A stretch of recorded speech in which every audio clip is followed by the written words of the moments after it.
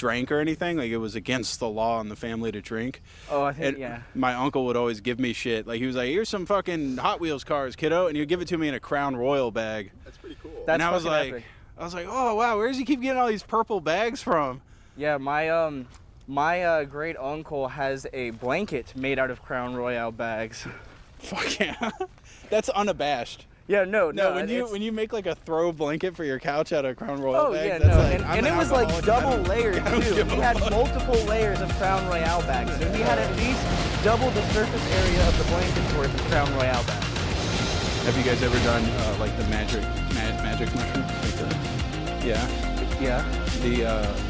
I was watching like a documentary about that shit. And the guy was like, hey, when you take mushrooms, you feel like a great oneness with everything. I don't know. I definitely feel like when I look at like things that are alive, I'm like, that's much cooler now. Everything's cool. I feel more connected to that for some reason. Yeah. When I took mine, all the racism in me, It all came flooding out. No, it was gone. Oh, it it gone. completely erased it. Was it gone after? It's starting to wear off. It's starting to wear off. It's starting to wear off. It's coming back. Yeah, I noticed that China video. You were a little bit lenient, but then towards the end, you started to get a little bit more, Towards the anti. end, I was like, these fucking people. If they weren't making my computers and clothes and food, I'd be fucking pissed at them. There's like, have you seen that burial method where they put you in a giant like fungus coffin? Yeah, in the like ground? where they decompose your ass. Yeah. That's just fucking crazy, man. Are you like a mushroom cultist like that, where you're No. interested in like becoming part of the shroom? I don't think so. I feel like being a mushroom would be kind of mid, honestly. Oh really? Yeah, because you kind of just gotta like sit there. Why don't you deprive the world of your nutrients and just shoot yourself into space? That'd be kind of sick, actually. That would be a lot better, right? Yeah, and then you'd be preserved forever in that like space. No, I want to like launch me into the sun. I'm just saying I don't want any of like, I want to take as much resources before I go. Like, Just make sure that nobody can have that fuel, that everything that you needed. because in order I to get you consume there. my whole life, and then I guess the ultimate thing is to just die and then give back what you've made to the world. But fuck that, right? Like, No, I'm gonna eat 40 porterhouse steaks, shoot and then myself fly in the directly face, into the sun. and then they'll launch my body into the fucking sun. I mean, if that's not the most American way to die, I don't know what it is. You getting a know, shroomy there's- vibe from that? There's shroomy vibes. What's that white thing? I'm not seeing It what was you're right. seeing. I saw, like, I could have swore I saw something here. Oh, deer. Oh, dear. There they go. So why do they tend to make like a little circle? Little mushrooms? Yeah, like a little. They hang out in Yeah. like little circles. So the reason why they make circles is because the mushrooms aren't actually the thing that's alive. It's the fruiting body. It's like, fruit of a regular plant. The living thing is mycelium, which is the like white strands that... That's the cult that the people want to join. Yeah, they want to join Mycelium Nation, for sure. Okay. The mycelium, it spreads out essentially in like a circle because it just colonizes the soil out from like a point where it inoculates it. So it'll like start here and then go out like this. So eventually when the mushrooms come up, it's kind of a circle. That's like the boundaries of the crime scene. Yeah. Yeah. That's like where the shooting occurred. Yeah. Don't breathe on the camera, please. All right, we got mad, bad, cell service. Okay, 1 second. Maybe I have one. He's chewing on the microphone.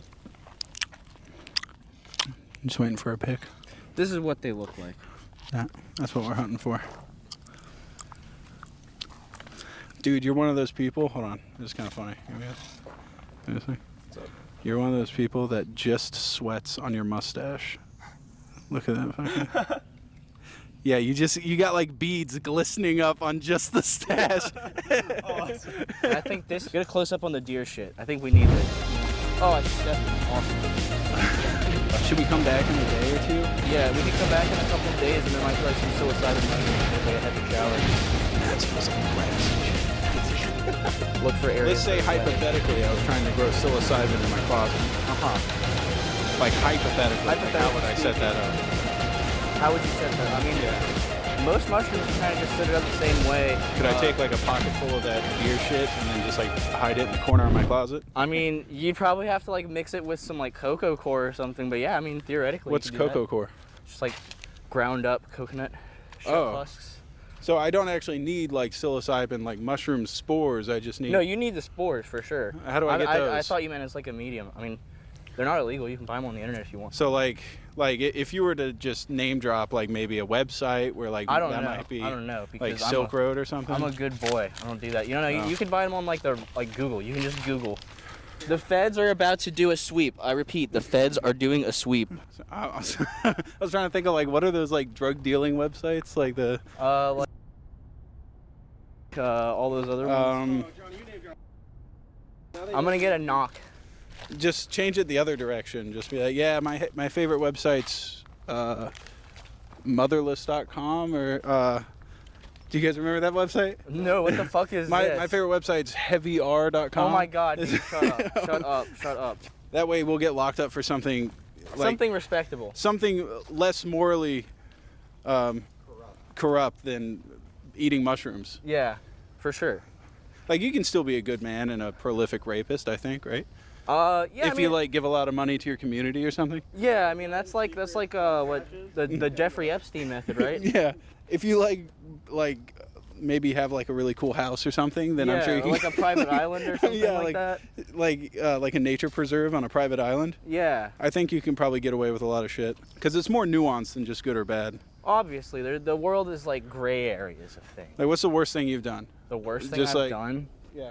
Whoa. 2 mics. What's like if you were like what's the biggest law-breaking thing?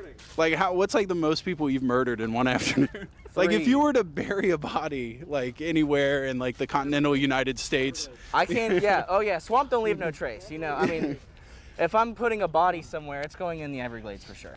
Not that you should check there, FBI, if you're watching. That's a lot of uncovered. You know what I'd do? I'd put it on a fucking Native American reservation Yeah. because they have their own police, right? Yeah, and they probably suck. Their police fucking suck. They probably don't got the funds. That's why there's not a fucking CSI Navajo edition. Cause I don't like, know. Maybe they got maybe instead of police, they just have like bodyguards that like they hire because they got that casino money. And they just do their own private police. I don't know. I don't They know have how those guards that have reservations the work. pole axes, and when you walk up, they cross them. Yeah, and then they're like, halt, you may not Yeah, pass. yeah. Native Americans are awesome though. Native Americans go hard. Shout out to all the Native Americans.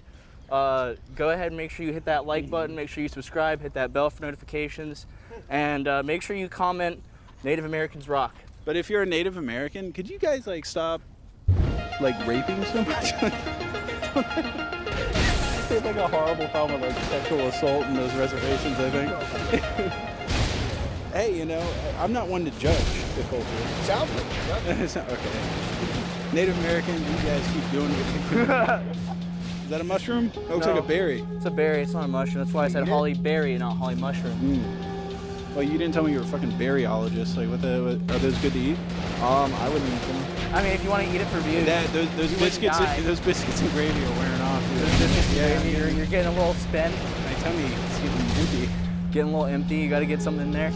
What if I'm concerned about you guys harming me, and by the end of this, I start panicking and I just kill all 3 of you? I don't know. I was like a quarter mile away from the car and I got hungry. I don't know. I had to eat something. I had to eat something. And then when I started eating one, the other ones freaked out, and I knew they were gonna tell on me. So, yeah. I said we could share the fat one.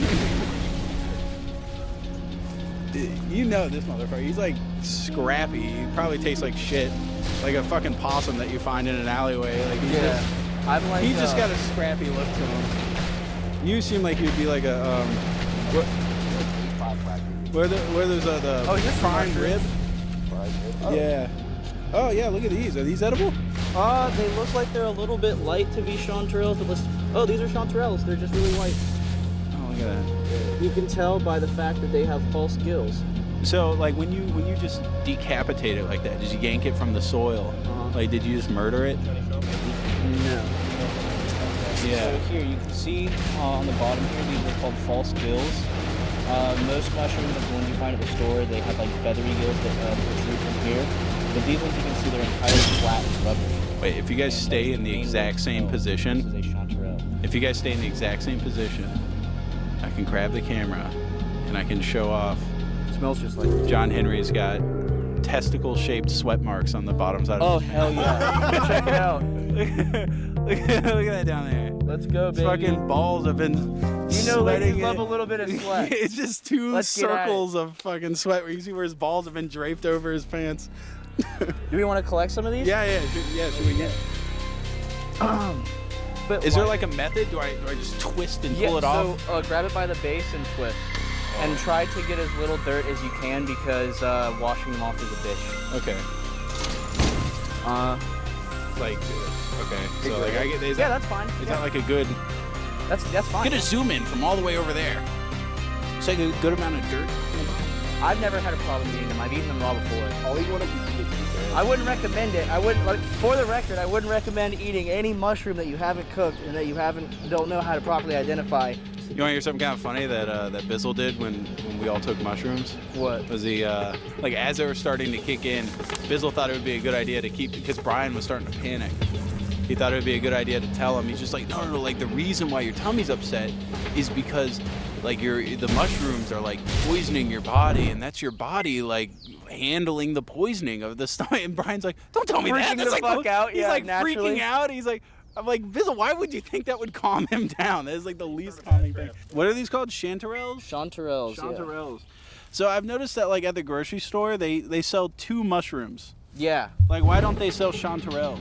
So a lot of mushrooms have a symbiotic relationship with like the roots of trees and like in nature. So they're not economically viable to grow? Yeah, it's really hard to grow them in like a controlled commercial setting, which is why a lot of mushrooms are either you have to get them dried or you have to get them, and you couldn't grow them year round most likely. I wouldn't think you'd need like a climate controlled facility. So we'll get a close up on this one. This one is closer in color to what they usually look like. They're usually a little bit more. You ever have Donut Operator? I love He's like a top guy YouTuber. Really bullies him podcast with Michael. Yeah. Yeah, he's like, this is why, like, you guys are idiots. Like, the cops should have shot this pregnant lady like 7 times. You guys don't understand. She had like a vegetable peeler. We had to gun her down. What happened to the good old days when you could like not like rioters and also not like cops? Now it's like you have to pick a side. Yeah, right. And it's like the same thing with like relationships and stuff, right? Because you're either pick, like, a guy simp or you're an incel. Oh, I was gonna say you either have to pick like a guy. Okay. Well, there's multiple directions you could take it. It's true either way. Like all the. The youth are polarized for sure. This is the most polarized time we've seen in a while. There's always like that girl in class going like, what? Like we can't fuck dogs? Like what the? He thinks there's mushrooms up there. Isn't that fucking expert? Mushrooms grow on the floor, dude. I was looking for mushrooms. Get down here. Oh, that's wait, let me see it. That one's got moss on it. It's gonna have. It's got no. It's a little. It's got a. No, we're not taking a Yeah, spider. it's his little home. Look at him. Yeah. Get a close up on this cute little spider. He's hanging out. Oh, we made him leave.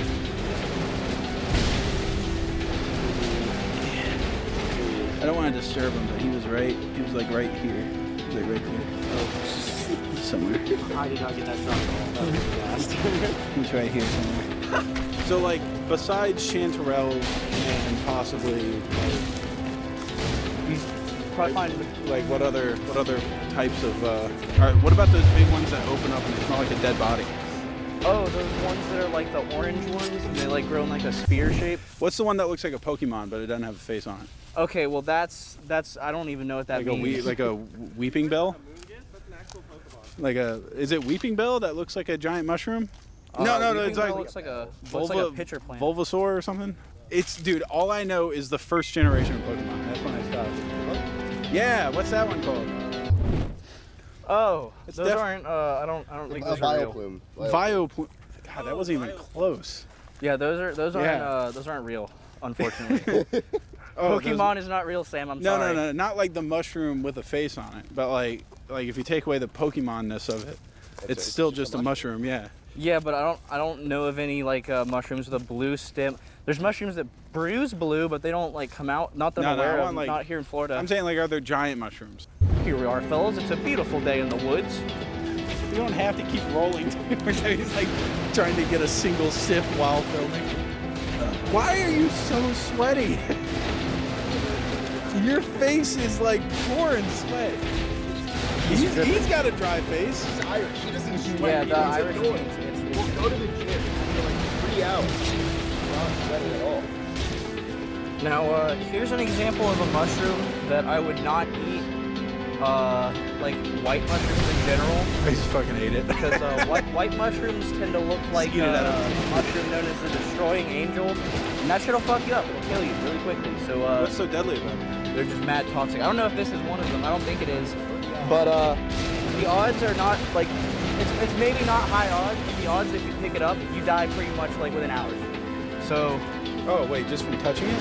no, like eating. Oh, And I don't even think that this is one of them. I'm just saying that this is like Stinks. this is an example of a mushroom I would not eat unless you knew exactly what it was and you knew it was safe.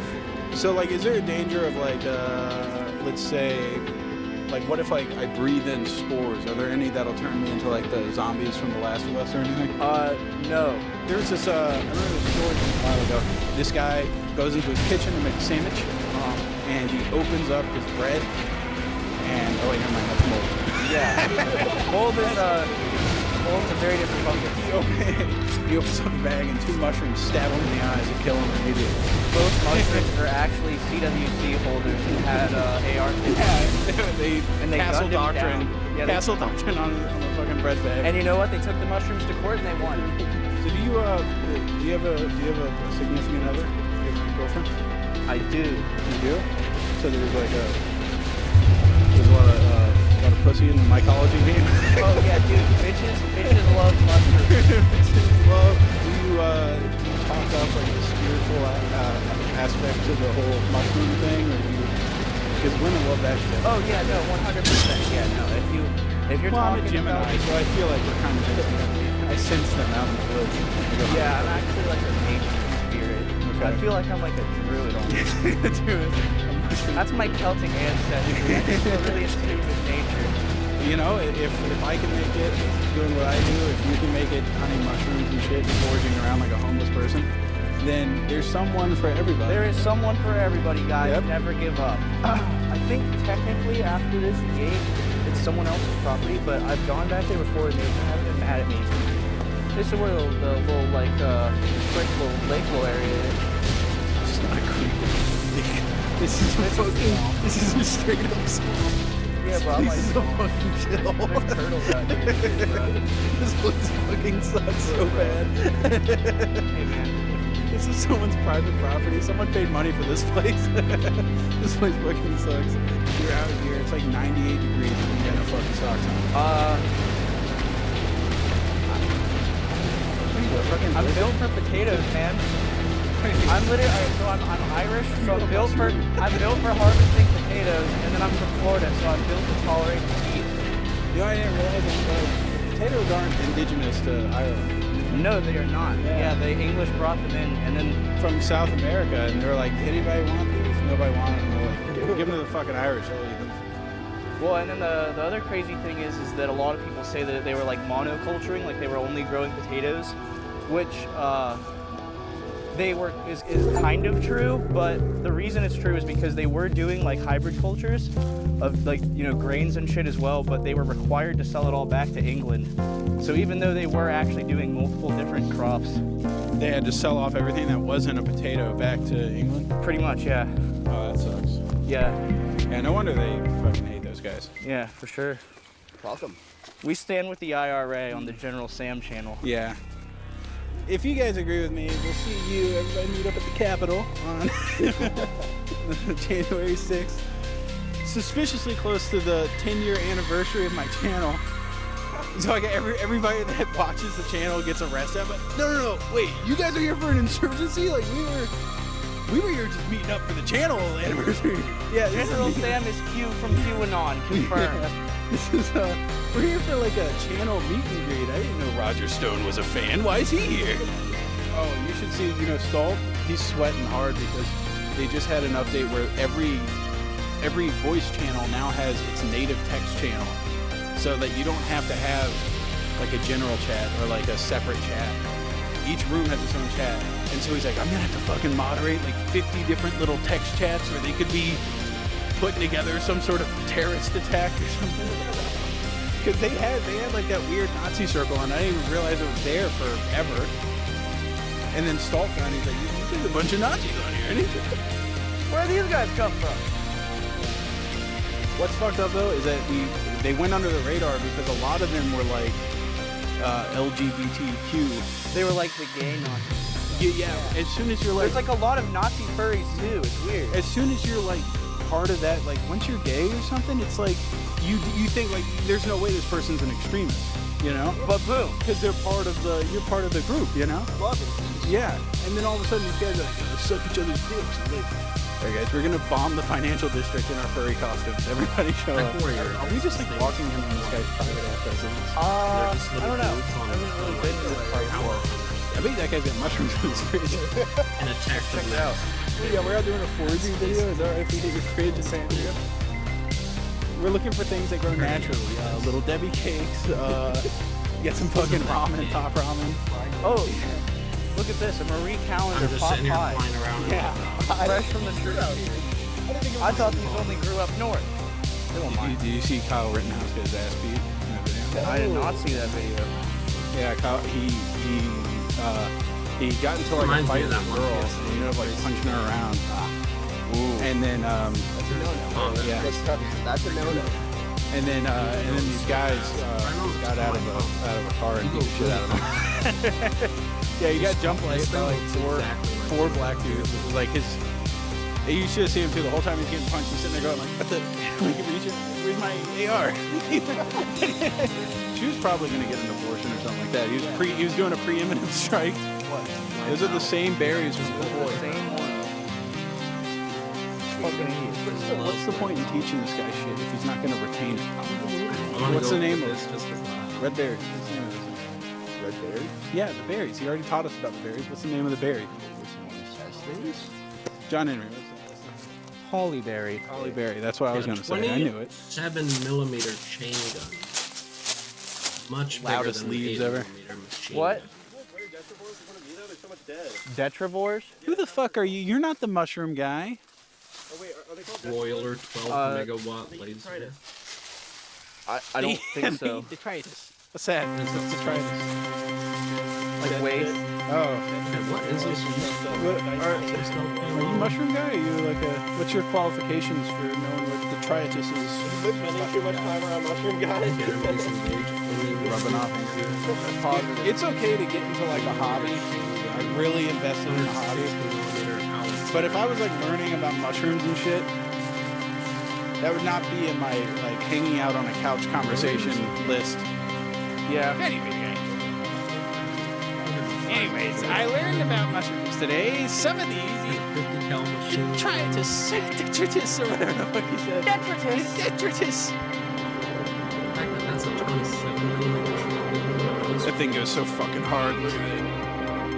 What's funny though is there was like these two old dudes that were like working on my house, contractors, and they like cornered me in the driveway and they wanted to do like man talk, you know, which I have to like play at. I have to. Gotta do a little bit of the fake it till you make it. I have to do like method acting, yeah, or I just put myself in the body of a man that actually does shit like that.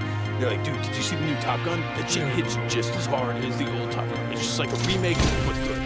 But better. Yeah, the flying scenes are way more badass. Russia is way gayer than they were in the first one. Like, we make them look like pussies on like the first one. No, honestly, people that are into lactation fetish, you're out of luck, dude, because when women start lactating, that shit's worth more than like printer ink and weight. It is like the most valuable thing in the world. And what they do is they like, usually women don't like do the titty like, in the mouth thing because that's like a pain in the ass. You have to be like on call 24/7. So what they do is they pump, use breast pumps, and they put it in little baggies, and they put it in the fridge. And then I sell it to China. For later. But you can sell it. You can sell it. I don't think they do it. No, what's funny though is like the worst time I've ever seen my wife just like emotionally break down was she put the baggie down and then went to go move the pump and the fucking like little tube thing like grabbed the edge of the bag and pushed it over and the breast milk spilled everywhere and it was like 3 a.m. when she was pumping. Holy fuck. And she was just in the kitchen just just like ugly face crying because she spilled. And I'm like, bitch, don't cry over spilled milk. Isn't that the saying? labor Yeah. I was like, just do it like a guy. Just produce your shit and put it on a napkin and throw it in the garbage. That's big a deal. Is that, do they have, I was reading something the other day, it was like 7 out of 10 stores are out of Yeah, baby formula's on a shortage, but you know what I've always said. Those babies got to pull themselves up by their bootstraps. For real, like They need to start what are they foraging. contributing to? Yeah, they need to get out here and start earning their meals. Yeah. Why babies need to get on chanterelles? Isn't that what they're called? Chanterelles? Sounds like we're chanterelles. Okay, I made it sound like we're hunting for a black lady out here. Chanterelle. Oh, those things are baby height. Like they're right off the ground. They're perfect Yeah. food for a baby. Yeah, I mean, as long as they don't eat like something that's not a chanterelle, then you're fine. Yeah. Have you seen those people who like they chew chalk? Like they eat it? Yeah, it's like particularly common in some parts of Georgia. They just like eat Like the chalk. country or like the state? No, the state, like north, Georgia, like north of West Georgia. Wait, like Georgia, like 6 hours away from here, Georgia. Like There's just 6 hours away. From There's a cultural thing of eating like sidewalk stuff. Yeah, it's mostly like poorer people, but they say it like helps with like their digestion. Like it makes their stomach feel better. Mostly poor people that eat chocolate. Yeah, believe it or not. Bad. Well, it's like I don't know. I'm just stating the fact. That's just how it is. Well, I don't think that had to be stated, right? You didn't. Yeah, it's weird. Like all these like Fortune 500 CEOs are just eating lots of chocolate. Have you ever seen those people that just eat like a bicycle? Like they just eat. like metal. Yeah. They take, like a whole layer from it. Yeah. How do you even get into?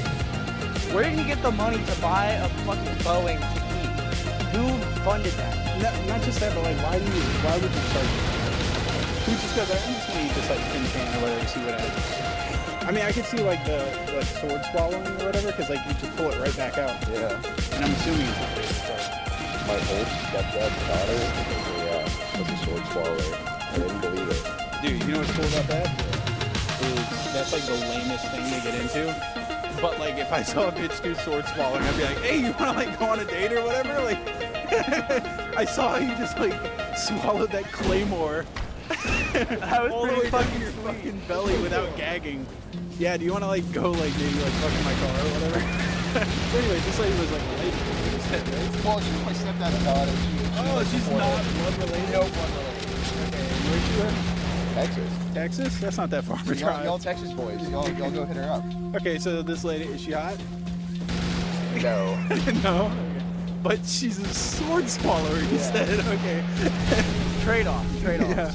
I didn't like my stepdad very much, but from what I could tell, he thought she was like a little bit of a disappointment for like, Oh yeah. for going out and growing up and being like a sword swallower instead of something something productive. Well, she went Something to college and she respectable. found out what her passion was. yeah. That's where you try new things. Yeah. Like sword. You know, he saw the evolution.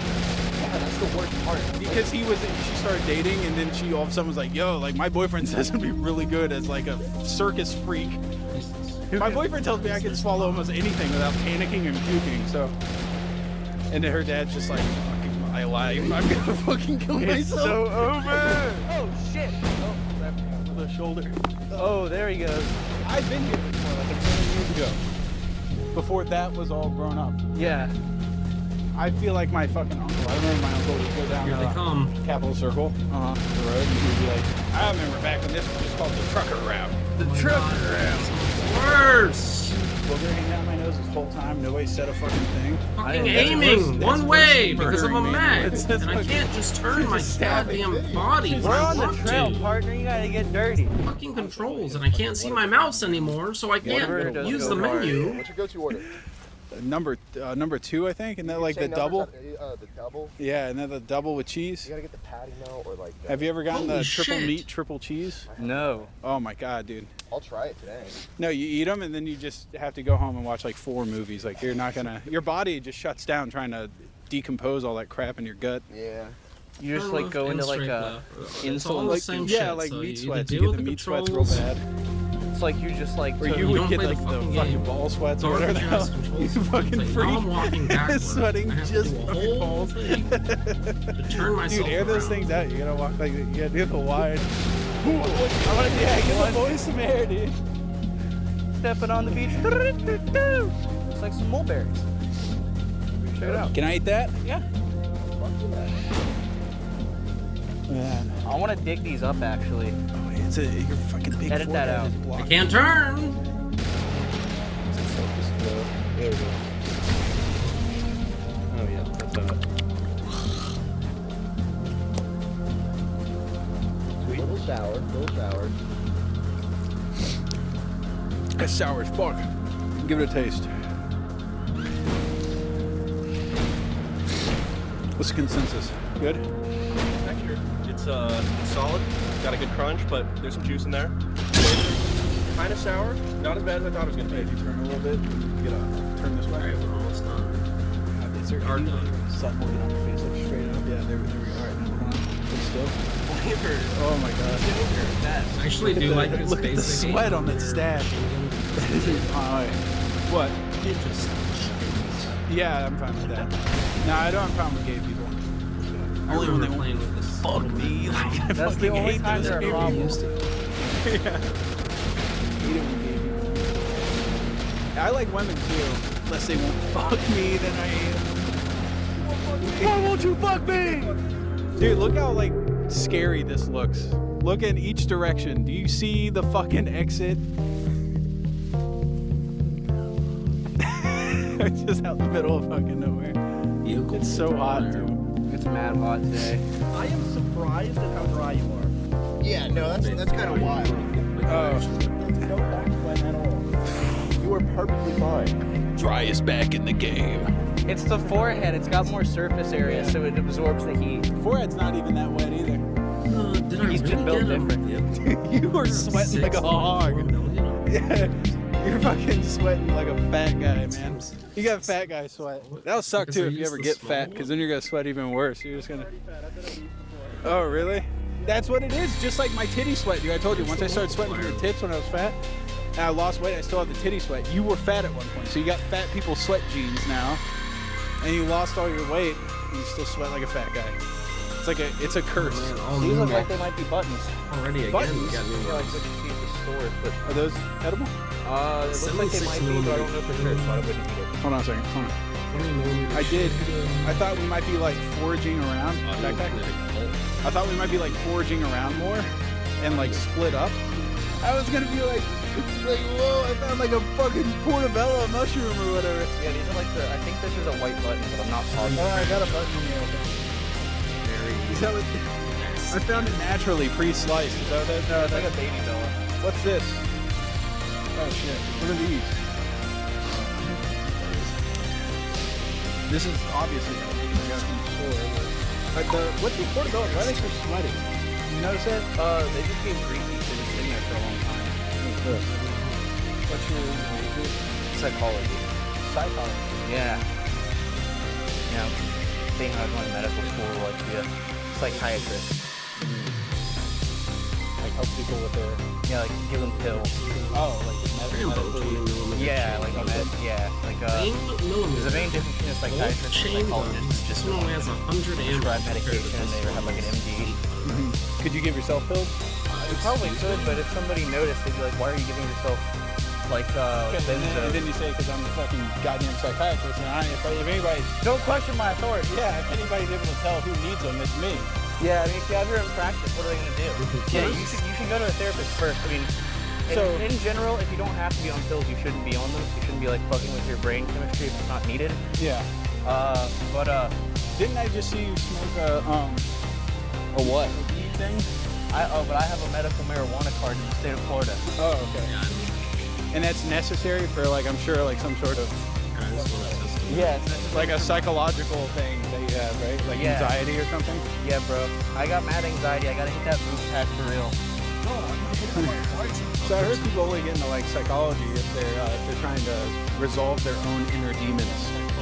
My head is just like so fried. I don't even know it's real anymore. Is that from like drug use or is it just like born? A little bit of both. Yeah. A little bit of column A, a little bit of column B. What about you? What's your major? I'm statistics and risk management and insurance. Okay, so you're actually gonna like make money and shit. Yeah.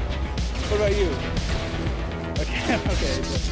So he'll be like replaced by like a computer next year, and like CPAs are gonna be like, Nah, bro. I'm gonna try to get into the bludgeoning Wow. psychedelic mushroom therapy market. oh nice, And then I'll just pioneer a field, and I'll make hella bread. nice. And you work for like the CIA, like, your people. Yeah, he's just Acid started to see ghosting people. Yeah. We've been like just loading up these homeless people with acid to see what This thing happens. is an actual. The crazy thing, like, that people don't realize, like, a lot of the time, and I think this is probably something that they, like, start off therapy telling people, especially like depressed people, is that, Depressed? huh? Is like undepressed, like they should be helping. Oh, no, well, I mean, like, what a therapist should say to them Oh. is that, like, statistically speaking, half the time depression will go away with time, and then if you're in therapy, it goes away like 70% of the time. Do you agree with And if you're doing therapy and you have medication, it Because goes you're away like 80%. he's into statistics. He said statistically speaking. Yeah. I was like, that's outside. Yeah, you're the math guy. Yeah. Tell I'm a us. certified math guy. This guy fucking for real? Is he being serious? He's being truthful. Now that he's talking statistically and we're in This is your my wheelhouse, field. yeah. I double check everything that Johnny says. Okay. He's my fact checker. So if you were, That's why he's on the payroll. so like this guy's end goal is passion in life is to prescribe himself like benzos. What about you? Like, what's the statistic guy do? I'm trying to think of what's the company that does statistics? Everything, everybody, every company. That's the great thing about the majors. I can literally do anything I want. You should work for Siemens. Have you ever heard of that company? Oh yeah, for sure. That's actually on the top of I don't know what they do, but I know everybody knows the name of the company because it's fine. Yeah. You know, I feel like you guys got you're each friends and you have like a very different vibe each of you. Oh yeah. You guys should do like gun running. Yeah, that'd be cool. Like, you ever seen that movie War Dogs? Yeah, that'd be sick. I feel like I could do that. I feel like you do that. I don't have very much empathy or like I can't really put myself in the shoes of others, so I can probably sell firearms in like conflict.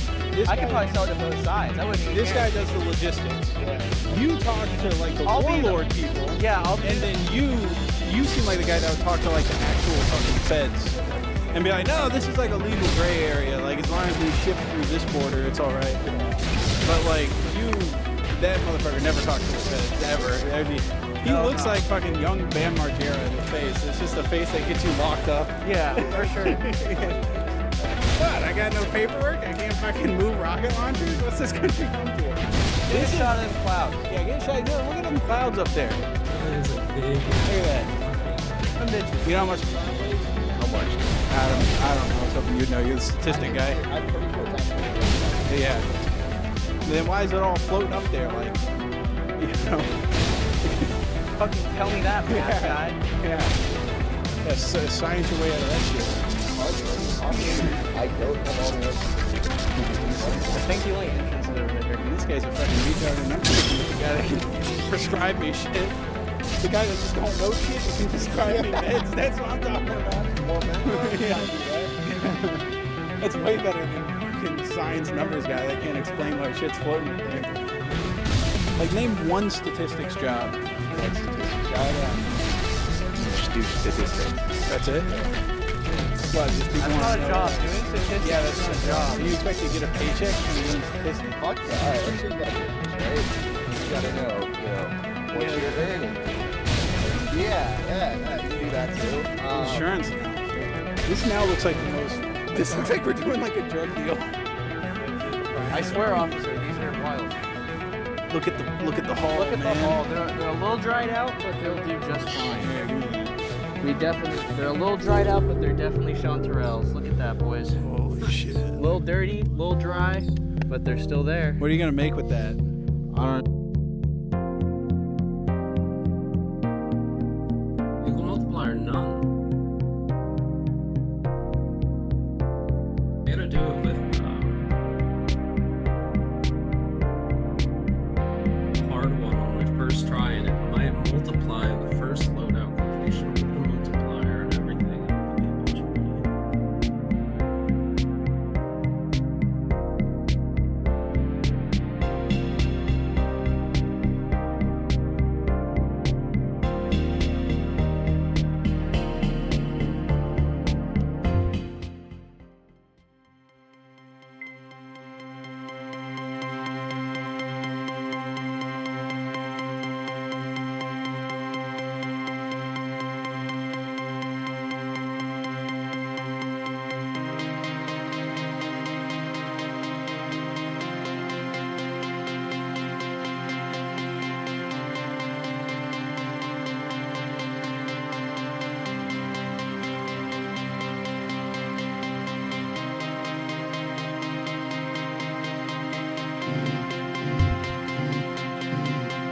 the start of the year, I made a video on an absolutely insane supernatural found footage horror film called Devil's Pass, which twisted the true events of the Dyatlov Pass incident into what I can only describe as one of the most profoundly and jaw-droppingly far-fetched films I have ever watched. Yet, I noticed there were a few comments comparing it to another obscure 2010 horror film called Yellow Brick Road, which up to that point I'd only ever seen the poster for, and always just shrugged it off as probably some generic hunted while lost in the woods type film. Naturally, I was left curious. What could possibly be behind this vague poster to inspire comparisons to a film that takes the harrowing tragedy of people dying in hazardous conditions and morphs it into a creature feature about bizarre government experimental time-warping mutants? Maybe there is some tasty schlock in here. Maybe I shouldn't be so quick to judge a book by its cover.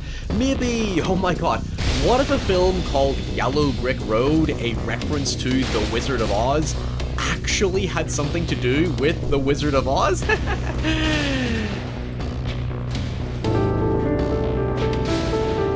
Yeah, while it's not strictly speaking about The Wizard of Oz, Yellow Brick Road uses it as a literal in-world reference to set up its uniquely bizarre yet strangely compelling premise. In 1940, the entire population of Friar, New Hampshire decided to one day follow an unmarked trail into the northern wilderness for unknown reasons, only for a search party to later discover multiple bodies of missing townsfolk, some of which had frozen to death while others had been slaughtered, with the rest having simply disappeared.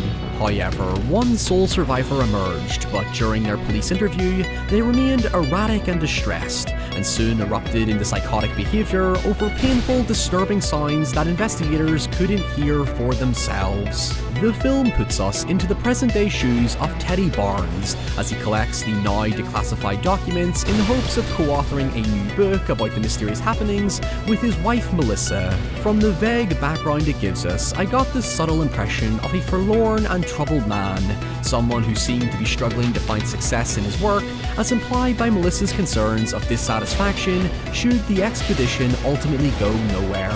In fact, Walter makes an accidentally snide remark that Teddy has transitioned into teaching because he couldn't do what he loved, hence the desire to throw everything into this one expedition. For the journey, they recruit a forestry expert called Cy, an intern called Jill, two sibling chartographers called Erin and Daryl, and their psychologist third-wheeling best friend Walter. While the opening moments set an eerie tone with the grainy, morbid photographs and unresting quietness, the setup of the actual expedition is fairly muted and pedestrian. The characters are all pretty beige for the most part, and it lacks a certain visual punch to make it engaging, but once they begin their search for the trio only to immediately hit a dead end within the town, suddenly that severely downplayed atmosphere I initially viewed as a negative began to evoke a chilling sense of otherworldliness. Something just doesn't feel right. In fact, there's an acute uncanniness to its delivery. It's obviously made on a super low budget, which I assume explains its limited production value, but Not what I'm interested in.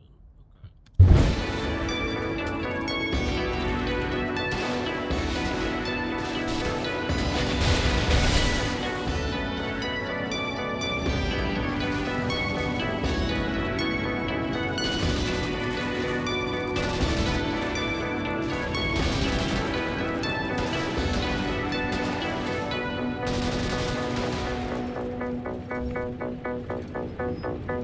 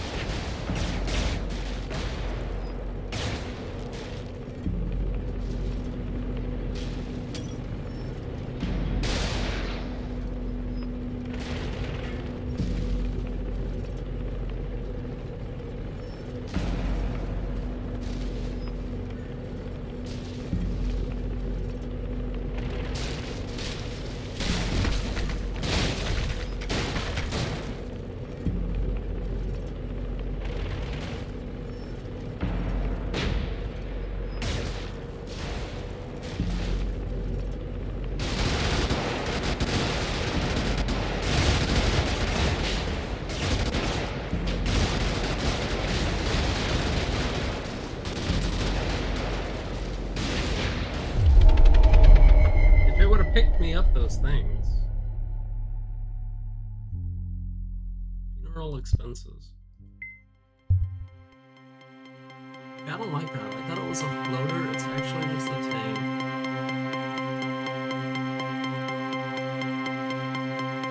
And it has a shotgun instead of a chain gun. It says it's a chain gun. It's a shotgun. It's called a shotgun. It's not a chain gun. That thing is ass. That thing is really ass. Railgun, fine. Chain gun, good if you're on a fast vehicle or something. A maneuverable one. This one is bad. This is straight up bad. This whole thing is bad. That sucks. I would use this any day and win with it. 10 times the ammo on your heavy hitter. Billion times more ammo on your secondary and an actually good secondary. I mean, literally, this thing's better.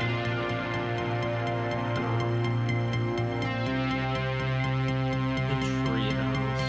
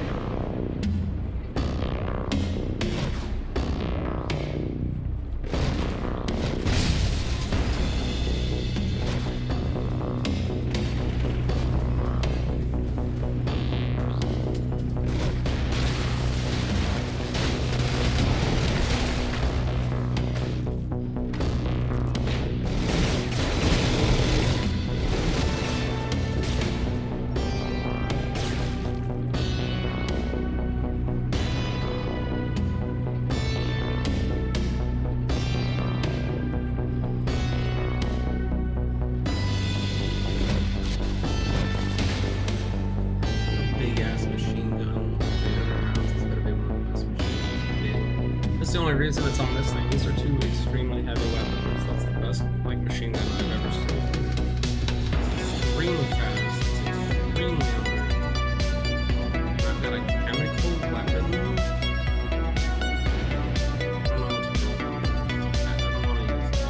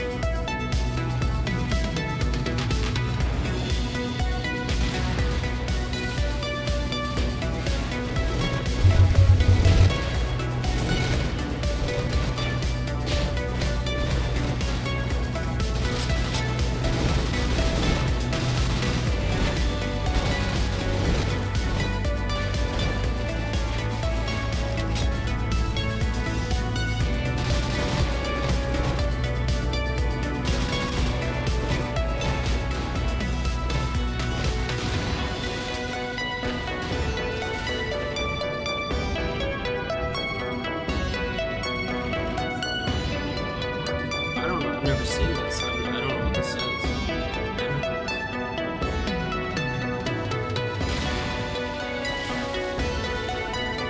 Ah, that's effective though, isn't it?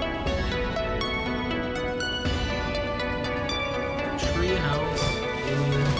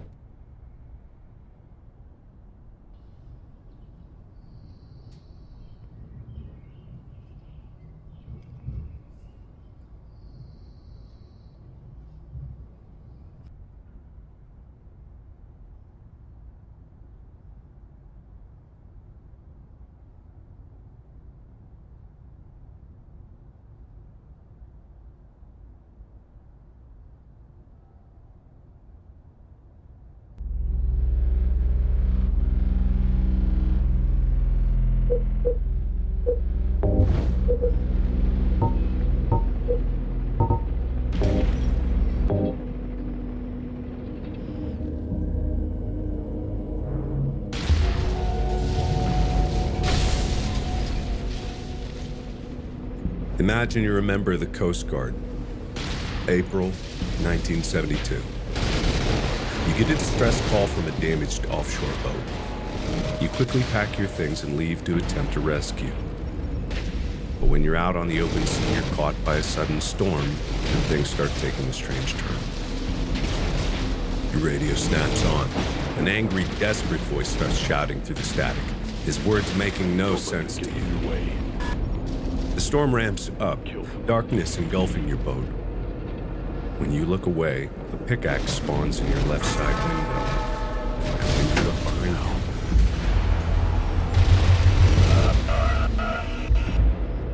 you, you're left laying on your boat, waiting for rescue. But none comes. When you wake up, you find yourself stranded on an island. Fort Oasis. A towering concrete catacomb stands before you, long abandoned by its original inhabitants. You repair your boat with the materials you find on the shore, but the transmission you heard before passing out still haunts you. There's someone else out there. Someone who wants to be found. And so you enter the mining colony in search of the one who reached out to you, but they remain elusive. They speak to you on your radio, offer advice, and even tell you where you need to go. But things stand in your way. Every step you take is a fight for survival, as monsters, disturbed by your arrival in their nests, come out in droves to hunt you down. It feels deeply personal. You're forced to take up weapons to defend yourself. You start scavenging for supplies anywhere you go. Your lead pipe covered in duct tape and barbed wire is your best friend. Your favorite pass. It was named something else and he renamed it. It was literally... Yeah.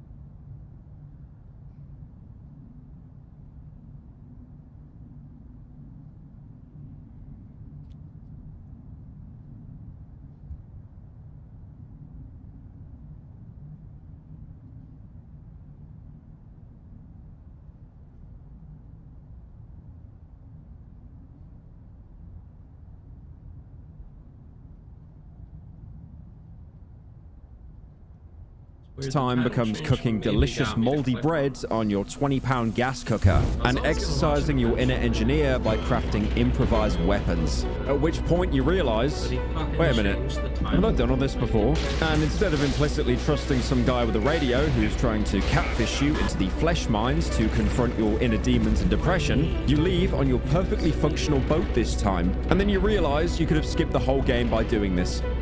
Also, because I upload once every 3 years on this channel, we have official Total Chaos merch, including a t-shirt, cap, and poster.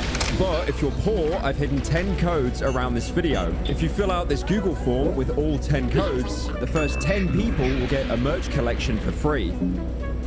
Come here, my fat concubine. Also, I uploaded this video on my birthday, so say happy birthday for my ego.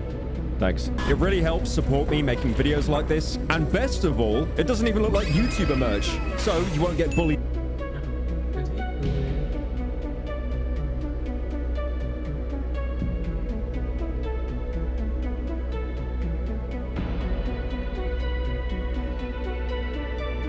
Wow.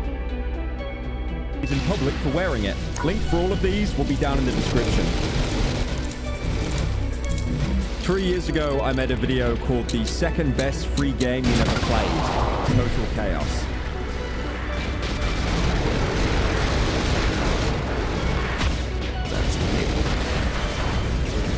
Which was a video based off the best free game you never played, Cry of Fear. That's a game where you'd run around Sweden as a depressed man because you can't find a store that sells this very specific brand of Zins. You know what Zin stands for? Now, in Total Chaos, you play as a depressed man, but he's not running around Sweden, and he doesn't want Zins. Instead, he wants cigarettes.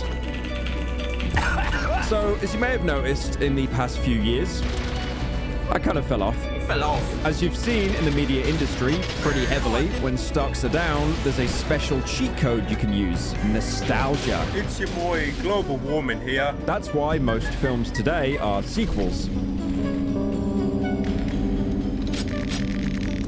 Like, you remember the film Come and See? A critically acclaimed 1985 film where a child goes through hell, appearing committed at the beginning, only at the end to become defeated by the demons around him, and also constantly pulling the I'm acting face. Well, they did actually make that into a sequel where he has to do it all over again. It's called Silent Hill 2. Now, when you're a YouTuber, it does get a bit more complicated. I am so full and my tummy is so round and big.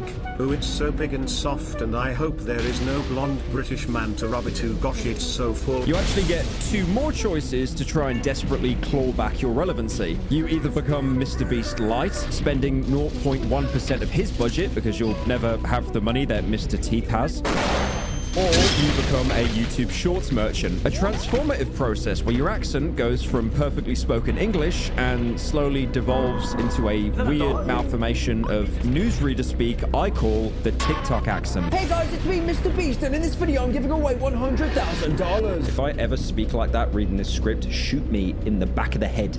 Kill me. If you understood any of that video, just comment W speed and click off the video, please. However, instead, I'm stuck nostalgia baiting. As you may have noticed, this entire intro is basically stolen from my original Total Chaos video. And that's because I wanted to talk about the recently released remake of the 2018 Doom mod, which is, again, a complete ground-up rebuilding of the mod into the Unity engine. Okay, wait a minute. Okay, the Unity engine, I promise you, it's gotten better over the years. People are actually using it for good stuff now. I promise. Oh my god, is that an Unreal Engine game? Oh my god. Oh, the textures, look, they're loading in. Which, of course, means that finally, the game is free from the shackles of the Doom engine. So now, instead of making you fumble around trying to mod a game from literally 1994, you can just pick it up on Steam for a reasonable price. And yes, in a very tragic turn of events, I'm sorry to report, this is no longer the second best free game you ever played. Now, this game is really good. I might be a little bit biased.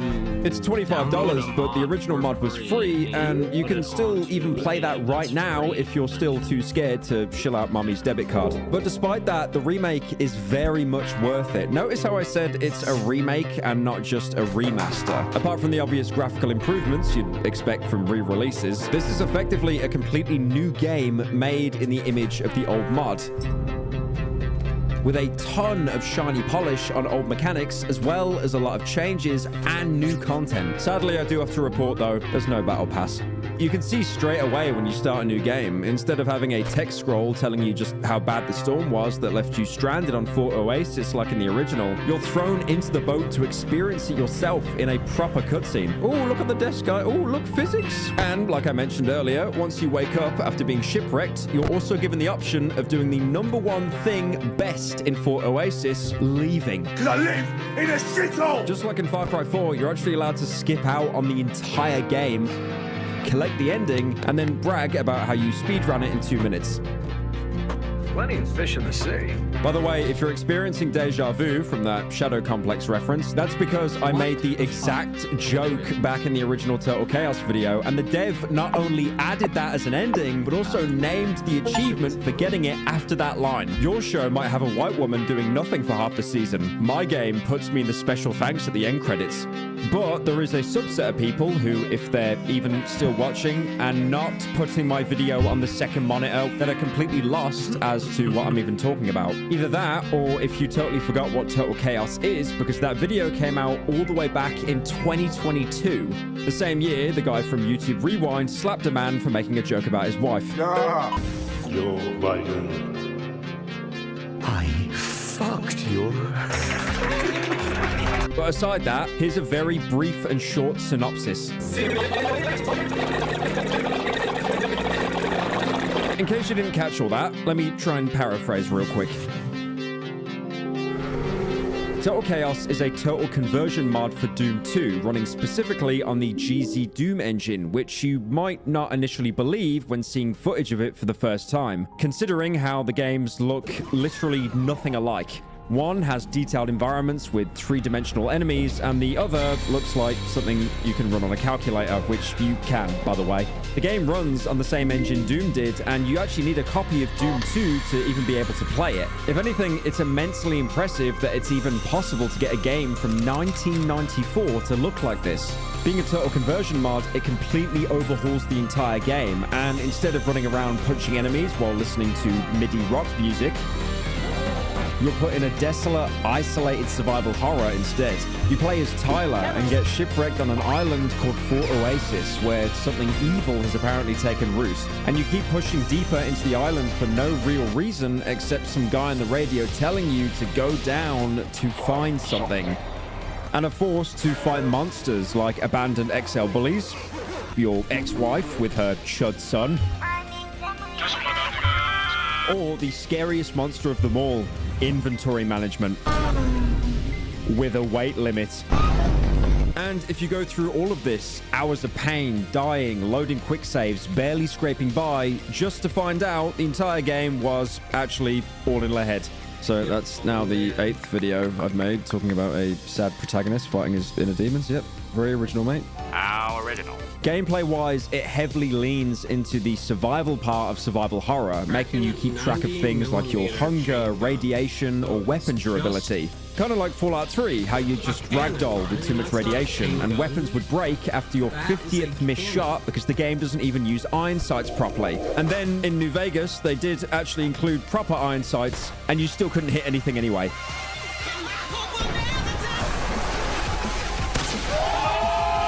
It even has a crafting system that lets you make shivs out of broken glass or combine miscellaneous colored compounds into dirty old syringes to inject yourself with. Maggot. There's also a stamina mechanic, which basically shapes your entire combat experience. The combat is heavily melee focused, where you can evade attacks like dodging, kind of like Dark Souls 2 if the hitboxes weren't the size of a small African country, with guns usually saved as a last resort since ammo is pretty scarce until the late game. The only thing really incentivizing you to spend it being how heavy some of it is to carry around. Like how bullets are weightless, except the magazines for the Lurga pistol weigh for some reason. You can't sprint in Total Chaos, but you can use stamina to dodge, which is the only defensive tool you really have in the game. Or you can execute charged attacks, which you can only do if you have two-handed weapons like a sledgehammer. These leave you exhausted, but honestly, it's a small trade-off, considering it's the only real way to play the game if you're not really into getting combo broken every time you try to chain quick attacks together. One cool thing about this game was how it chained all of these mechanics together. Your stamina regenerates much slower if you're hungry, so if you don't have any food on you, you're already that much worse off in combat. Find some moldy bread that you're willing to risk everything for? Congratulations,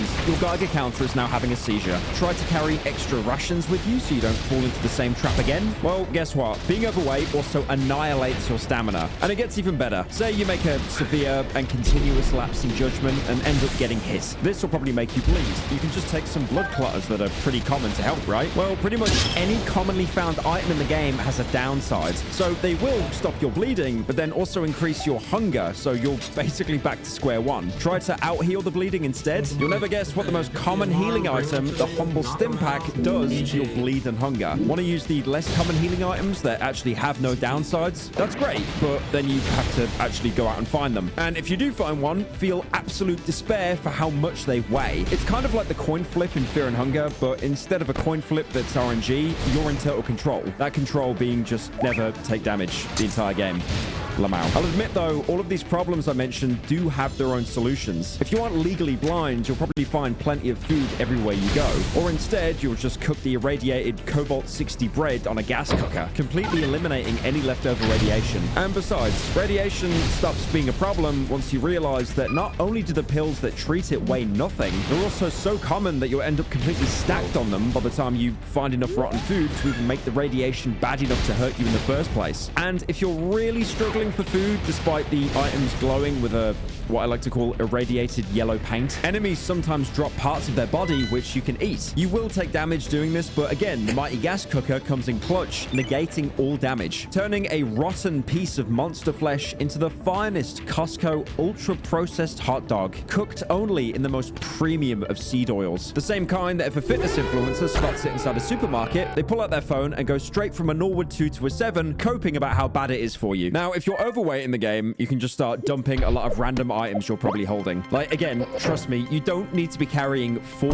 bottles of wood glue and 40 empty syringes. And there's even an armor later on that actually increases your carrying capacity if you're a disgusting hoarder like me. The only downside is it doesn't speak to you like that armor you find in Fallout 3. Listen up, you goddamn puke. Now, as I've said before, if you take damage, first of all, skill issue. A charged attack user can't relate. The stim pack and blood clotters can send you down a resource spiral, but honestly, the game pretty frequently rewards you with proper healing items like medkits and bandages if you explore around a little. Did I just say little and not little? Ugh. I don't like enunciating the T.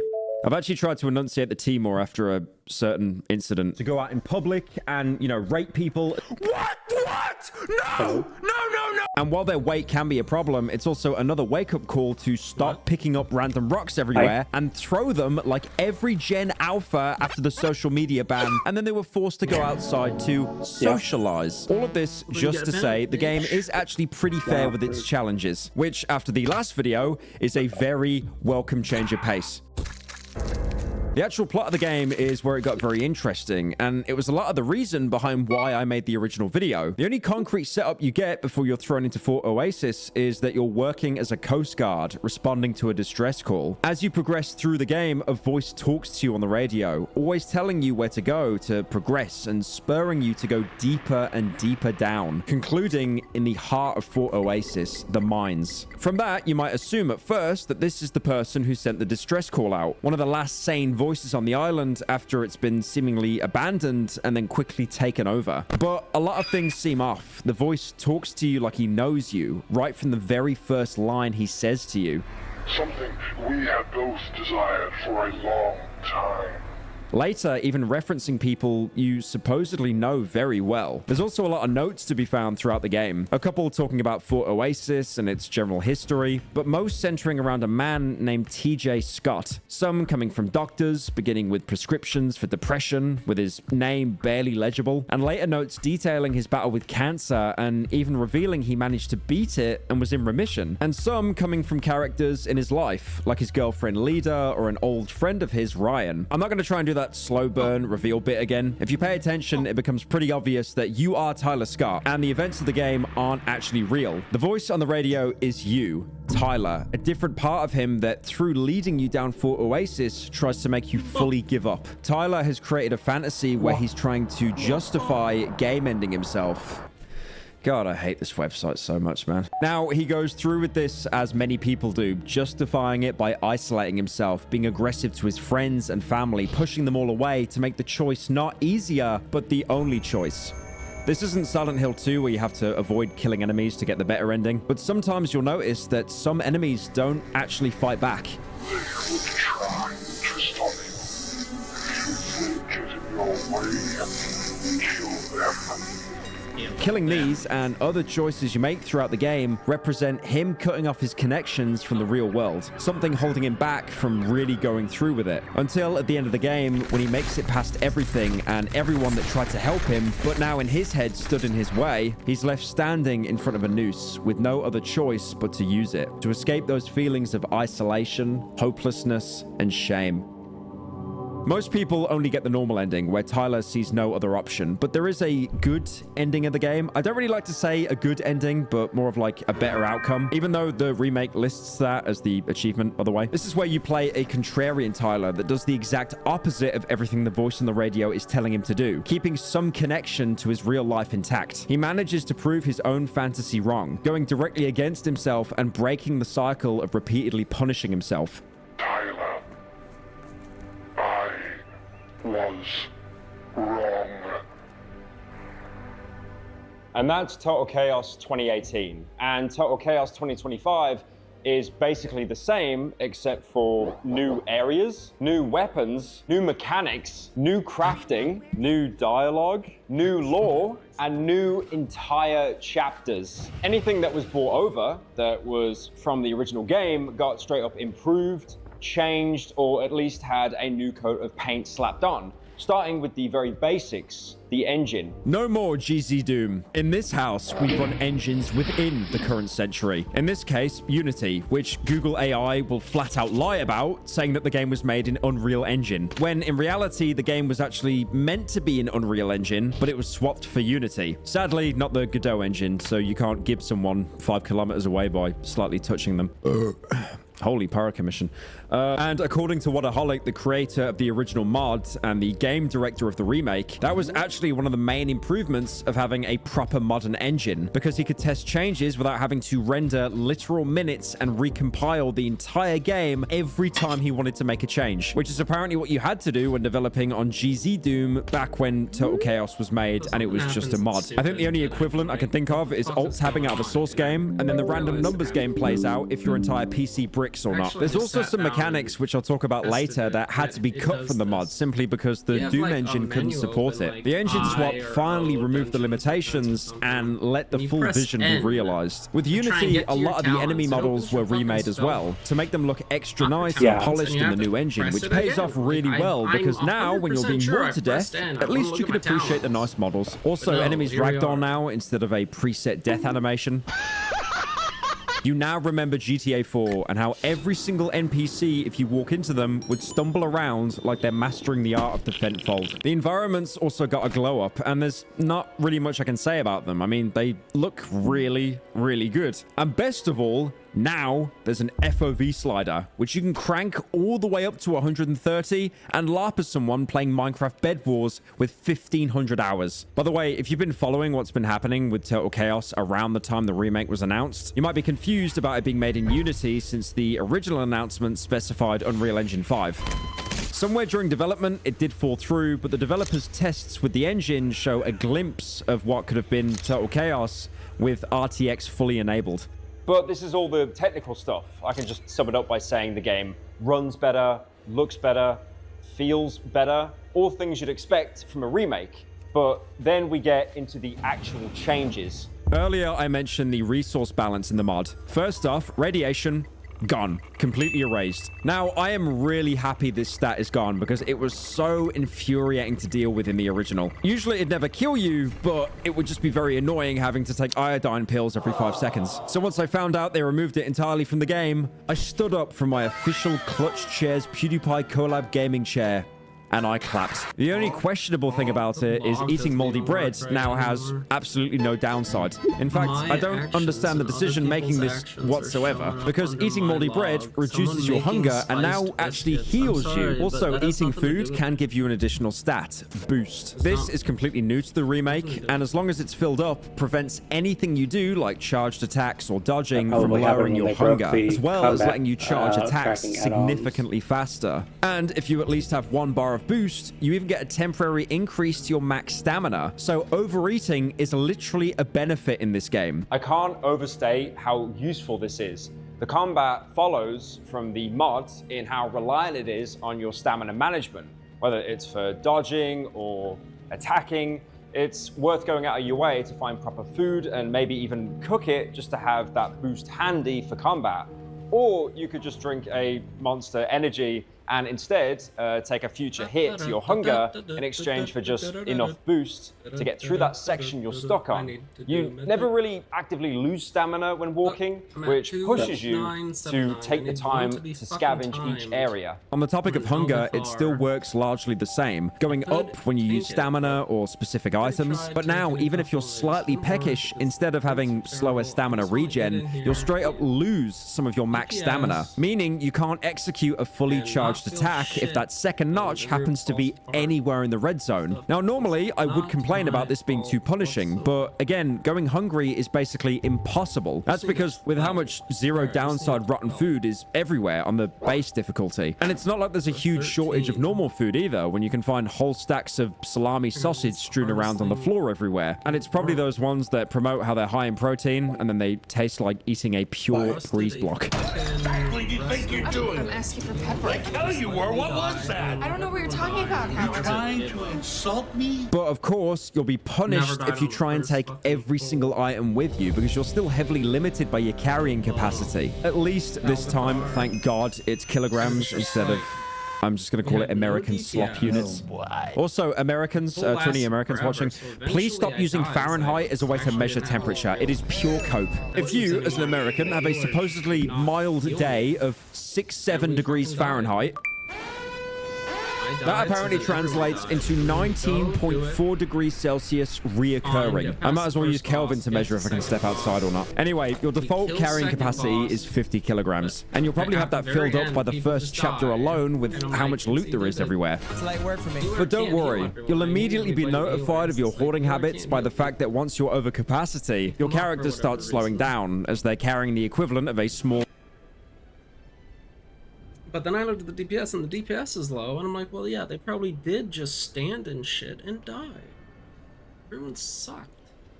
You just quit right there. Healers and DPS all suck. And there's these little, like, flying bugs in that first pull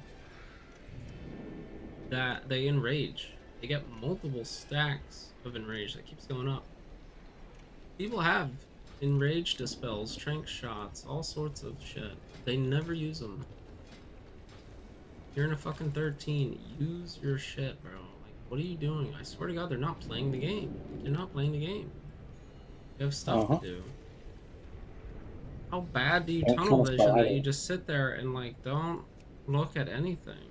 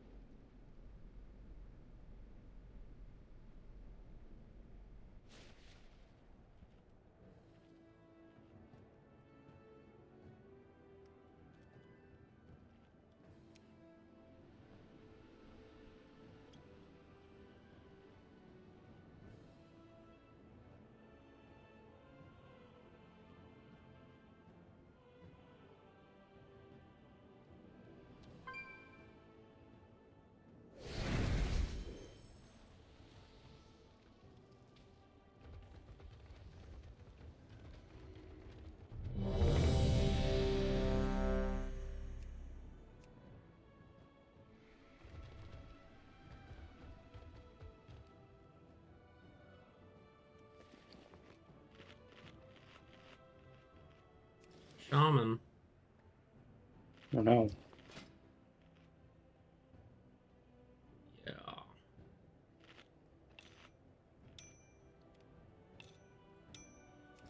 I'm gonna use Ampoule of Pure Void for DPS because that should actually do a good amount of DPS on a big AoE pull. I don't think that Eye of Drowning Void does literally like any damage at all. It's fucking trash. And this heals me for 300% of the damage dealt. It could literally be a full heal on an AoE pull where I'm like taking damage because it's a fucking mythic. That could be actually really good. Again, my World Soul Aegis, even though it's fucking shit.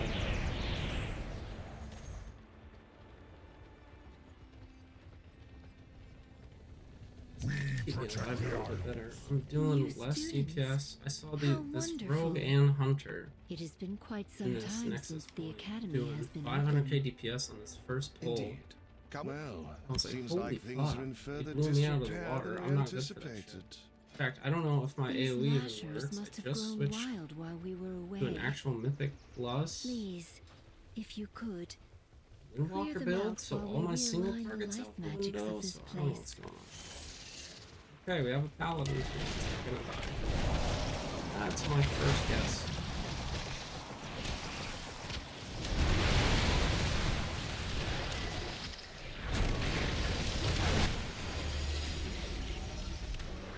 I cannot use that item. I am out of range. Only Yeah, the Paladin died, and then I strongest died. survive. So literally immediately Paladins suck, dude. Paladin just insta-dies, man. I'm like, Paladin's the tank, and he isn't pulling the mobs in any way that I would pull them. He's like, oh, let me just like run through a bunch of them.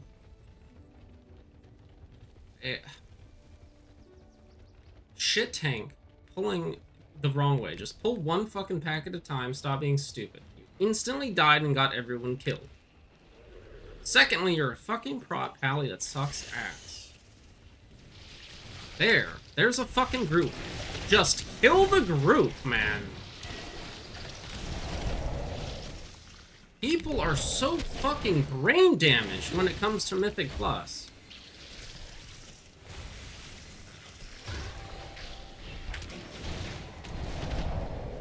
He just fucking screwed us 5 seconds in! Because he just wants to be Mr. Fancy Pants and can't even fucking do it. He doesn't even have the health or the skills to do what he wants to do and just gets us all wiped instantly. You gotta love it.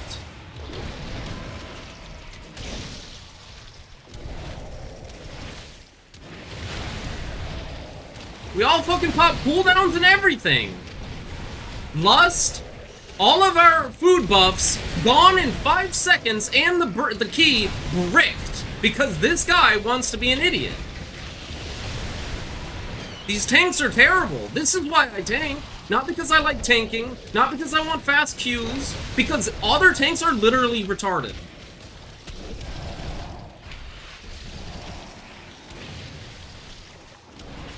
Can't even just do DPS and just have everything be fine. No. Tanks literally don't know their job in a plus 12.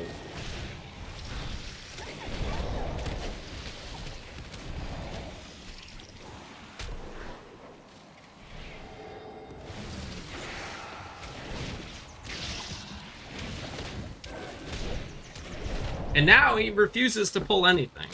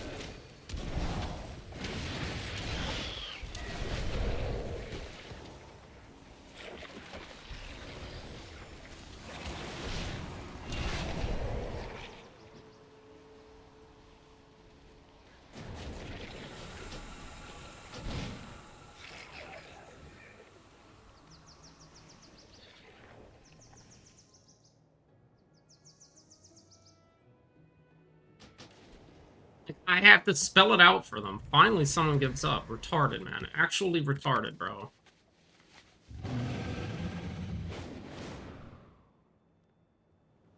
Like, you do realize we spent 5 minutes here doing literally nothing. Something that would have taken me 2 minutes, and I just would have pulled them 1 pack at a time. But no. I'm DPSing so that I don't have to tank, and we get retarded pally tanks immediately doing the stupidest shit I've ever seen. A pull that they've never done before.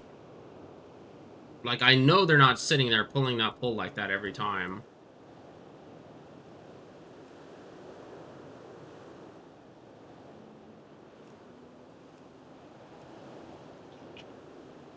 I have to sit here and apply to a billion more.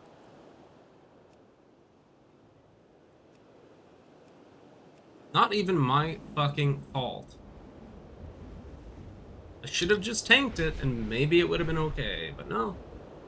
I can't, I'm not allowed to just DPS. I can't just DPS and just chill.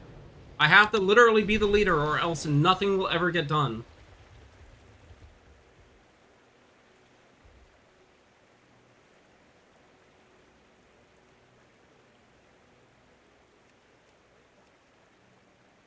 I'm not healing either.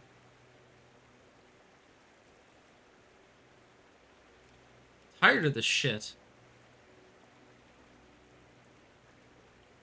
Romanian corner shop on their That's why I back. sit here Not a and fucking huge just deal watch if it on my you're other just monitor above all the day. cap. I'm not That sitting is, here if you can wasting put my up with the fucking time. constant notification at the bottom of the screen, that's the equivalent of someone messaging you saying something happened and respond when you can, and then not elaborating at all to bait you into a conversation. But if you go far enough and hit the second threshold, you'll be slower than most regular enemies, and you'll inevitably start taking hits. And this brings me back to the mechanics cycle, just like I mentioned when talking about the mod. All the mechanics feed into each other, and this is continued in the remake. With the radiation gone, there's one less stat to deal with, but instead you're actually rewarded for doing well by being able to sustain boost and end fights quicker, losing less valuable healing items in the process, again going back to that feedback loop and changing it even more in your favor. It makes it feel that much more rewarding to actually do well in the game. But even if you play perfectly and never get hit, you'll still be met with tough choices on what items you can bring with you and which ones to leave behind. Or you'll end up with the walking speed of one of my commissions. Not only that, combat feels much better as well, with a lot of quality of life changes. Charged attacks are still the least risk and highest reward, but now feel so much better as you're actually given proper indication of your charge meter. Instead of a pretty pathetic tiny glow-up bar in the corner of your screen that you need prescription glasses to see, your stamina bar is front and center, perfectly overlaid over whatever enemy you're currently fighting, giving both audio and visual indicators when you have a full charge. When you charge an attack, you get these notches, which symbolize the thresholds for how strong your attack will be. The first one is around halfway your stamina bar and is a weird limbo between a light and a heavy attack. It doesn't do as much damage as a real heavy attack, but it also doesn't drain your stamina bar fully, letting you kite enemies without having to sacrifice your damage output. It's really good if you want to play the game as careful as possible, you coward. However, if you instead spend the time and stamina to charge up a real wind-up attack, you can stun lock or even one-shot some enemies instead of having to bother dodging them at all. Waste I hate to do it, the blood but I loss. will do it. Waste all I the would food give myself bombs. Waste an 10 A+. minutes of everyone's But time. that being said, as easy as brick this the sounds, key. some enemies later on are purposely designed to counter this, and I'll get into those Just later. because the There's tank also a doesn't new know what he's mechanic doing. that I actually mentioned was Like, has no missing back idea. in my And original it's one of the video, so worst I will tanks. now proceed to take all the credit for it being added into the game. You're now finally allowed to use your weapon defensively and parry attacks, something Dark Souls 3 would shamelessly steal 10 years earlier. And in that game, if you beat anyone in PvP with a parry, Something is happening. Beauty's at work through pure and selfless acceptance. you'd be invited to various warm and welcoming Steam groups, and many people would even sign your Steam profile for free. It's honestly really useful, giving you another defensive tool rather than just relying on dashes for the entire game. Just like everything else in combat, it does cost stamina to use, but significantly less than evading. So in a clutch situation where you're out of stamina and you need to avoid damage quickly, it can save you. The timing might feel a bit weird at first, especially since since a lot of enemies tend to wind up their attacks a lot more than you'd think. But the window to block is actually really forgiving once you get used to it. An imperfect parry will damage your weapon, but block damage. A perfect parry will put the enemy immediately into a stun state and refill your stamina, letting you wail on them for an easy kill. It can even parry ranged attacks, so again, getting used to it makes the game that much more manageable. And then on makes combat feel a lot the more tank is fluid, literally like you're tanking really 3 trading mobs hits at a with your time. opponent. Like, oh, It okay, also well, finally if he's makes gonna primary let me attacks die, actually even though it's viable to entirely use, his since fault that even he if your died. combo chain gets broken by an just enemy gonna take attacking you one tiny back, little pack you at can a just time. quick block it, It's avoid like, all well, then damage, you're and gonna then go get back us to fucking spam clicking them to death. Okay. So that's an You're not example of even a really trying good game to mechanic. But on retank top of everything that, in the there's also room now that weapon half of them throwing. are dead. No, I You're don't just mean pulling them rocks and one at a buttons time like like a the loser. throwables in the original. I was so mad. I'm like, you know, we just also broke in this the key, game. right? 5 minutes. You can and they wind up immediately a voted to really win, impressive looking which I'm throw. I don't even know your the main weapon. It doesn't how really to do that it. much It damage. just must be and abandoned honestly, I'm not really abandoned sure or some what the stupid shit. I don't know. I situation don't it's care. designed for. Because people are babies. I guess it could be a had one Hail guy. Mary We if you're literally just about beat to this die to a through. ranged enemy that's This too key, far away to kill. But then again, we timed the it by 30 seconds, which wasn't very much, but we still timed it. And after this and then boss, you're left after without we your were weapon, done and either have fighting to the have a boss, second this one guy tries to key, give up or before go and into your after the boss, of inventory course, and pull one out And it's in a his tense key, and situation. everyone else is like, it no, makes dude, even less what is wrong sense. with you? If it's a pickaxe, for We got example, this. We it'll made one actually mistake and you wanna stick give up on into your the own enemy's key? body You're as fucking well, insane. so you can't base Just it do it. around and How pick it hard back is it up to off just the do it? floor. Although don't with even blunt wanna know what the weapons, this fucking mechanic abandoned- actually allows you to combo 360 Man, no-scope dude. lead pipe throws I don't to wanna keep do it. stun I wish locking it wasn't in enemies, the since game. it flies all the way back to you after they get a hit. The only problem is they lose a huge amount of People just durability, give up so for aside no from aura farming, reason. They are it's the probably not biggest worth it. And all pussies that you've are just ever the seen. base mechanics changes. The rest of the Like, when game we is very clearly similar, have it in using the the original back mod still. as This a guy base fell and off. improving on it. And I think What the only happened real was he way got to do this embarrassed. He remake literally justice fell is by off the map again and going died, through it and chapter by immediately chapter, voted to starting abandon. with your And the rest of arrival. us are like, what are you doing? And we all voted no, but because it's his key, he gets 2 extra votes. So After you're literally, stranded if on the anyone island, else stranded voted yes, in big quotation marks, we would have you been move out down the there. exact Because same this guy path got as the embarrassed original. that he You find the fell same off the note talking fucking about how map. everyone is gone, quickly gathering the sense that you're being watched, and get a minimum durability pickaxe, and have to do the same lever section you did before. Except now, the way to the foreman's room where the key to the levers is... I do not have a target. That's that kind of shit. I'm like, this guy's a fucking toddler. He's literally a toddler. What are you doing? And you're gonna waste everyone's time. And I went to message him after he logged off, so I remembered his name. Waited for him to log back on and roasted his ass. It's like, what is wrong with you? He's from 12th to Lost. So that's another like Ragnaros type server where they're all fucking brain damaged. It's really seriously something about those 2 servers. People have a, on average, like 30 IQ lower average. Unironically. I don't even know what it is.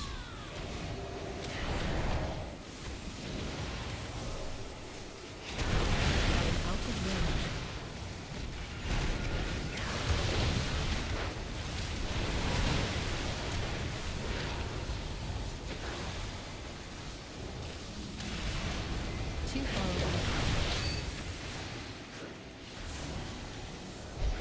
I must get closer.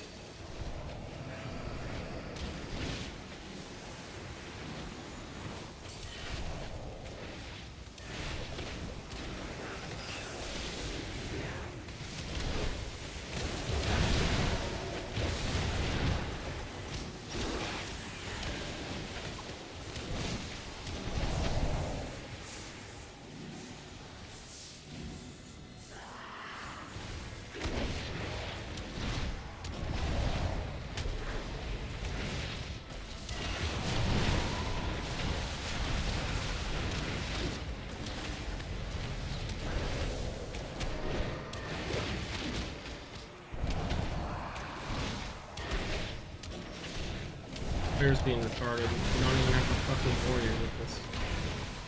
Some tanks just never fucking learn.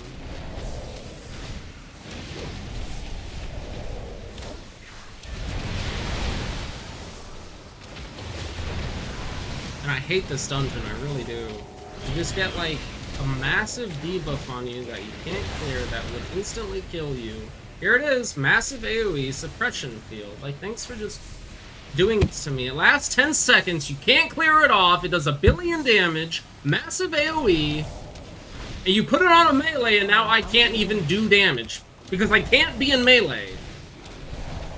I need to target something first.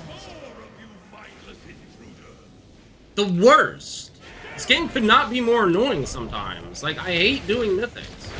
I just need to time one more fucking mythic, and it's not gonna do it. It's not gonna let me do it. It's gonna be like, I'm gonna have to do 100 of them before it lets me time one single fucking mythic.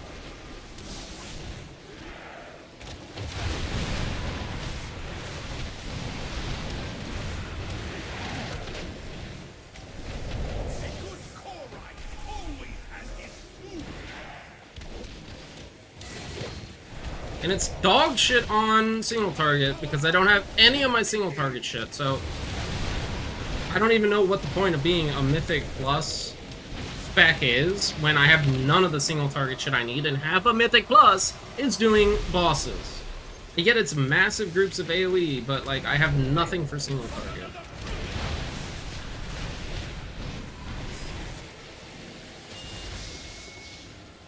Too far away. The compromises you have to make, everything in this sucks ass. Real fucking difficult, when actually all of the difficulty in this shit-ass game comes from the other players being fucking literally mentally retarded. Every single bit of difficulty.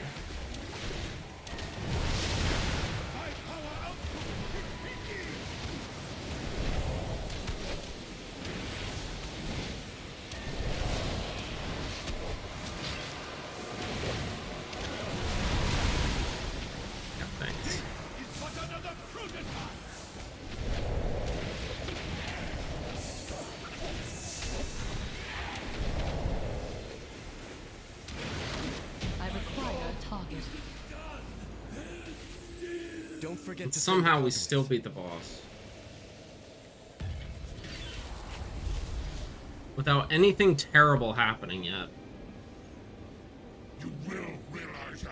I'm out. I don't believe we're gonna be able to do it. It's fucking stupid. I hate this game. I need 21 score. But I don't want to believe it. Literally 21 points of score. We need to time this, I don't even know how much, like by 2 minutes. And I'll get it, and it's not gonna give it to me.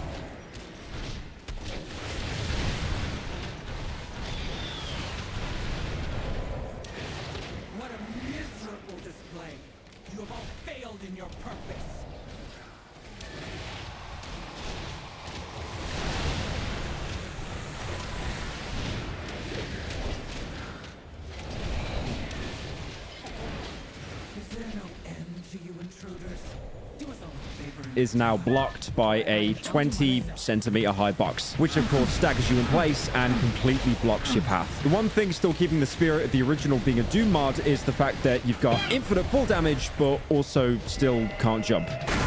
So instead, you're forced to sacrifice your only weapon to progress. The same weapon that seconds before was breaking 30 other boxes without losing any durability, and it now gets one shot. That's because the game really doesn't want you to spam charged attack on the first enemy and absolutely mog them, which is a real guide on Steam, by the way. It's titled that, and it shows the thumbnail from my original video for some reason. So now when you take the key and get thrown into your first encounter with a brute, instead of this being a short introduction to how combat works in the game, you're thrown into a purely horror chase as you spam dash trying to get the levers down before the monster can close the distance. Just kick that guy for 170,000. It's actually a nice crit. subversion of the classic horror game trope of only facing actual enemies rather than less scary noises or quick silhouettes blinking once you find an actual weapon. I mentioned this in the original video, how most horror games will only build up the atmosphere and tension without actually making you fight anything before you get a proper weapon to defend yourself. Normally, this is just good game design, letting the player have agency by only spawning enemies when they can fight back and using different ways to build up the tension. Having the funny side effect of actually making you even more scared once you get a weapon, knowing the game will force you to use it. But the remake flips this on its head, giving you a weapon and building your expectations, then letting them down and giving you a false sense of security when it breaks, only to spawn the enemy anyway. It makes the lever puzzle that much better too, since it keeps that tension all the way until you solve it, instead of just making you kill an enemy and letting you flip the rest in peace. The monster, by the way, is still the brute from the original game, and he works pretty much the exact same way. He still just slow walks towards you, sometimes entering what I call Roid Rage, rushing towards you, following up with a quick attack, which will most likely end up with you trading damage. And he still throws things at you if you kite him long enough, somehow generating fresh bricks and bottles when you can't seem to find any to throw back at him. One interesting interaction I noticed is enemies seem to flinch if you dash into them. Like some smaller ones will straight up get stunned if you throw your body weight against them, but the brutes instead feign getting hit to lure you into thinking he's stuck in some kind of recovery animation, and then immediately does a counterattack, showing how, despite this being the most common enemy, it doesn't make him simple by any means. After you escape, you'll notice another change from the original. These record players that serve as your save points instead of just letting you save wherever you want. This at least cuts down the rampant save scumming you could do in the original mod, making the game that much harder and also having additional mechanics related to the save points themselves, which I will talk about later. Seeing one of the record players also designates whatever room you just reached as being a safe zone, giving you a small space to catch your breath. It's not as obvious as some games, like Mr. X being mocked by a doorway in Resident Evil 2, but enemies usually spawn far away enough that you'll never encounter one near a save point. When you use one of them, it starts playing this old-timey music, specifically the 1919 song Everybody Wants a Key to My Cellar by Burt Williams. Now everybody wants a key to my cellar. I don't think it has much deeper meaning to the story, considering the song is about the Prohibition and having a moonshine set up in his cellar, but the vaudeville style of the song and the aged recording playing throughout the halls of Fort Oasis makes it feel that much older and out of place. The song itself even sounds sort of eerie in the context of keeping some sort of secret locked behind a cellar door. If you listen to it as well in full, it starts slowing down, lowering in pitch and distorting, showing how even the record players that are supposed to be your save points are in a state of decay. After the levers, you're put into a section that wasn't in the original mod at all, an actual proper puzzle that isn't just flipping levers. You're given 4 dials, each marked with a symbol, and have to find the proper position for each one. Every symbol seems to have some sort of higher meaning. Omega is very often used to symbolize the end of something or resistance. The next symbol is the most important symbol in the Hindu religion, representing the primeval sound, the essence of the supreme, absolute, and consciousness. Another symbol represents a sword. You got the last conduit. The last symbol is missing, but you can find it when you're looking for solutions for the dials. It's a wheel, specifically a ship wheel. This could be a reference to Tyler washing up on Fort Oasis in his boat. The wheel being the one dial missing, symbolizing how he stumbled here by complete accident, lost on sea. Alternatively, it could also symbolize a loss of control. The wheel he was using to steer himself to safety is now gone. The solution for the puzzle is really easy. All you have to do is explore the area and look for the right graffiti pointing in the direction you need to twist the dial to. And once you solve it, you're dropped into a corridor full of brutes that you've got no chance of killing. All right. This time you don't even have the illusion of being able to fight back since your pickaxe is already broken. So the game is really just screaming at you to run away. When you escape the chase, exactly the same as the original, you get your first transmission. You've come here to find something. I believe it is something we have both desired for a long time. Your presence in this place means that you are willing to do what I ask of you. If you follow my requests, I will take you to what it is that you desire. One major thing you notice about his voice acting is he actually sounds like a human, with emotions and personality in his dialogue. Not that the one in the original didn't have personality, but it definitely came off as more inhuman, never breaking inflection and always speaking in a monotone manner. A storm is approaching. That storm is almost here.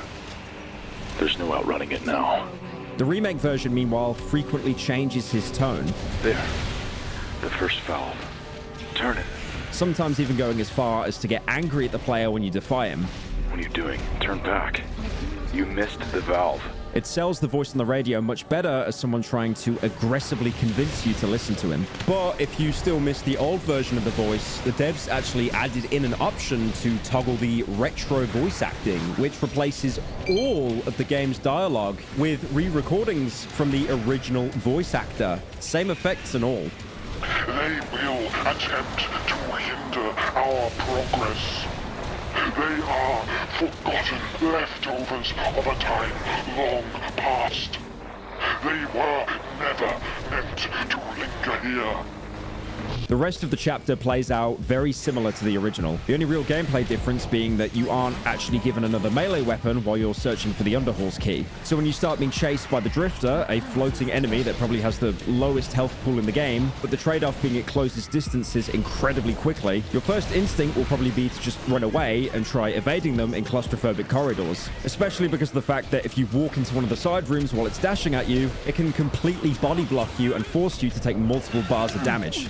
But I'll let you in on a little secret. If you happen to pick up one of these pristinely preserved bottles of alcohol, you can straight up one-shot him instead by throwing it at him, as the electrical aura around him immediately sets the pure ethanol covering his entire body on fire. Although it does make it that much weirder that you still can't make Molotovs from just alcohol and rags. I mean, come on, it sets on fire just right. So the bit I did in the original video, it doesn't even work anymore. After you get to the Underhalls, there's one major mechanic change that you might have noticed already when you opened your inventory. There's no crafting menu anymore. Instead, if you want to craft anything, it has to be at a specific crafting bench. It follows in the same principles as the changes made to saving, taking away your ability to do it on command, to, add a bit of challenge and risk to the game, making you plan for the future, while also giving you these moments of respite where you finally reach another safe room and can prepare for the way ahead. These are safe areas, just like the save points, so you don't have to worry about a Last of Us 2 jump scare.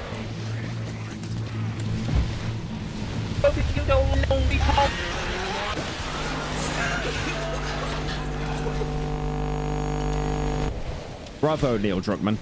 The actual crafting system is basically the same as the original mod, although now you won't be told explicitly what an item can be combined with, instead having to find crude drawings of what items can be crafted together. But as you find more recipes, you'll realize just how much more expanded crafting is in this game. Most of the original weapons are still in the game, with complicated recipes such as put handle and head together. I really couldn't have came up with that one myself. But in the remake, you also get access to crackhead engineering, which just comes down to gluing random shit to everything. Is your brick not doing enough damage? Just add scissors.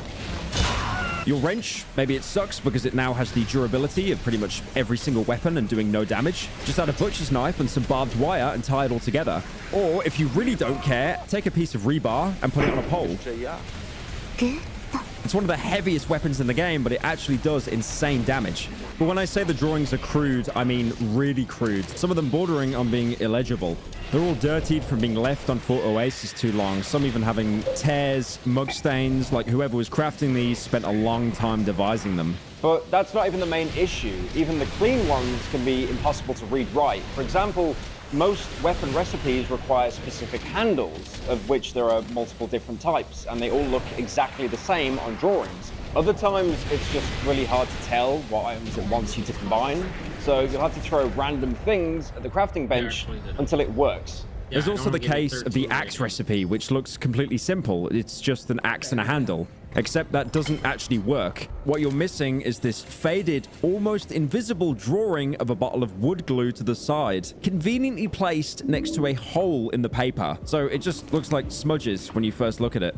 At least once you have the recipe, you can hover over items to see what you can make out of them, so you don't have to keep going through the drawings every single time. And also on repeat playthroughs, if you remember the schematics, you'll be able to create them before finding the recipe, although to stop you from metagaming and stomping on every enemy, certain items to make late game weapons never appear. Or Invoker, like obviously way too much versatility.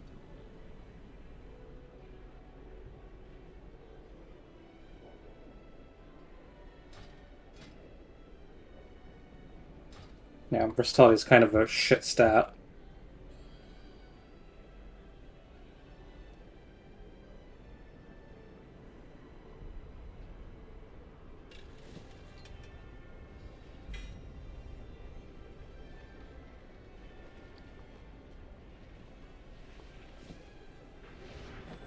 For tanks, yeah, I have 1,000 versatility almost. It's 18% increased damage and healing done, 9% reduced damage taken.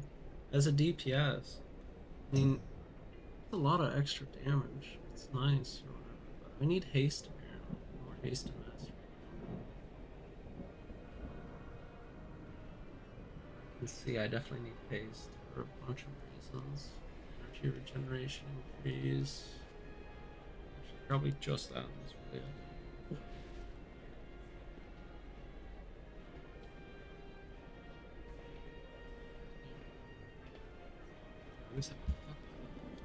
here in the opening chapters. Also, unfortunately, unlike Darkwood, you can't actually upgrade the workbench in this game, despite the wrench being described as used for tightening and the obvious wrench icons at the bottom of the workbench.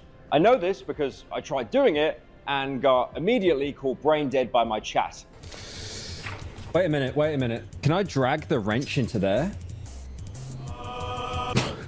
It says a heavy wrench suitable for tightening. You've got these icons here. I thought you could like put it in there. How am I brain dead, dude? That's the description of the weapon. Look,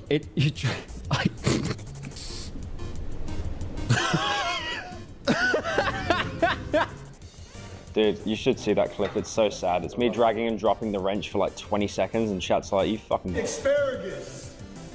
Now that you get a pickaxe, the rest of the chapter is pretty straightforward. Nothing insane, and that's it for Arrival.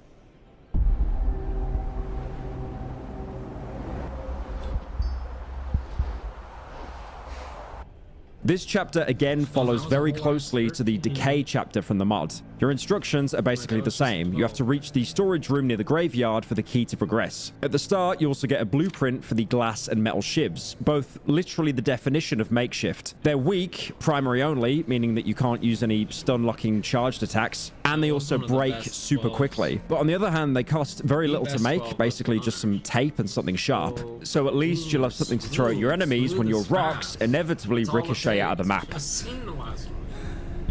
I'm 8 points away. All right. As you move through the underhalls and reach the blue block door, the voice on the radio actually elaborates more on the Forgotten Ones before giving you your task. They will attempt to hinder our progress. They are forgotten, leftovers of a time long past. They were never meant to linger here. We'll need a key to bypass this door. Head to the graveyard nearby. There's a storage room hidden there. I honestly can't compare the map design here to the original.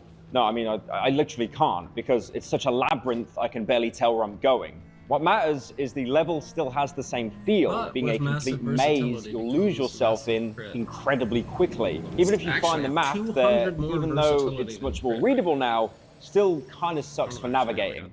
But it does at least lure you into exploring more thoroughly with outright telling you something obvious, like there's a shotgun to be found here, and spooky monsters here, and most of the maps are enclosed enough that you'll never really miss anything if you're exploring. Definitely refreshing from the incredibly subtle ways some games like to guide players. Tornado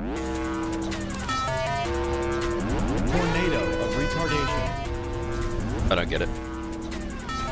Anyway, no matter where you go, just like in the original, you're going to fall into the spider nest.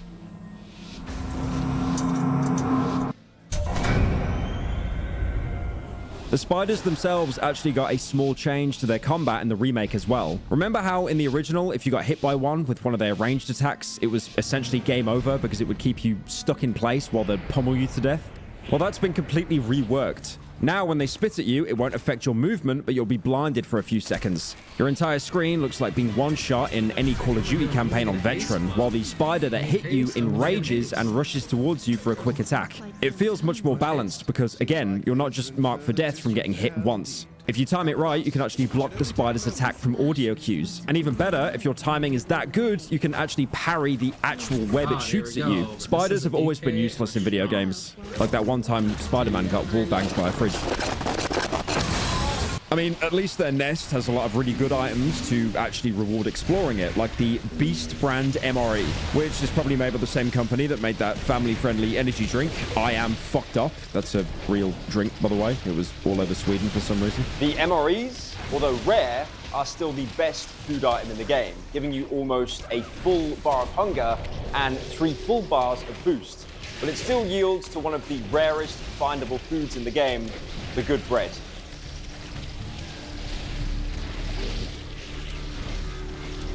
That is so good, man. Which is hidden in the room locked behind that lever sequence where every single spider in the nest aggroes the second you press it.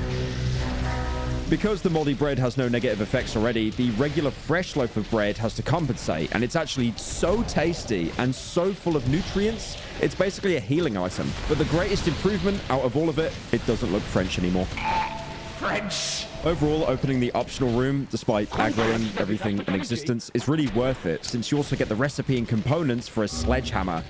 A really good two-handed weapon you can also immediately upgrade with tape for better durability. Or you can stick on some barbed wire for more damage. It one-taps crates, two-taps enemies, and the heavy attack has such a big arc, it can sometimes hit multiple enemies at once. You'll keep the head once it breaks, but as long as you have a steady supply of poles, it can really carry you through the next chapters. One more thing, you also get the Miller's Key, which, if you backtrack, you can use to open the stash and get yourself the very first firearm, a shotgun.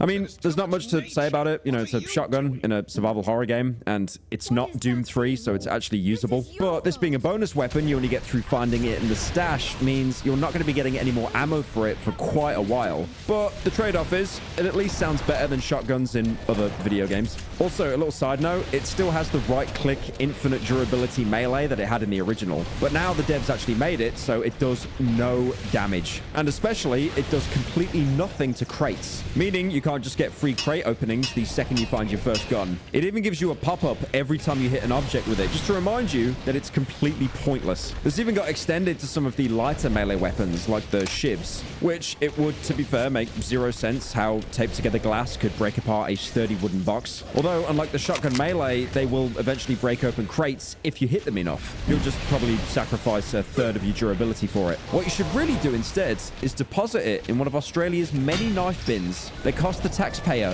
$13 million and immediately stopped all violent crime overnight. If you explore a deeper part of the nest, you can also find another hidden room with more items and a recipe to make a hook shiv, which is another primary weapon that it kind of sucks. Cruelty Squad D tier. It can sometimes stun lock enemies, but again, it's a small one-handed weapon. It has no charged attack, so you'll probably end up trading. But it's not all bad.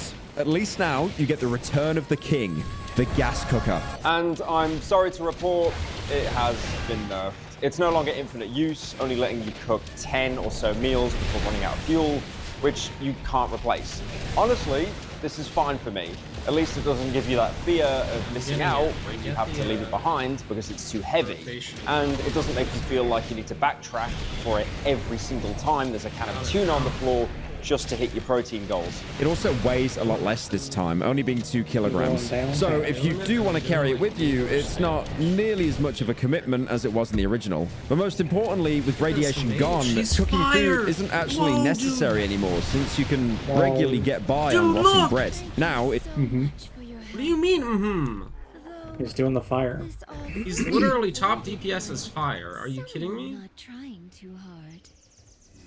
Flame strike, ignite. A little bit of medium. He fire this whole way?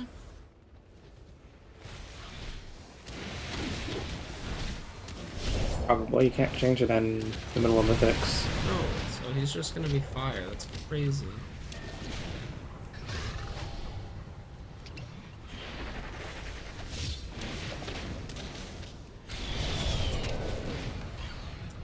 Fuck off!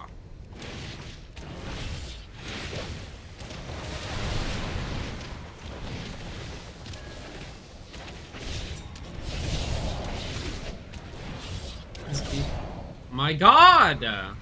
Current segment, for fuck's sake. Why am I stuck on a random fight? Like, seriously.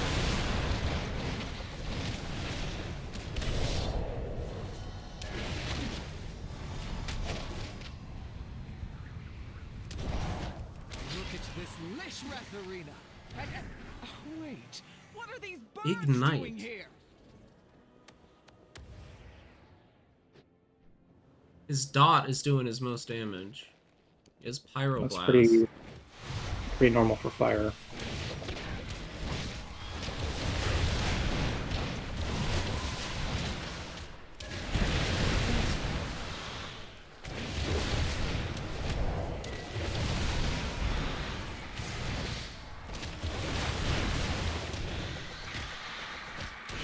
I mean, it is interesting. Fire should be able to do damage in Mythics. There's a bunch of AoE. There's a bunch of situations where you would probably want to just be able to drop flame strikes and fire knights. I don't see why they're not good in Mythics. And this guy has proven me that they are good. What the hell is this?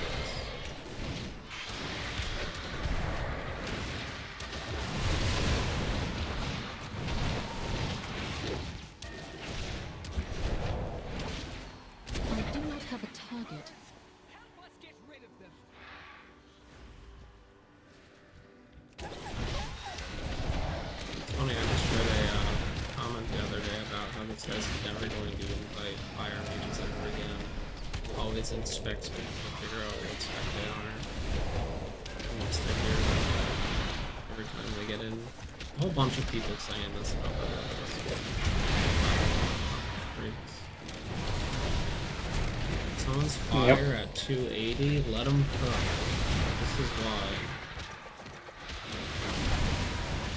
Also, people complaining, like, any reason that you're playing Havoc and not Evo? Yeah, because it's fucking repetitive. Because I want to. Mm-hmm. Alright, now we need to clear out the big one. I will activate the goals for Lishrath. That is Talentos for you soft skins. Use them to get It's pretty much just a bonus instead of a necessity, but it does go into that positive feedback loop I mentioned earlier, where eating actual good food gives you other bonuses, like healing you or maybe even boost. It feels a lot more rewarding this way, and it makes it feel like you're actually on top of the game rather than simply getting by, because, you know, you took the time to actually explore optional areas. After the spider nest, you can finally go outside, where you can find yet another major improvement in storytelling. Discord voice notes left by random people that you can play through the tape player, which you seem to carry with you everywhere. Can't beat the view up here. Sure, but why here? It's a little morbid, isn't it? You have to look beyond this. Beyond the island. Nothing beats the sunset here. That note that you gave me from before. What was that all about? I don't want to talk about that now. Just, I want to enjoy this. Just for a little longer. Now, even though this is a great addition and a very organic way of telling the story, my chat had a serious problem with it. Tyler, for some reason I'm recording a message on the fucking tape recorder and stashing it in a graveyard instead of just talking to you. It's no wonder you left me since I apparently have severe communication issues and spend all my money on tapes. It's really nice getting to put a voice to the names instead of just finding random old notes. And it even amps the suspense when you hear the male voice in the recording sound eerily similar to the voice on the radio, who actually comments on the recording after it finishes. There's nothing left to be said about her. Some things are best left forgotten.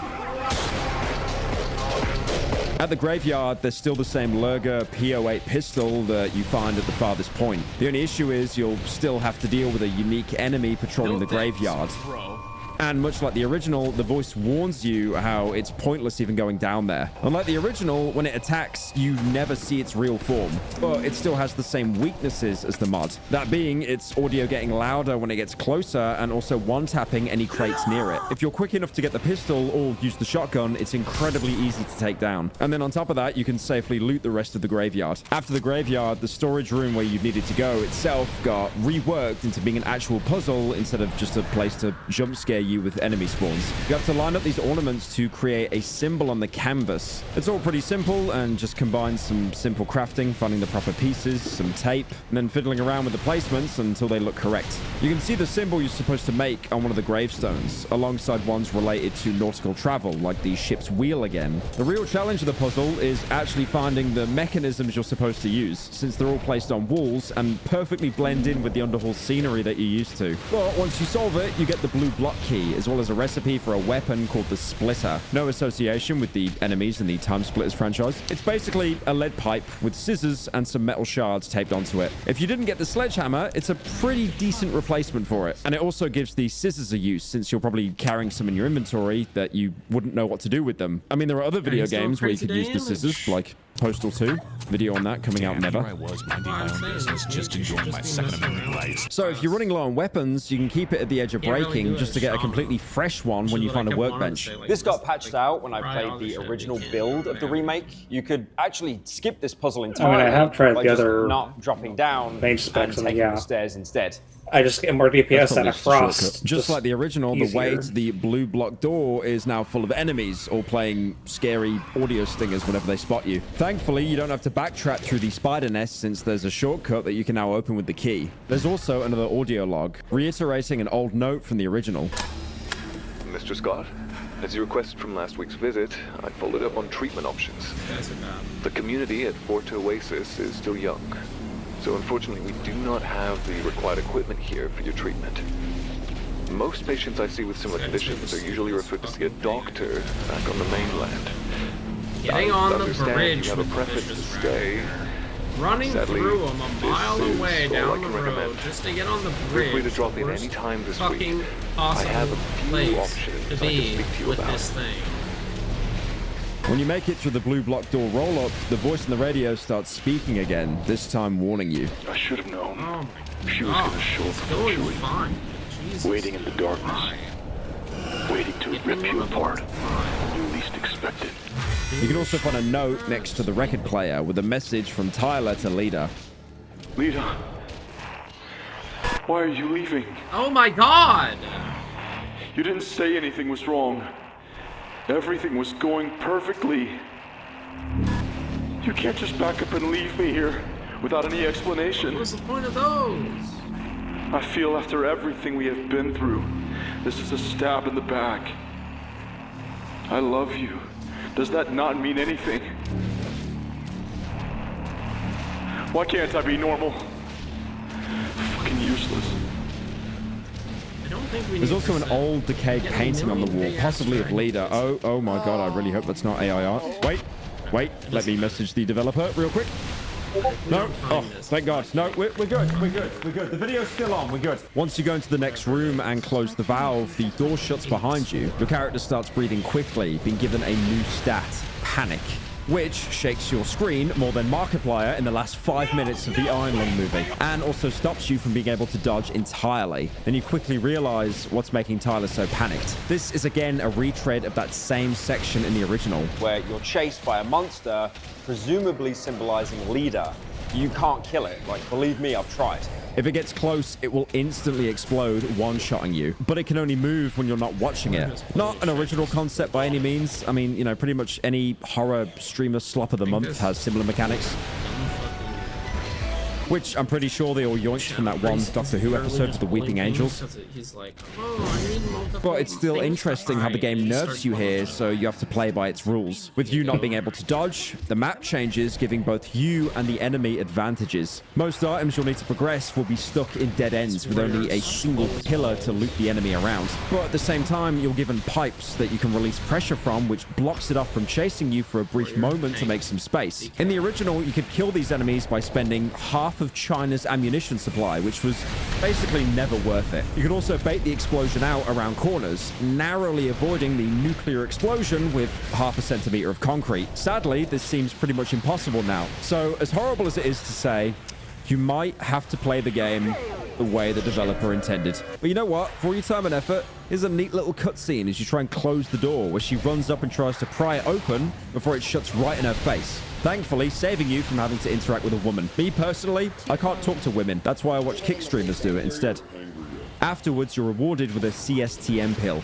These used to be in the original as well, usually as the highest tier of loot, only finding a few in the game, and most of them being in secret or optional areas, being one of the few permanent upgrades to your character as they increase your stamina and carry capacity. With how much I've mentioned with inventory management and stamina both being incredibly crucial already, you can imagine how powerful these pills are.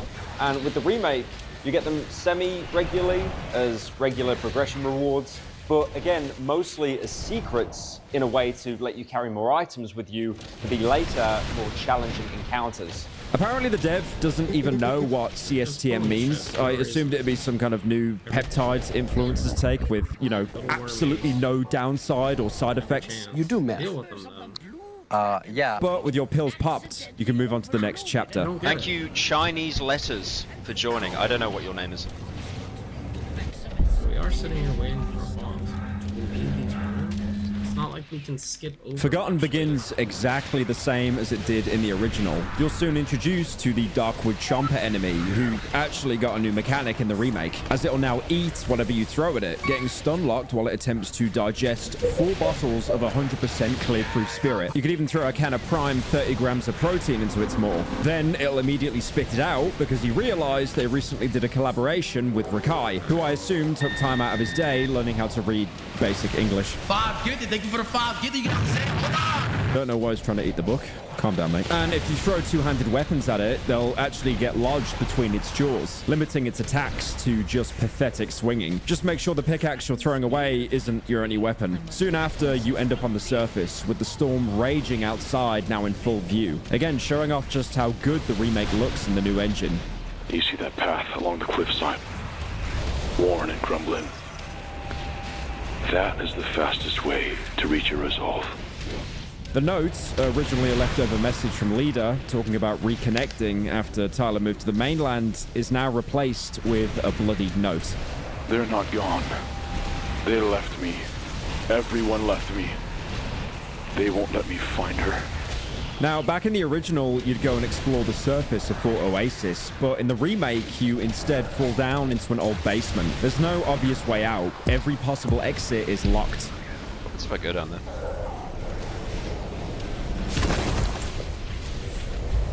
I thought it was like Minecraft rules. Like 1 block of water, you'd be fine. As you walk around, you'll start finding boxes of prescribed medication. The item description reads, a box of pills. Symptoms can cause brain shivers. I have a strong feeling I should take these. Something Minecraft YouTuber would shamelessly steal 4 years prior. Look, I know he took the video down, but why when he cries, it looks like wax melting. They're marked as healing items, but have a hidden drawback of increasing your madness, a feature new to the remake. When you pick up the 3rd box, there's even graffiti behind it, telling you how if you take the pills, all of this will go away. The voice on the radio also starts talking to you about them. Those pills in your backpack. I know you don't want to take them, but we may need a fresh perspective to get back on track. You could take them, and for a while, all of this would fade away. You're given literally no choice here, and you have to take them. You can try to wait it out, but the voice on the radio will pick up on your apprehension and then use it against you. You really don't want to take those pills, do you? Waiting it out won't solve this.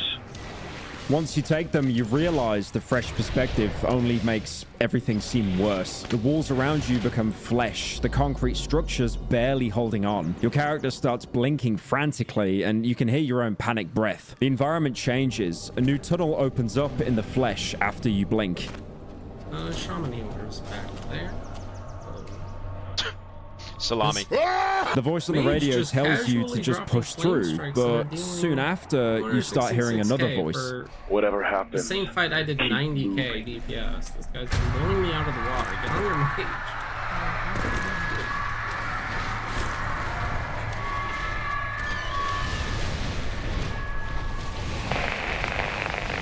Hey, did you want to meet her? Actually know what I have to do.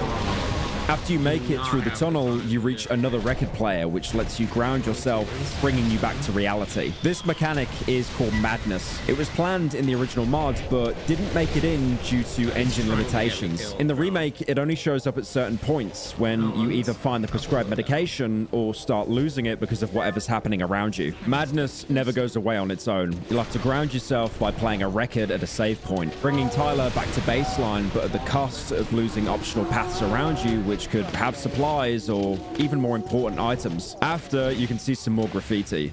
Where are you, Daddy? We waited.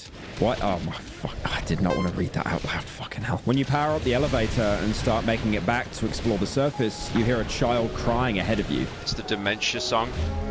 You can find some children's toys in the vent as well, and as you move forward, you can see a figure quickly making its escape. Despite you not being in Madness anymore, you hear more dialogue from the same woman from earlier. She wants to play. How about hide and seek? You always love to run. When you're finally riding the elevator, the voice on the radio calls to you again, telling you not to listen. It's all a game. She's just waiting for you to find her. And playing into it won't get you anywhere. Ignore this, all of it. We don't need another distraction. Outside, you can find another returning weapon, the harpoon gun. Oh my god, the harpoon. This gun is cinema. In the original, it kind of sucked, as the gun itself, as well as ammo, are both incredibly heavy. Its single shot takes about 5 years to reload, and doesn't even do enough damage to one-shot a dog. Generally just a burden to carry around. The only actual advantage here is the bolts don't actually have any durability. What the? Give me that. So if you never shoot a harpoon into the stratosphere on accident, it's a reliable way to always have a ranged attack. I hate fucking mobs. I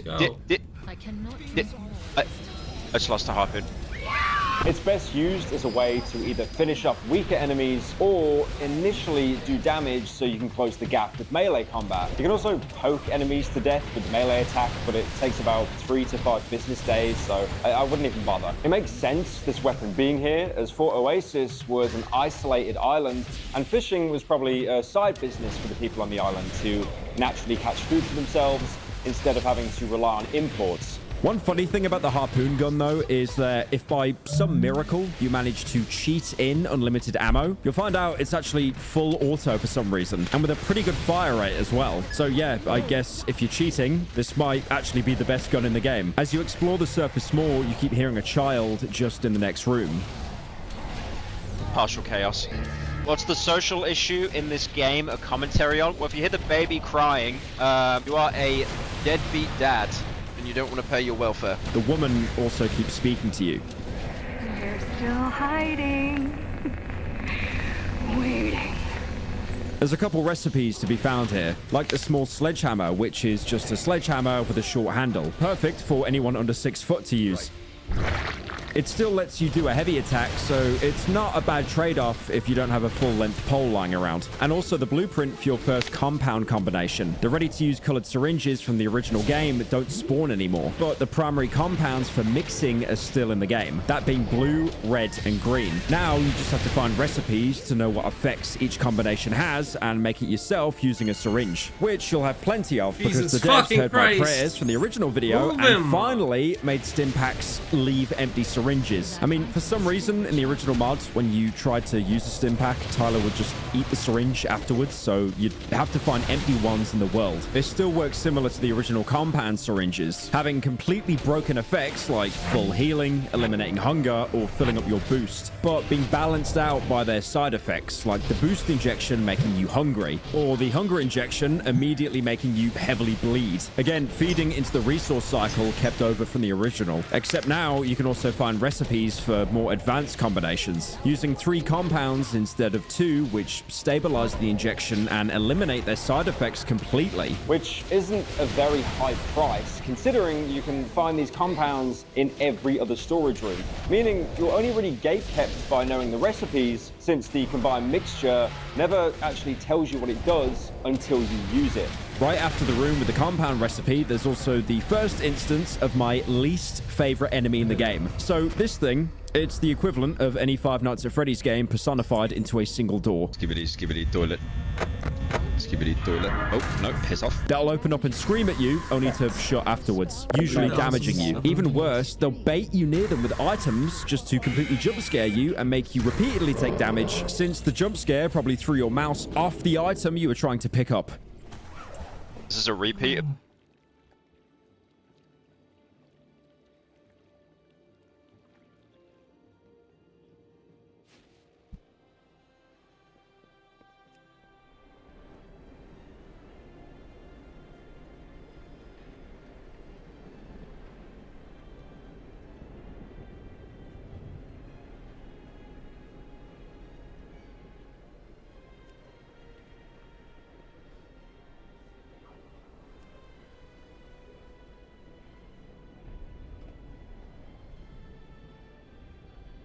That guy did crazy damage. Indeed.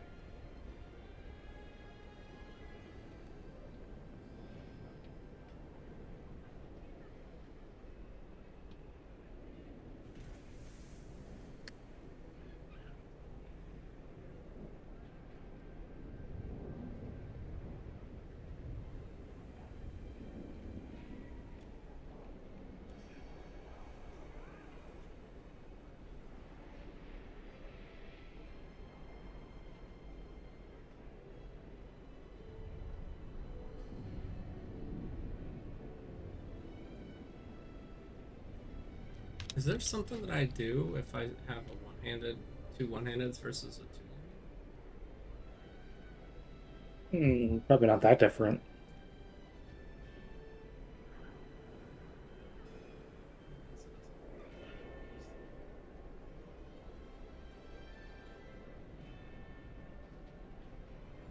Oh my god, that makes sense. Momentum boost. Fists of Fury damage is increased by 100% of your haste.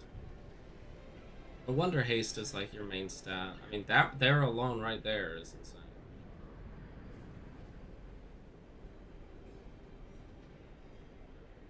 I want to make my own stat.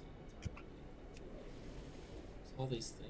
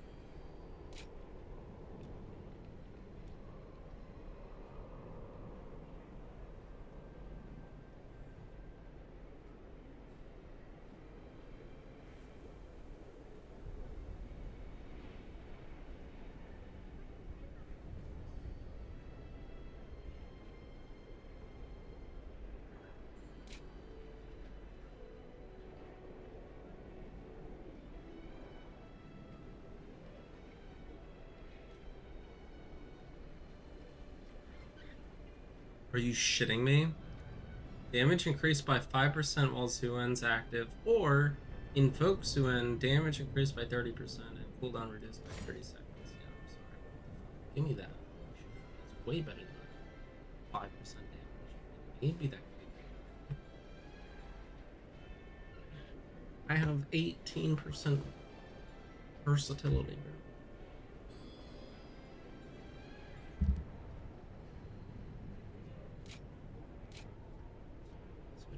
Alignments every 8 seconds. I like Celestial Conduit actually. It seems cool. Strike Whirling Dragon Punch. Go upon Yulon. Increase cooldown recovery rate. 75% for 6 seconds. Sometime and Fist of Fury is reduced by 50% while Yulon is active.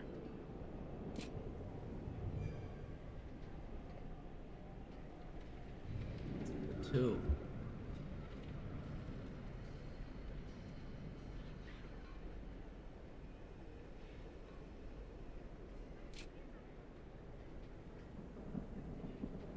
It triggers when I do Zenith.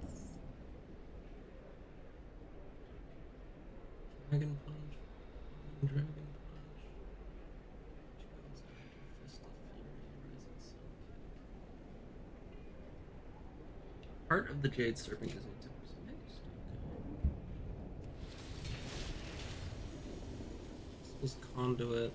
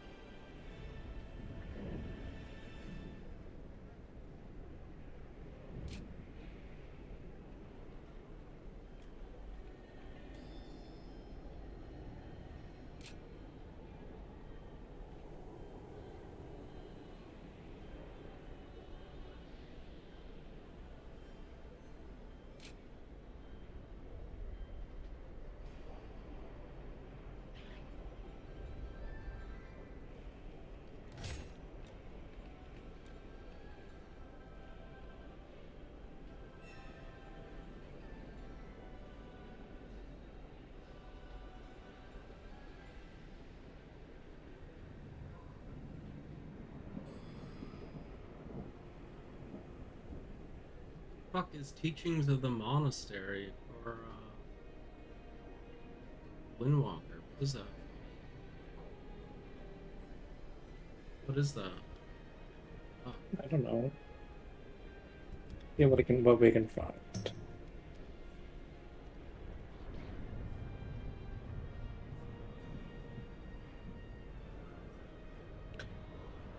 Oh. Teachings of the... Okay. Stack.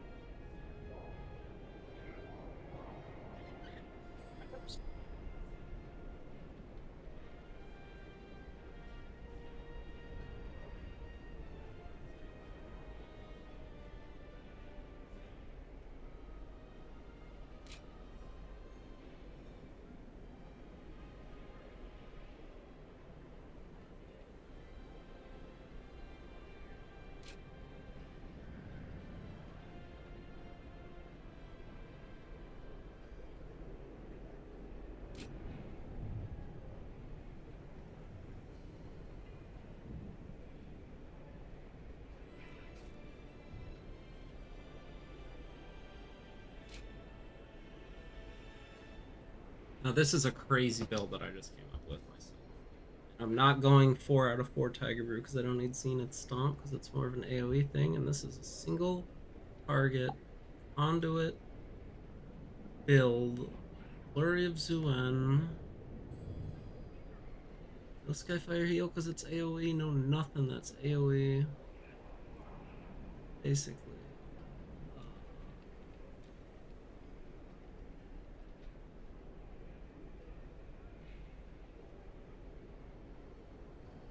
Shadowboxing treads, even that I don't have. And it's AoE blackout kick. I need to have that. This is a single target only conduit. Blackout kick, crit, strike chance, and damage. Damn. I don't even have that. I need that. Oh, I gotta have that one.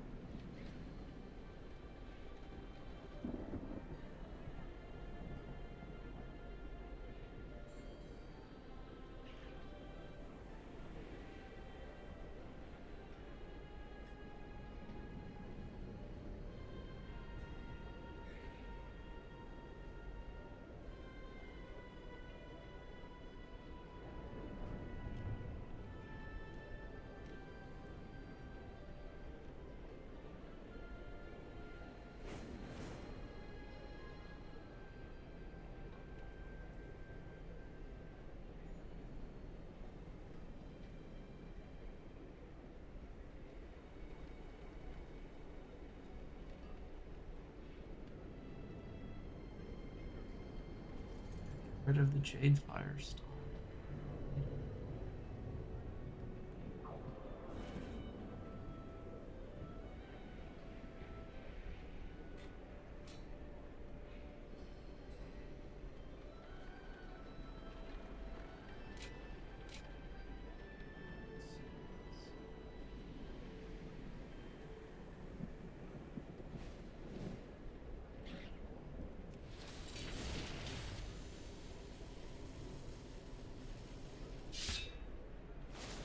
Very heavy single target damage. Wait, I want to go teaching in the monastery has a 15% chance for his fun to charge. Soon. Damage attack.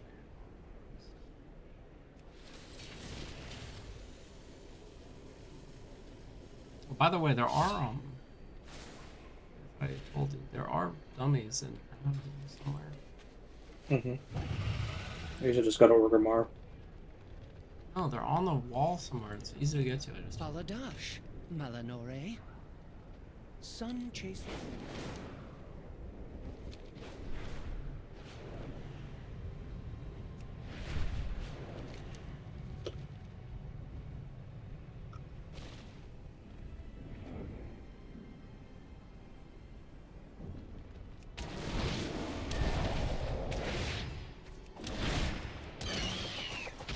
UN came out. Here we go.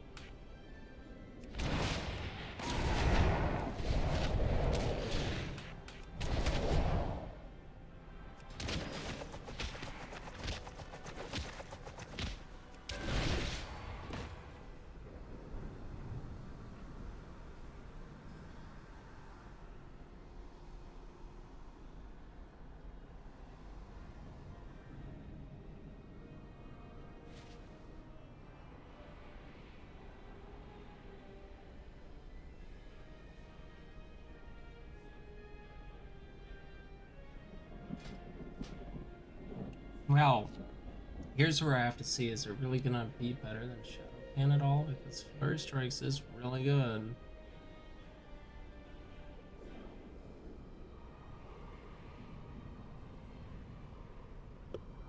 This is technically like super duper good versus.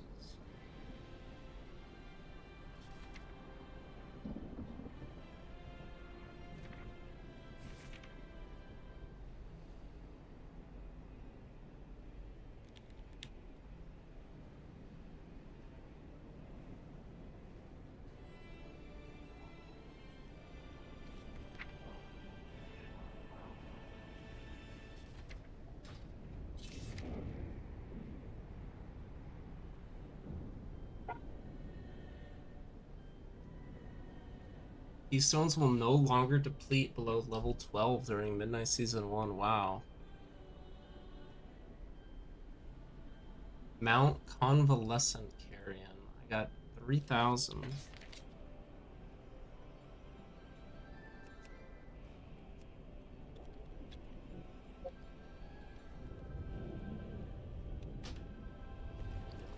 are you doing?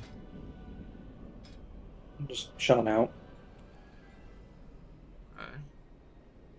Look at that bird. Bird? That's a bird.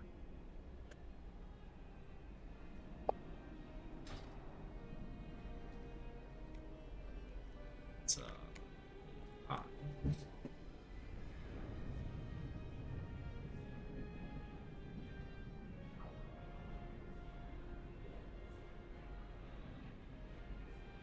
I gotta go to the bathroom. I'll be right back.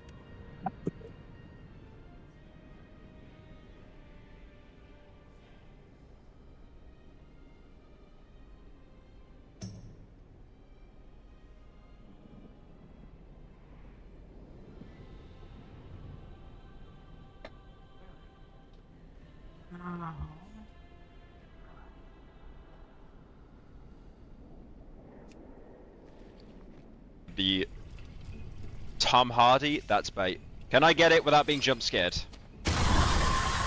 Okay, anyways. Apparently, being killed by these is a rare achievement. Only 5% of people died to one, while nearly 20% of people actually beat the game. Just before you're about to make it out of the area, you're stopped just before you get onto the flimsy wooden scaffolding in a cutscene. Attention! A local impact is imminent. Clear the impact zone immediately. Yeah. Good to go.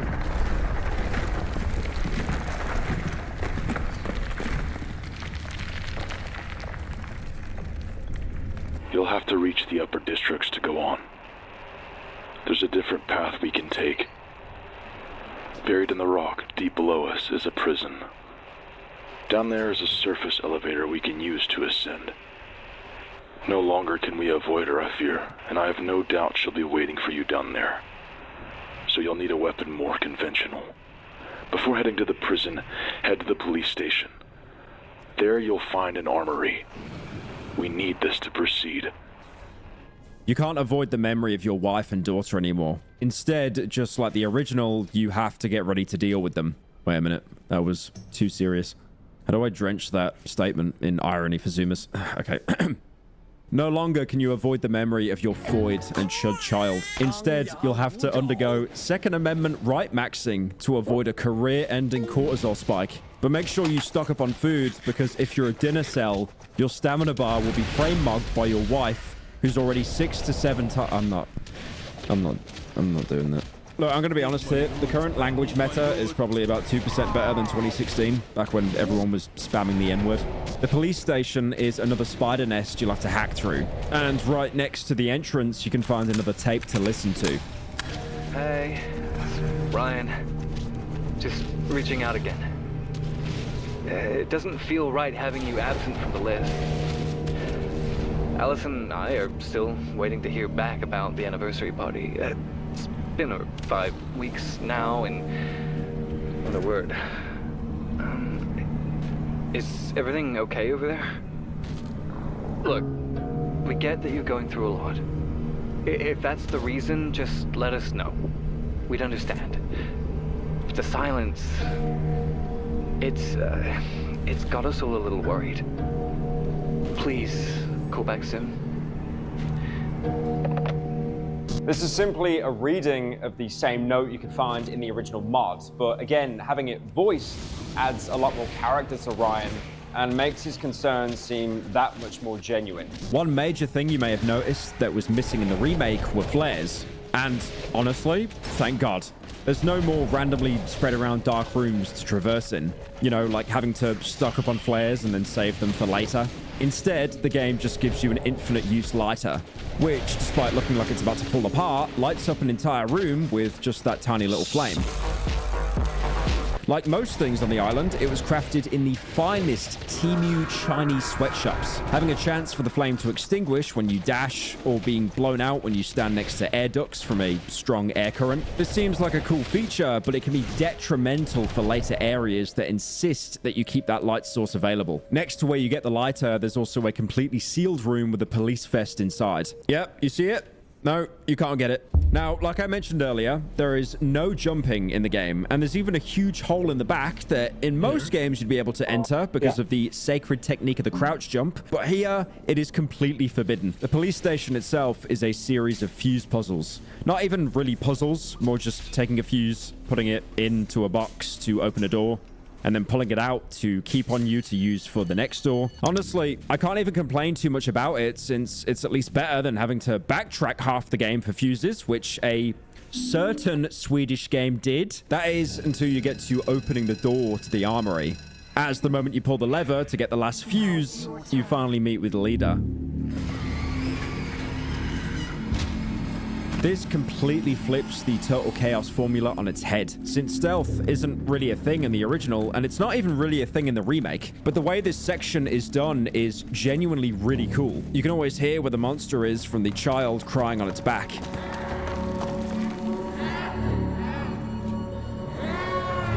And it doesn't run a set predefined path either, often appearing right behind you when you enter one of the dead-end rooms you have to go in for the fuse. She'll mock you when she sees you or when she loses sight of you, letting you know that if you're in the clear or not.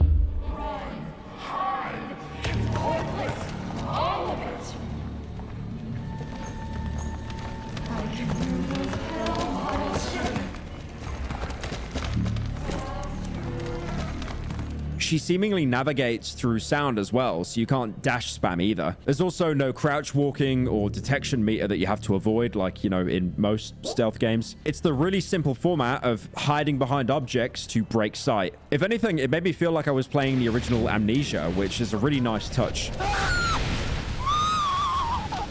Although I really would have liked a unique death animation, you know, where leader maybe catches you as opposed to the screen just really awkwardly fading to black. Actually, side note here, This was the case when I originally played the remake, but one of the updates released while I was making this video, and it actually added death animations for pretty much every single enemy in the game. Again, just shows the attention to detail the remake has. The devs could have just left it in as with this stock Lasad fade to black, but instead they went back and added a frankly insane amount of new animations, since a lot of enemies actually have multiple different ones just to emphasize getting your shit kicked in. The fuse puzzle earlier wasn't even really a puzzle. It was getting you prepared for this segment, as you now have to power various doors while dancing around Leader to be able to get an additional fuse to unlock the armory. And when you do, you're rewarded with the SMG, which proves incredible at solving the problem chasing you. The SMG is based off the Sterling L2A3, made entirely out of steel and plastic. It was meant to replace the Sten gun that was used in World War II. The Sten was incredibly easy to mass produce, but had loads of faults, like the single feed magazine jamming, the build quality, looking like something you could make in Roblox, and it became so unreliable with misfiring, people made jokes about throwing it into trenches instead of a grenade because the misfiring probably had a higher chance of killing someone. You know that clip where Critical gunned someone down in Siege and claimed it was a misinput? He was actually 100% correct because he was using a Sten. The Sterling L2A3 was more expensive, took longer to produce, but fixed most of the problems, like having a curved magazine so it jammed less, and was just, in general, much more reliable. And it also makes sense why we're using a gun that was produced in the 50s, because so far, nothing on Fort Oasis looks anywhere near modern. You probably didn't even notice, but Fort Oasis basically has no modern technology. Monitors look like they run Windows XP. I'm a human being. Electronics, if anything, are incredibly basic. We're not in the 21st century. Wait, where were we? Oh, yeah. Me shoot wife now. However, shooting her instantly makes you go insane, but now it's even worse. Shapes and figures flash around you incredibly constantly, and the way you came in is now blocked. A new staircase opens up next to it, leading to a room with some supplies, as well as another note. Dear Mr. We are writing to confirm receipt of your application regarding the personal records of Cora Rivera. Due to privacy protections outlined under the Civil Identity and Protection Act, and in accordance with custodial discretion provisions, access to the requested information cannot be granted at this time. Please do not submit duplicate requests, as the decision is final and not subject to appeal under current circumstances. Thank you for understanding. Sincerely, M. Elwood, Records Officer, Civil Documentation Division, Clearwater. Cora isn't a name we've heard before, but the last name actually appears somewhere else, on a ferry ticket you can find before the police station, signed off to Leader Rivera. Next to the note, there's also a knife repair kit and a recipe for the rattle pole, which you make out of nails and food cans. I mean, for a makeshift weapon, it's actually pretty good. Having not much less damage than the sledgehammer, you do have to still sacrifice a full-length pole for it though, so it's somewhat pointless when you can just make a new sledgehammer with the unbreakable head instead. That's because when a weapon breaks, you only lose the shaft, never the head attached to it. To exit, you have to do another fuse puzzle, but if you explore around, you'll find a way back into the entrance of the station. And in your madness state, you'll finally be able to reach that police armor. It's only 20% damage reduction, but that's still pretty good compared to, you know, nothing. It also lowers your chance of bleeding, so it's definitely worth picking up if you don't want to keep spamming bandages. There's also a recipe to be found inside for a truly amazing weapon, the Snip and Smash, also known as brick with scissors taped on it. I wish there was more to say about it, but there really isn't. It's basically just an upgraded throwable. And to be fair, at that, it's actually really good. The same way that regular rocks or bricks are very useful as ranged weapons, with this one doing actual proper damage. It also has durability, though most likely you'll never actually break one completely, since it'll bounce off the map before you have a chance to use it that much. There's also a sister recipe to be found later on behind another wall accessible only in Madness for the nailed rock, which is basically the same. Throwable rock covered in nails. Beautiful. The only difference between the two is while the brick sticks to enemies, the rock bounces off them, dealing pretty good damage, and you can also spam it about 20 times before it breaks, and is pretty good at dealing with late game enemies. It'll always hold a special place in my heart. My chat wanted me to name the pet rock. I didn't really like the suggestions very much. We could call him Shuddy. When you reach the prison elevator, you're introduced to a new enemy, the Licker, who, despite looking intimidating, is actually pretty pathetic. And if anything, they're just fodder for your SMG. They have very low health and even trip up on themselves when trying to attack. Although they always spawn in groups and sometimes with other enemies, so they can quickly overwhelm you if you're not careful. Push the button and it, of course, does that thing that elevators do in horror games, which is to completely break and fall down to the bottom. Elevators in horror games have about as much reliability as helicopters and shooters. You have to swim out of the flooded tunnel. Again, another mechanic that wasn't in the original. Once you get the prison master key, you find one more safe room with a record player, as well as a crafting bench with a ton of supplies. It's pretty obvious here you're being set up to fight a boss. On the table, there's also another item, Cora's bracelet. To progress, you have to input a 4-letter password on what looks like children's letter blocks. The password, of course, being Cora. Once you drop down into the arena and power up the fuse, the boss spawns behind you, now looking much different from what was chasing you down in the police station. Probably transformed after you first shot it with the SMG. Now it's flying, with tendrils coming out of where the legs should be. But you can still hear the crying even now. The voice on the radio only gives you one direction. Don't get too close. Take care of them. The remake's rendition of this fight is much more interesting than the original. There, you had this huge spider monster chasing you around.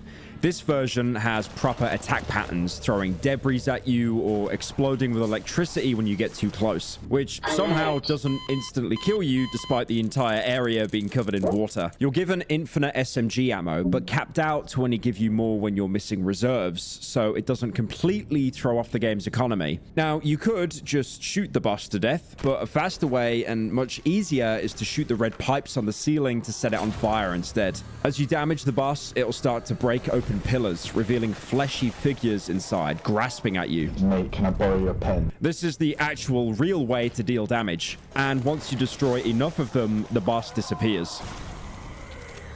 You fought so hard not to drown, and yet here you are, dragging yourself deeper. Despite winning, it feels completely hollow, like you really weren't supposed to do that. The music shifts to a tragic, depressing track. Another link is severed, but at least the way is clear now. On the path to the elevator, there's one more tape left for you. Tyler? How could you say such disgusting things? I don't even know where your head is at anymore, and honestly, I don't want to. I want nothing to do with you. This was supposed to be a miracle, a gift. Why can't you see that? That there was a life we could have shared together. I don't see a way back from here. Stay away from us and get help.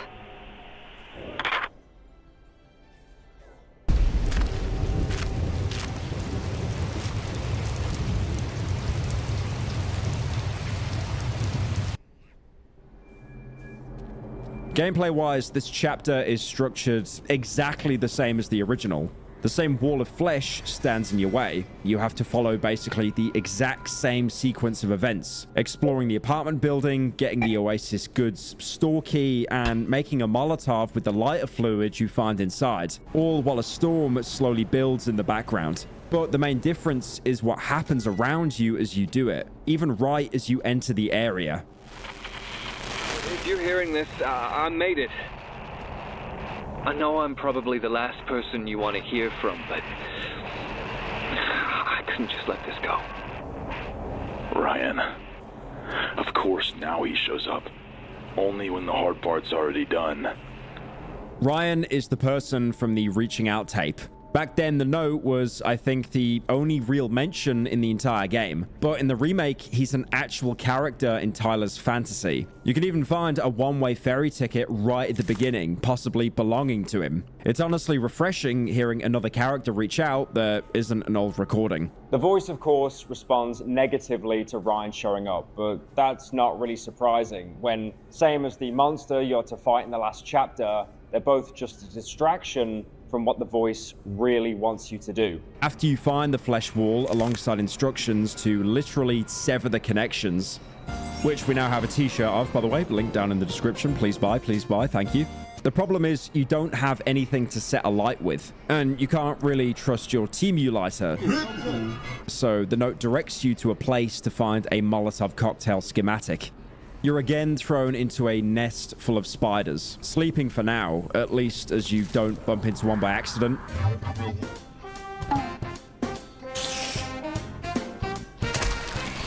There's no point fighting them. Just like in the Chapter 1 sequence, you have to run away. Except this time, the roll-up door is locked, and even better, when you get close, the alarm rings, waking up all the spiders that haven't aggroed yet. But in that moment of need, someone comes through for you. Hey! I'm opening the door for you! Hurry! Get in!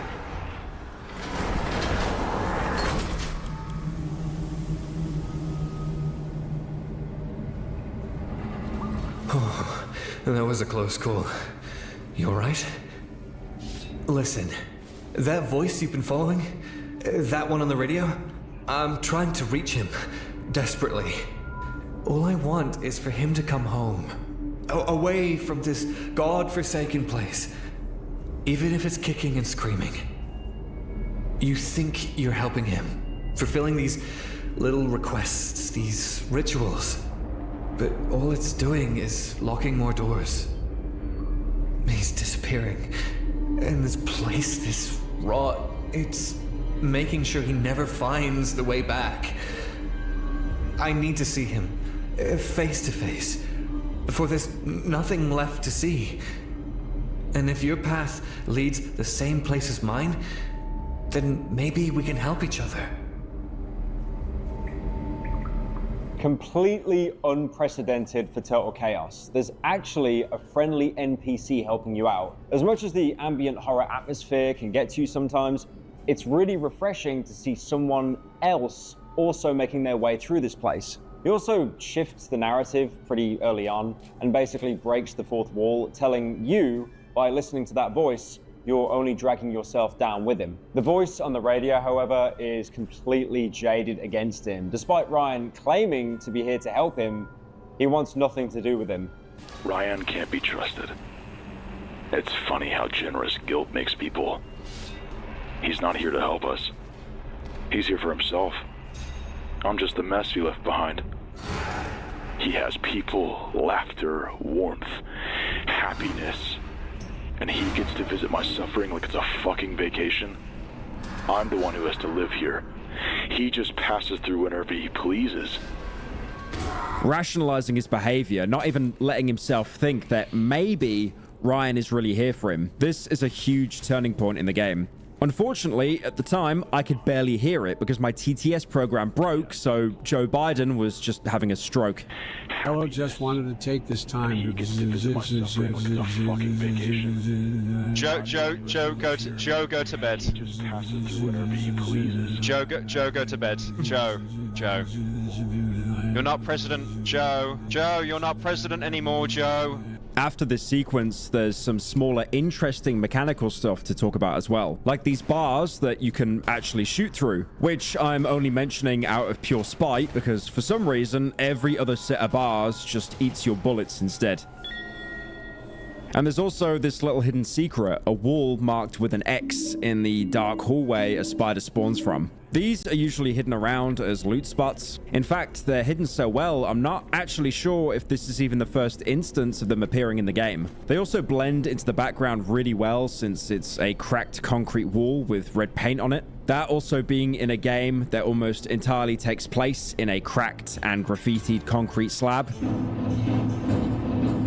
And And because of this, I originally thought that this was just part of the environment, like, you know, walls marked for demolition or something. To break through, you need to hit it with a full charged heavy attack from a strong weapon, something the game will constantly tell you if you shoot it by accident, leading to sometimes randomly getting a prompt like talking about how your weapon isn't strong enough when you're emptying your magazine at enemies. Funnily enough, helping you realize on complete accident that there's a breakable wall nearby. Behind this wall, specifically, you can get some army rations and stim packs. But later on in the game, you end up finding things like high-tier weapons, scientific medkits, ammo, and even CTSM pills. Also, again, as a testament to how well they're hidden, there's literally another wall like this in the corridor before I found completely on accident while writing this. Though behind it, you only find Axe Head and a rock.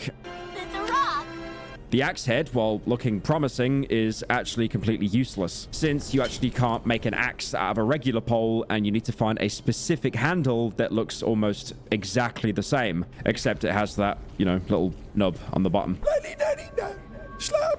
Yep.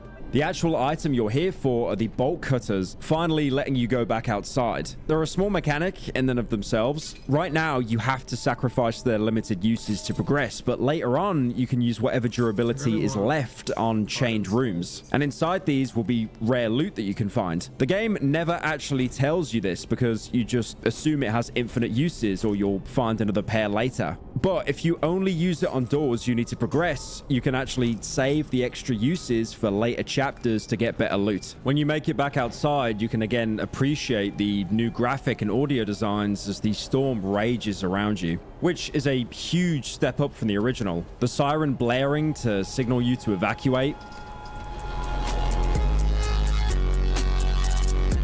Barely being able to see anything as the clouds block out the sun. It also does an amazing job giving you a sense of urgency, like you really need to get out of here and find shelter. Here, you're also reintroduced to the invisible screamer enemies, effectively serving as landmines that you can safely dismantle with a brick or your trusty nailed rock, giving throwables a use even in the mid to late game. You'll usually see these enemies later on, sometimes indicating an optional area with loot. One thing most people won't even notice is once you get close enough to one, they'll actually start to slowly drift towards you, which can easily kill you if you're not careful. In fact, once you make it inside the Fort Oasis arcade, you can find another blueprint to make your rock even more dangerous by combining it with a sack. It also has sack physics, copyrighted, trademark, badass seal of approval. Seal of approval. This lets you use it against the same psychic enemies from the original that are also introduced in the arcade, the Glare. Since normally they just stop anything you throw midair and throw it back at you. Side note on the enemy as well, they're yet another reason to complement the sound design. Just how good it sounds when they block your bullets only to throw them back and ricochet off the walls.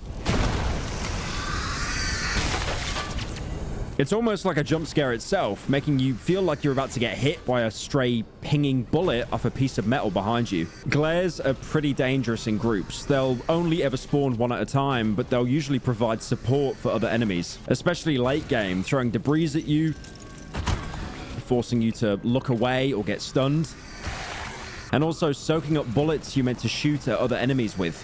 It is him. Do you understand? But on their own, you'll notice how weak they are, frail and limping around, and they have no way of blocking physical attacks. There's also this little section where you can use a charge of your bolt cutters, but honestly, there's nothing really worth it inside. There's just some supplies like nails, barbed wire, as well as a recipe for a nailed bat, which of course, there's no bat nearby to even craft with. Spiked bat from Dead Rising 2.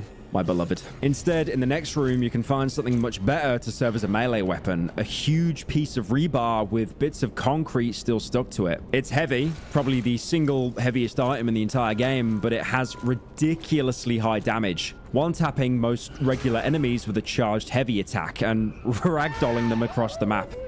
Unfortunately, it is very, very fragile. But not that fragile. And you can even see the concrete pieces that hold it together breaking as the durability goes down. The weapon also loses a ton of damage as they break off, becoming completely useless when you have the last load-bearing piece of concrete left. It won't make sense now, but if you have a rebar that's about to break, keep it in your inventory. You'll thank me later.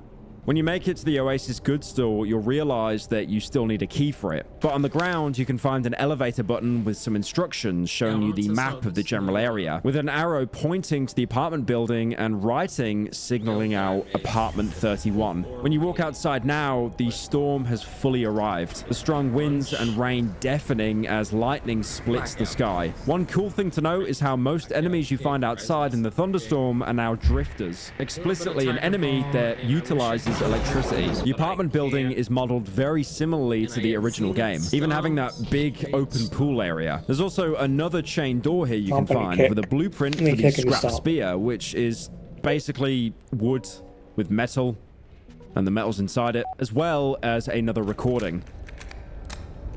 Hi, this is Leanne Mills calling. I got your message about wanting to set up a session. You know, I just want to tell you, I hear you. Reaching out, even when you're convinced it won't help, that still means something.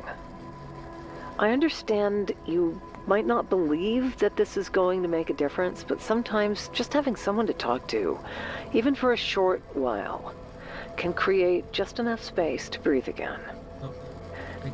I have Thursday at 3 o'clock. It's completely open. I don't have anything else going on that afternoon. It's a free time for me, and I'd be happy to share it with you. If you'd like, come on by. Door's open. Just take your time. Take care of yourself. There seems to be a voicemail left over from a therapist setting up a first session, which only adds more tragedy to having ended up here despite seeking out help. In a small outside section, you can find a recipe for the rebar pole, a way to recycle the club from earlier once it breaks. However, your character has no issues bending it to fit around the wooden pole. It's a decent weapon, though its primary and heavy attack do similar amounts of damage, so it might be worth trying to actually combo your hits with weaving in parries rather than just relying on spamming heavy attacks.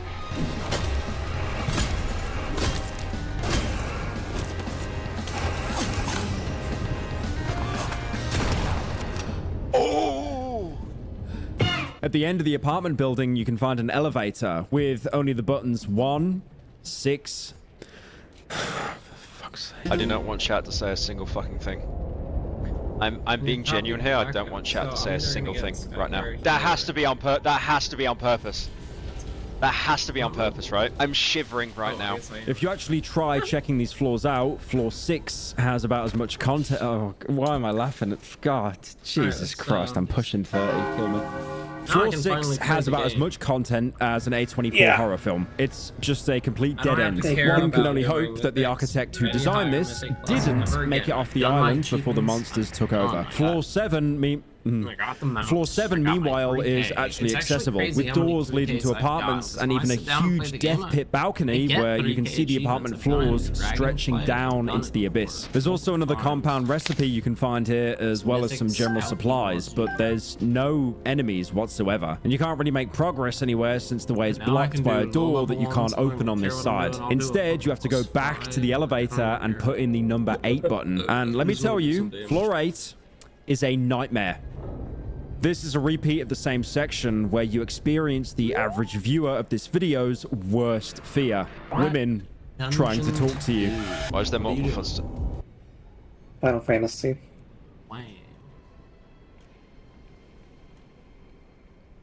I was thinking about trying to do an extreme, but I'm suddenly feeling very nervous about doing that, so I don't know. I was thinking about learning to tank that one.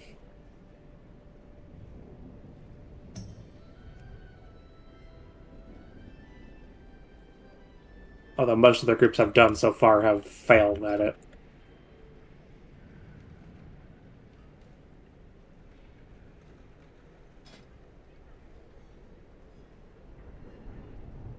So you failed, so what? Oh, it's just annoying.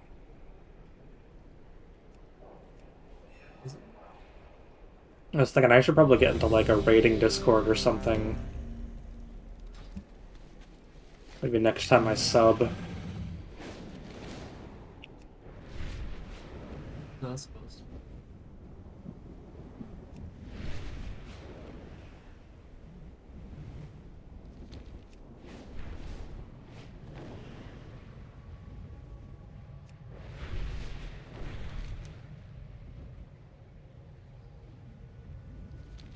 guild or just? I just joined a Discord rather than a free company. Light Bloom Athran is But I feel like that might be too big. I don't want like a huge group of people that's like, you know. It would be nice to just have a whole static, but since I can't guarantee my play time, can't really do that. Why is Murder Row is a dungeon? Why is it not part of the? Yeah, I noticed that some of the dungeons are not in the Mythic rotation. Yeah, instead Maybe we had next season. Algethar Academy. Thanks, guy. Yeah. Actually, I don't know I'm why guessing- I picked that one. I like that one.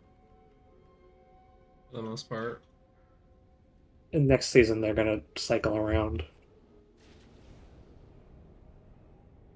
I forgot how long seasons actually last. It's crazy. I have no idea. But we've already gone through what? We're on our third raid series, so you'd think it'd have happened by now. I don't know. Whenever it does happen, I got my achievements already, so I'm good.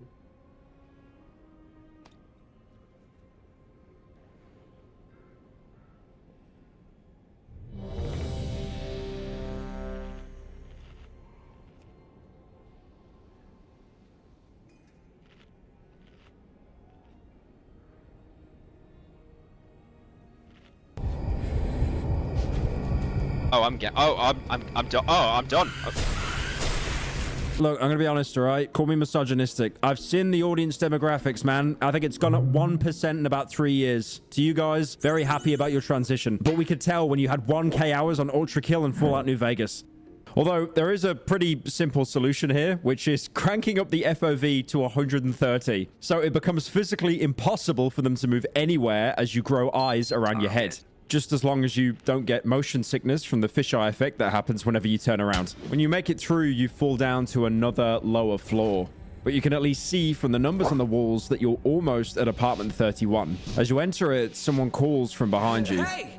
Over here! He's spoken to you again, hasn't he? The voice on the radio. Whatever his request is, it can't be the only way forward. There may still be another way. Buried deep in these walls. This is what you came for, right? Can I trust you will do the right thing? There's still someone in there. And I need to believe it's not too late to reach them.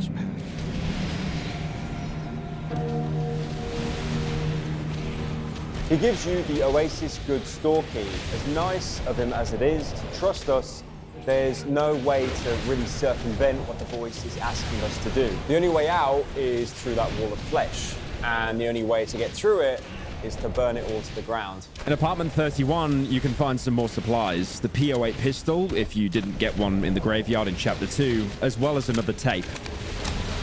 Howdy, it's Wayne again. Just calling back about the room you were asking about leasing. Ooh, it's short notice, but yeah, I can make it work. The room's available, a bit small and dusty, hasn't seen much use lately, but it's quiet and the radiator works, so that's a bonus. Short-term lease is fine, I've done it before. I'll leave the keys in the lockbox by the front steps. The place will be ready by the time you ship in. Hope you can make yourself at home, even if it's just for a short little while. All right, give me a ring if you need anything else. You need to make your way back to the store, but as you go back to the elevator, you'll notice hushed voices whispering in the background, your character blinking frantically again. You've entered madness for a second time. And when you use the elevator, it again does that thing where it stops working. No matter what floor you chose, it'll take you to floor 6. The dead end, now an open wound in reality. It leads you down through barely held together architecture, platforms made out of scrap, and rooms flipped on their side. Again, a voice that isn't the radio starts speaking to you. Hey, you work with the Coast Guards, right? That storm was like nothing I've ever seen. When I spotted your boat, I honestly didn't think anyone could have survived. Name's Ryan. Come on, I'll give you the tour. The place is a bit rough, huh? I felt the same when I first washed up here. But before you know it, you won't want to leave. You wind up in a corridor with the apartment doors on the sides wide open. Inside, looking at you, are the faceless Forgotten Ones. They just stand there, judging you. As you make it to the end of the corridor, you start panicking as the wall before you turns into a face. As horrifying as it is, I can definitely see the inspiration drawn from that huge face you'd see in Silent Hill 4. Now, the Forgotten Ones turn hostile.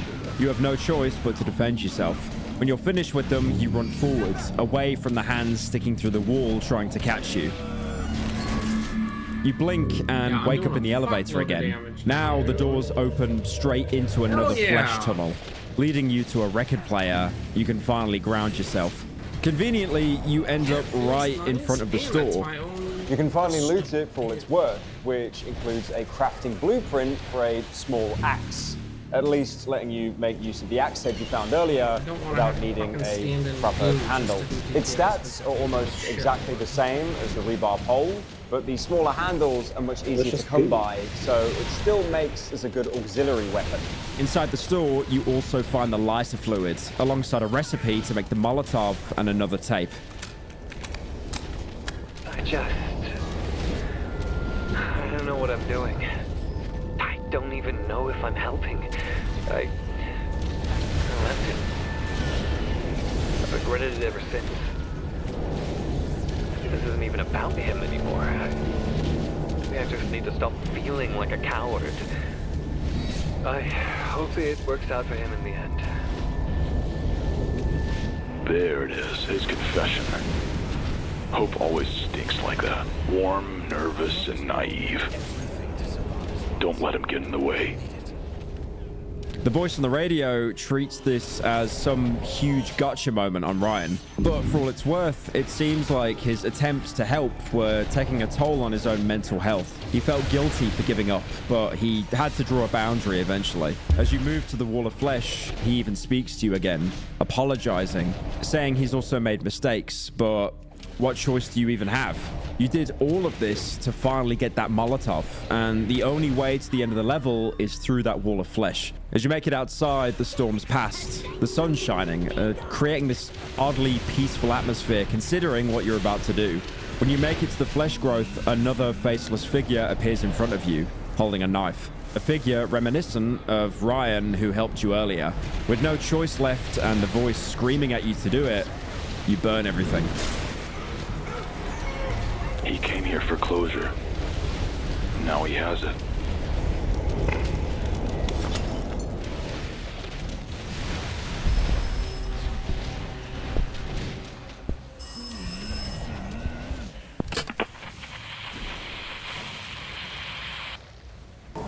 This place, it remembers you. And it's not finished with you yet. As you enter the graveyard, you find another note in front of the obelisk. Hello, TS. Thanks for returning the paperwork. I've extended your lease to the end of 89. Really glad you can stay with us longer, even though we haven't seen much of you lately. I will try to make more of an effort to connect now that you're staying put. Please do come say hello if you're walking past. Grab a beer. My door is always open. Wayne. Another note from Wayne, who, despite being the most despicable form of life in society, that being a landlord, he might actually be a redeemable human being with the way the note's written, trying to reach out to Tyler. There's also a small Resident Evil style puzzle here. You might notice these small wind vanes peppered around the top of structures. If you shoot one of them, you'll get the message, 3 remaining. And if you shoot all 4, a platform will drop down, letting you grab the miner's armor. There is a few of these exact puzzles dotted all around the game, which, if anything, reminded me of shooting glowing treasure in Resident Evil 4. There's even one in the Storm chapter that I didn't mention until now, but it doesn't really give you anything unique, just some pretty decent loot. Meanwhile here, the armor is a huge improvement on the police vest because it blocks 50% of damage and lowers bleed risk even more. Though, of course, as a trade-off, it weighs an entire 4.3 kilograms. Back in the original, you would have only found this in later chapters, but honestly, it's not really a game-breaking improvement. 50% is a lot, and it's nice not to be bleeding out, but the armor will get worn down pretty quickly if you keep tanking hits on it. And because of its weight, you're basically setting yourself up only to take more damage. Fittingly, after finding the minor armor, you also get introduced to the minor enemy straight after, a heavily armored version of the Brute. He carries multiple weapons and is pretty well armored. His main weak spot is actually the gas tank on his back. You can stun him and he'll bend over so you can hit the tank on his back, or you can shoot it, but either way, it's not an instant kill. That's because he's loaded out with the Martyrdom perk, so he'll still walk towards you or sometimes even try throwing the gas tank towards you before it explodes. Fortunately, it takes a while for it to actually explode, so it's fairly easy to dodge. And the explosion has friendly fire enabled, so you can actually bait him to throw it at other enemies and one-shot them. I've even seen instances where he'll take the gas can off, throw it, it'll just bounce back, he'll do nothing, and then just kill himself anyway. When you kill one, he'll also drop all the weapons he's carrying, but, you know, for the sake of balancing, they're all nearly completely broken, so you can't really cheese infinite weapons this way. At least it's an easy way to get the axe head if you missed it in the last chapter. As you're looking for a key to progress, there's a packet of high-dose medication you can find on one of the shelves next to some graffiti.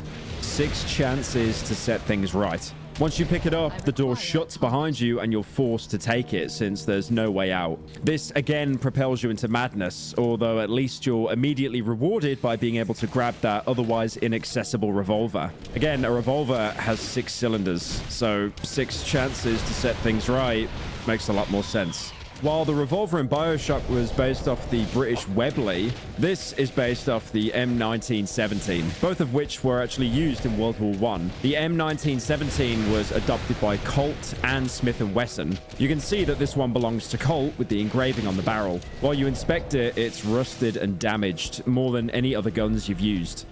Barely able to get the cylinder open to check the chambers. The M1917 used moon clips, which were these small metal sheets placed inside to hold bullets together, so removing them was quicker, and also reloading if you had the technique, which in-game you seem to have. Fort Oasis has seen a lot of time periods preserved here, much like how in Far Cry 3 you'd find bunkers from Japanese soldiers who kept fighting 29 years after World War II.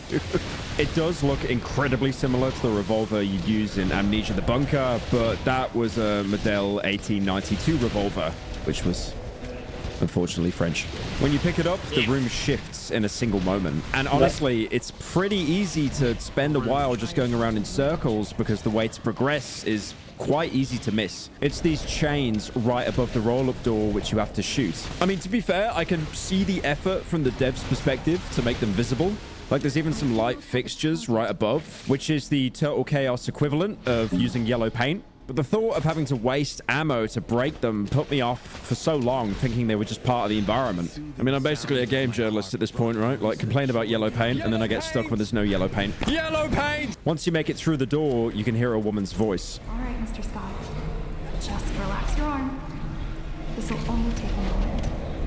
You need to keep breaking sets of chains to progress. As you make it through the next door, you stand face to face with a group of figures. Seemingly completely immobile as they're connected to the ceiling by fleshy tendrils. You can't kill them and they don't react to anything you do, so all you can really do is move on past them. The room you drop down into has even more of them. But now, when you pass some, they immediately disconnect from the ceiling and start attacking you. Again, to you, it's just another obstacle you have to kill.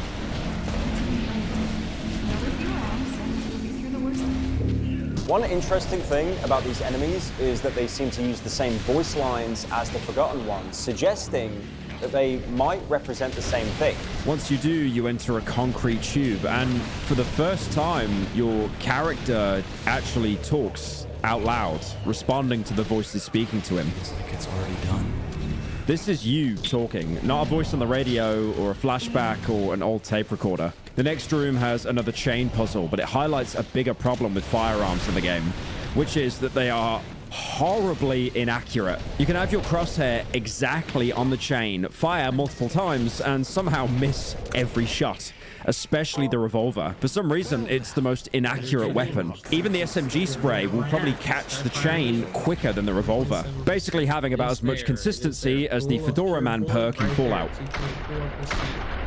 is there. When you finally break the chains, a pit in the ground opens for you to jump in. Once you fall down, you realize there's no way out. As you look behind you, a huge needle bursts in, filling the room with blood, almost drowning you. Total Chaos doesn't feature swimming mechanics. You'll just sink straight to the floor. Before you run out of air, you partially wake up out of the delusion in the same storage room you entered from. The way out is wide open, and you can just go back to the record player and ground yourself.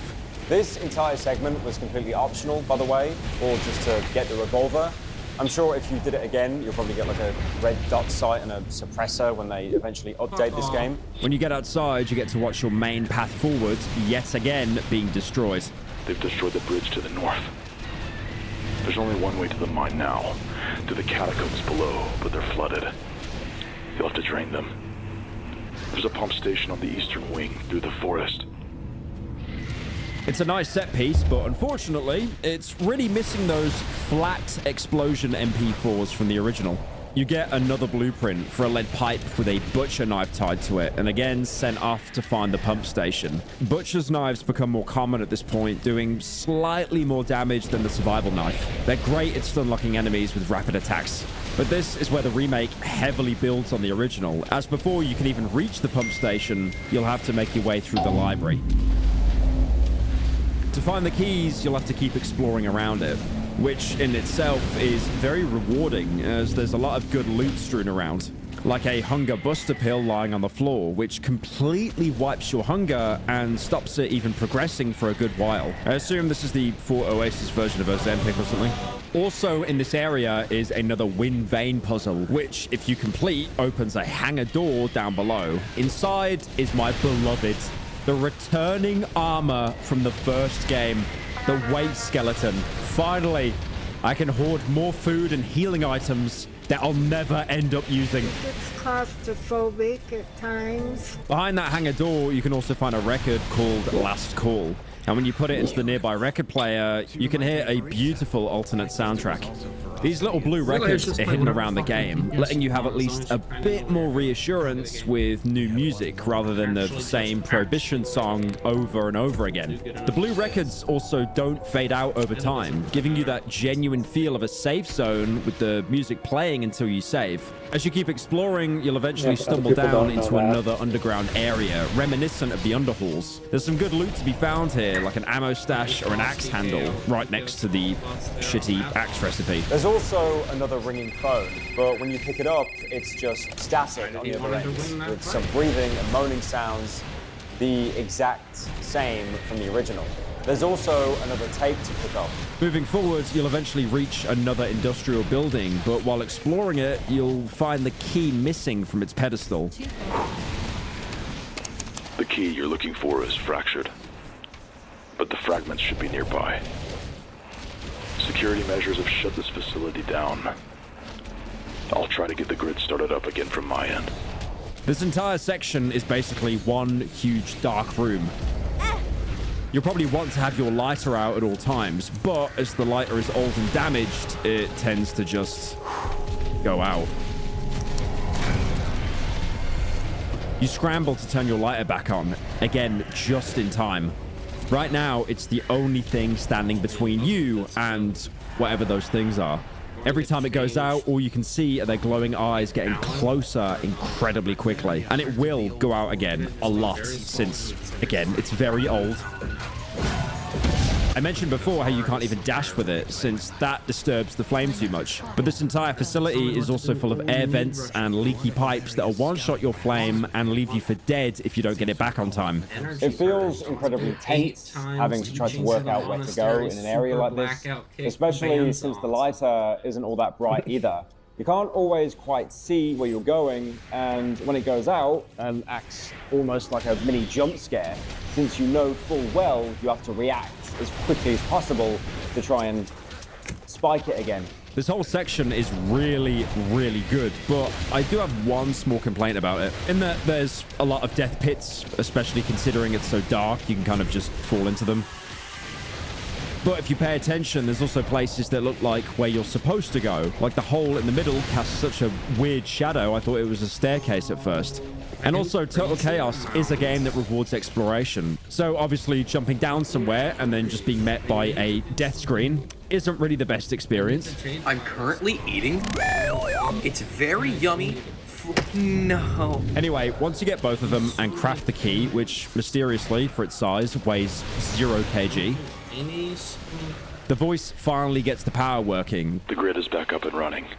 More We can flourish than proceed. McDonald's. Giving you a convenient shortcut back to the main area and driving the ceiling spiders away. Since this was more of a puzzle section, the next key balances it out by giving you just a combat challenge in the form of a long path you have to traverse, with enemies spawning behind every other corner. I'm not even joking, they do a bit of having a brute camping in a corner like 3 times in a row here. He did the same joke about 3 times already.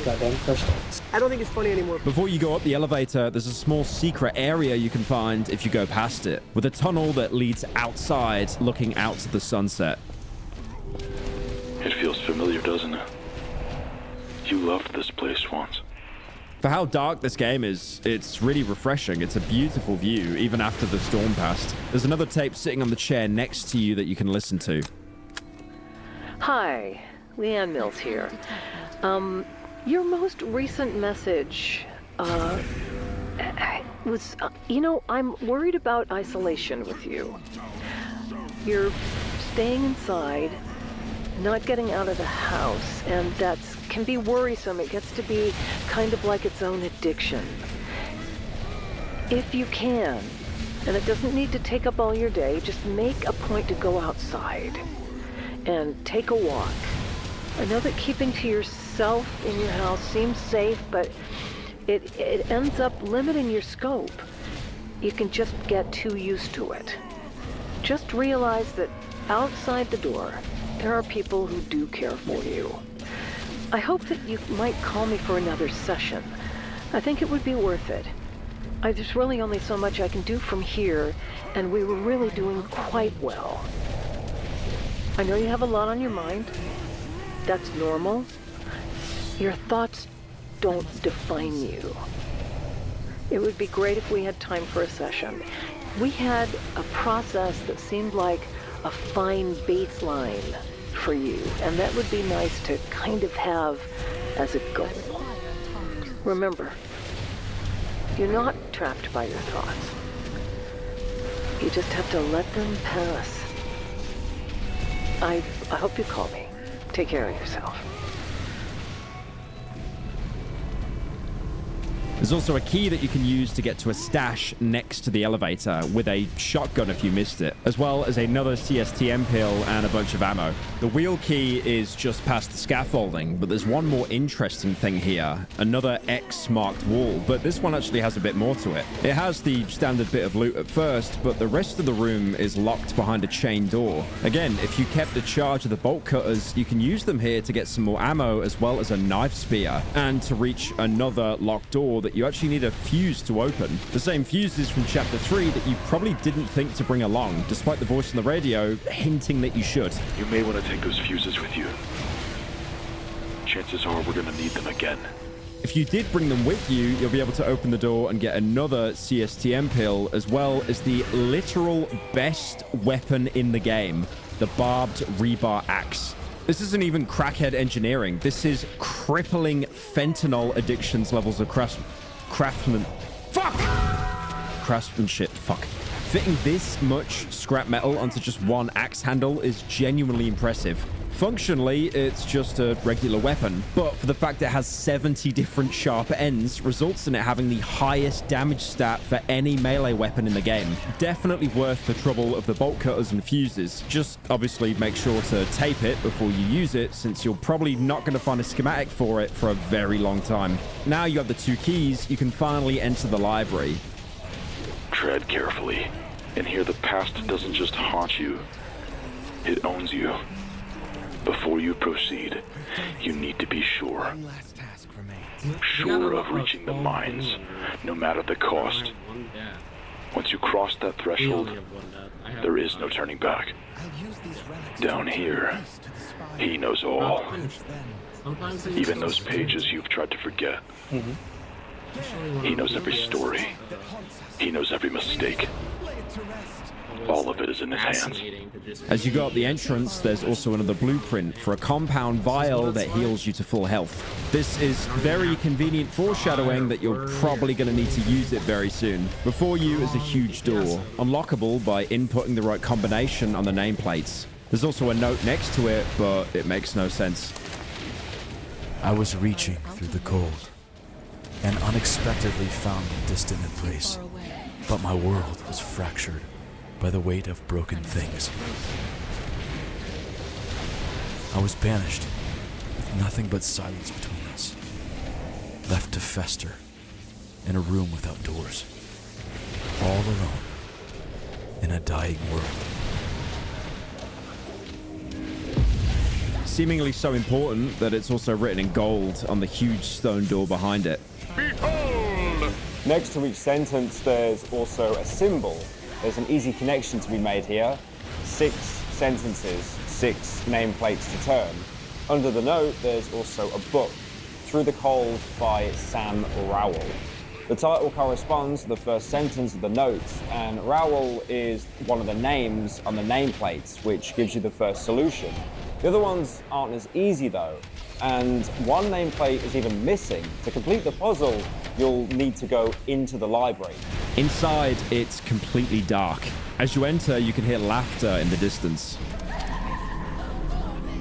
But as you continue through, you find no one. Soon enough, you find a small reading cubby marked with a symbol above its doorway, with the book A Distant Embrace by Joanna Adel inside, giving you another solution. As you exit to find another one, instead of laughter, you hear monstrous gurgling as the reader finally appears before you and starts chasing you through the library. It's a huge hanging mass of flesh, too massive to sneak up on you. You can hear him even stomping or breaking bookshelves in the distance.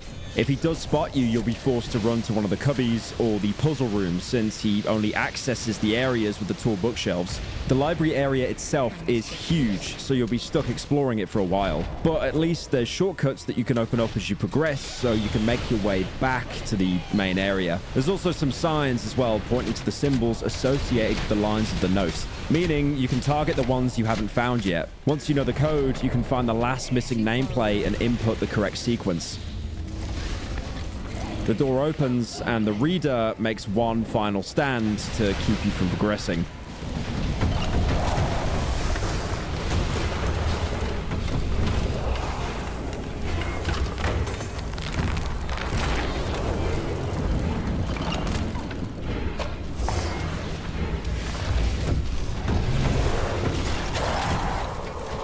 Fortunately, some random plywood fell, so despite being able to straight up break through walls, there's simply nothing he can do against a wooden pallet. Gordon Freeman would never. Now you can finally go to the next chapter, Regression.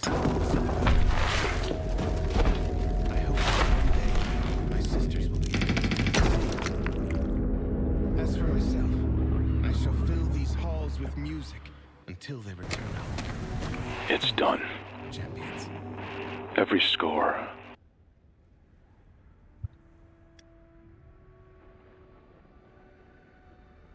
Every...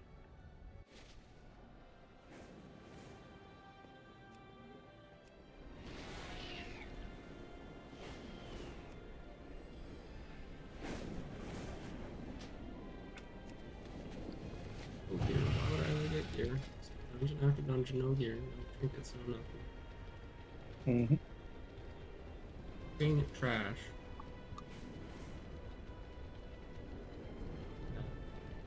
Awesome. I did crazy overall damage with the build that's supposed to be single.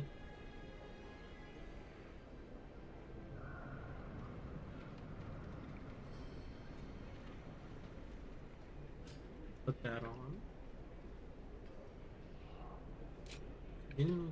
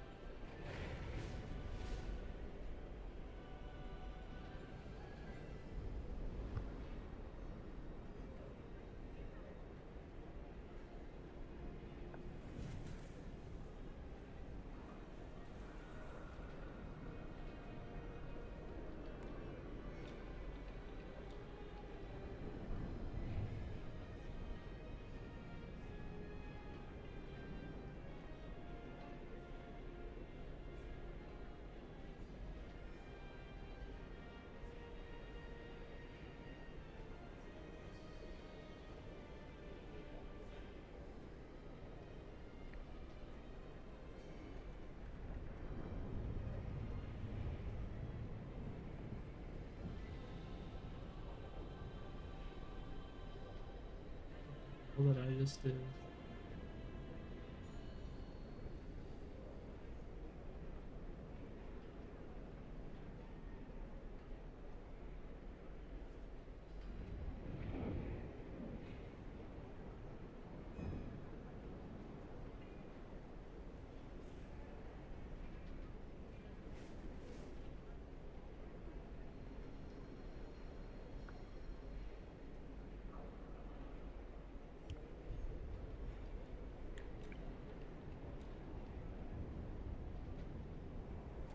Dude, look at this.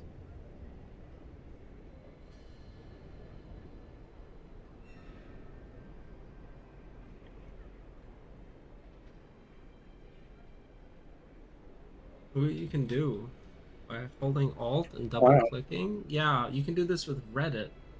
You can do this with anything. Have 2 pages side by side. Hacks. What the fuck? Yeah, I did this on accident. I'm like, what the hell did I just do?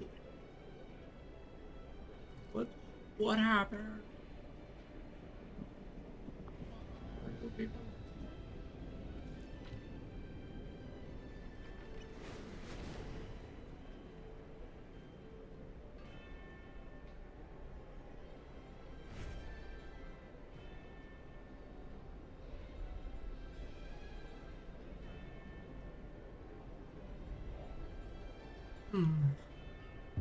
We humans, members of the genus Homo, have come remarkably far in the 2.8 million years of our existence.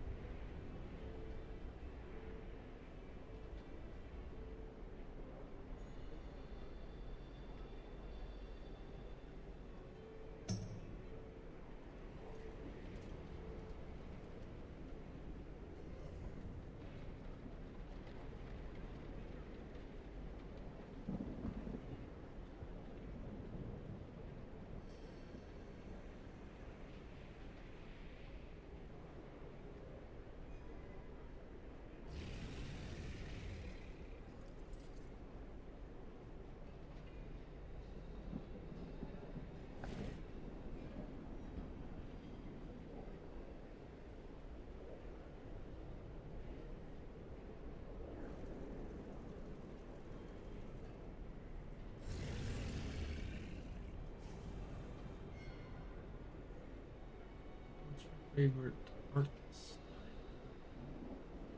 My favorite what? Like art style.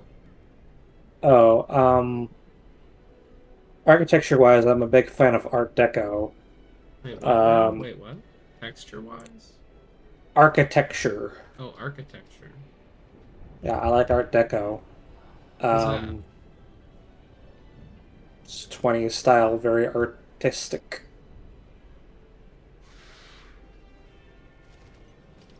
A lot of like geometric designs and stuff.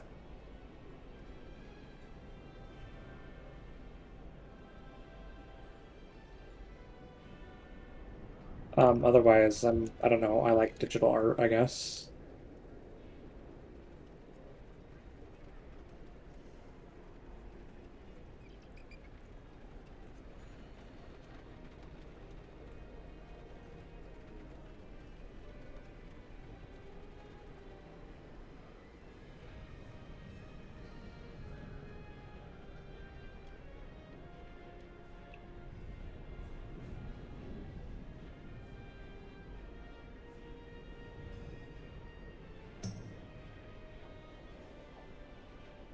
I'm wiring it up.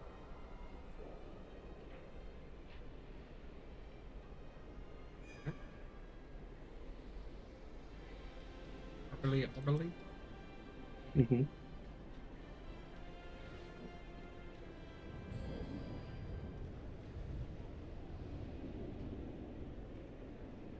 I'm doing the current equivalent of, you remember Bozja? Yeah. Basically, I'm doing the current equivalent, and Warrior is a good pick from the self-sustain.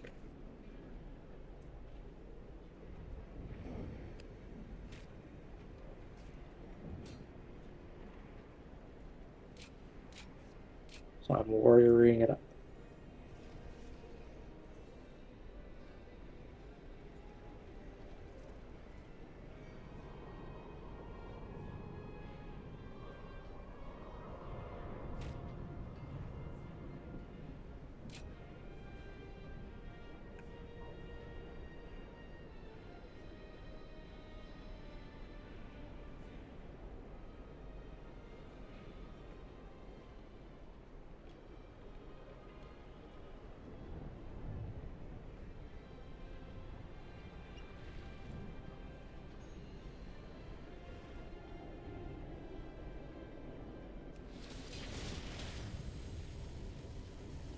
Yeah, I keep coming back to the left side.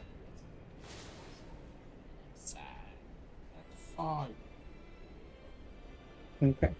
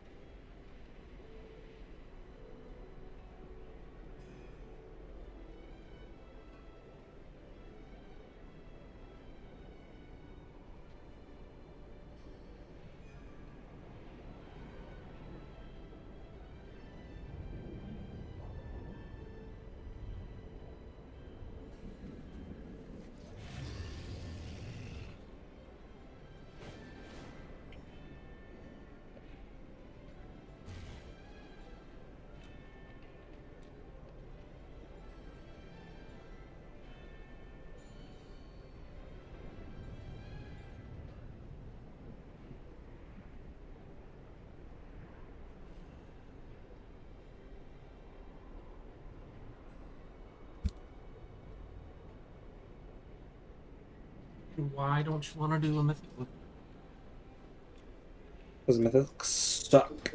Alright, well your shit's gonna run out, so fuck you.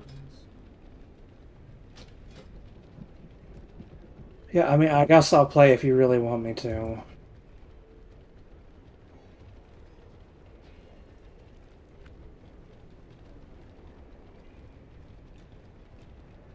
Random mythics at this point.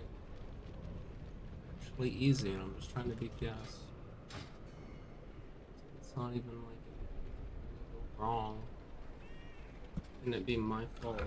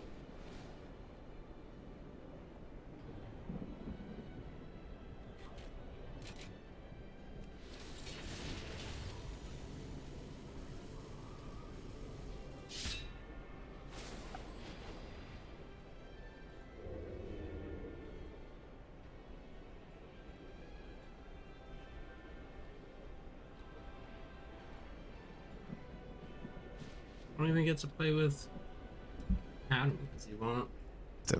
And a lot of progress has especially been made within the last 200. And today we enjoy unprecedented levels of technology that has helped the worldwide lifespan reach roughly 73 years at birth. However, the journey to get here has not been an easy one, and we've had to endure many hardships, sometimes caused by our own doing. And this is reflected by the shockingly low lifespans seen across time. For example, in 18th century France, it was between 27 and 30 years old, in classical Greece, 25, the Bronze Age, 26, and during the Neolithic period, it got as low as 20.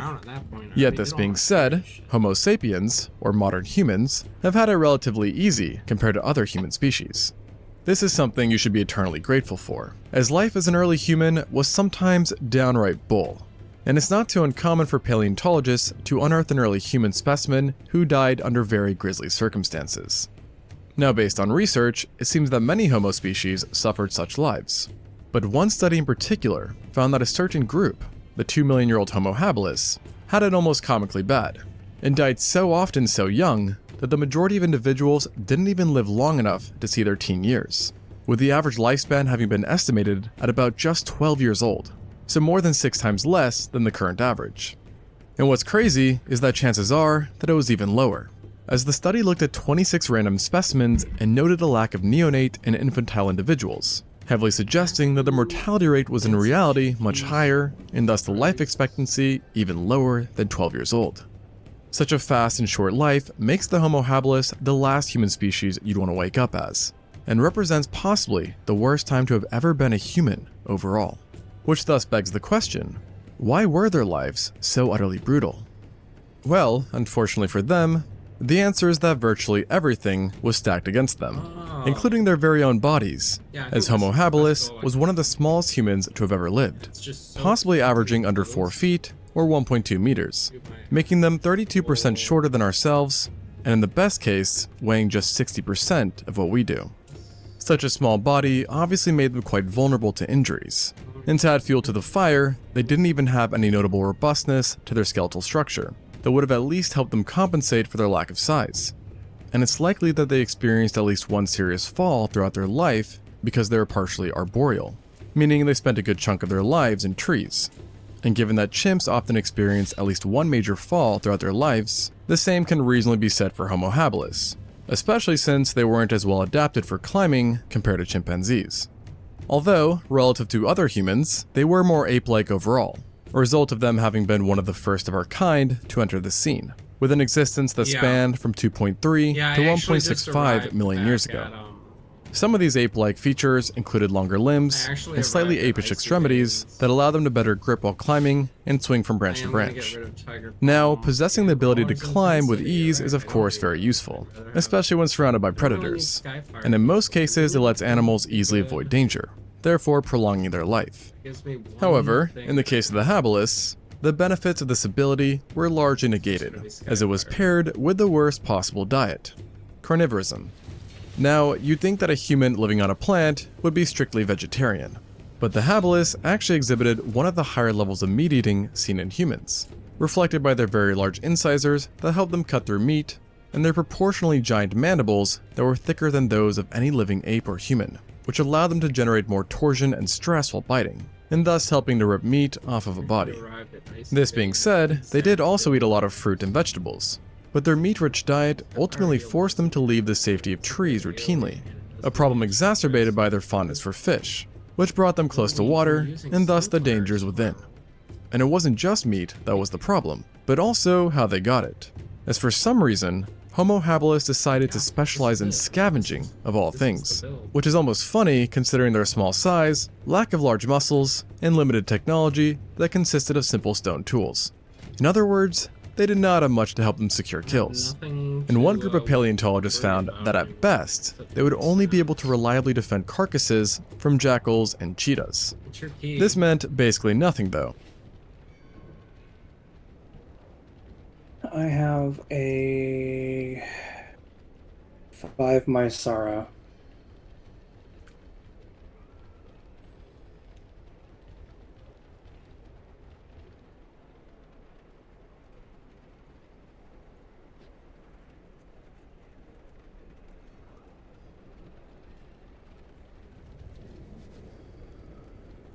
I'll give you a lead and you can post that real quick. Just see what I do. Take whoever you want. As Homo habilis, who lived in East and South Africa, was surrounded by not one, but multiple large carnivores that would frequently show up to contest carrion. Okay. And to make matters worse, these same predators also routinely preyed on the habilis themselves, as these early humans were, for lack of a better term, easy pickings. And so, if you are a Homo habilis, you can be sure that on the daily, you live under the constant threat of being picked off by a very diverse range of different carnivores, that, mind you, each had their own unique terrible way to dispatch you. So I guess at least there's some variety. For now, direct evidence of interactions between predators and habilis are quite rare.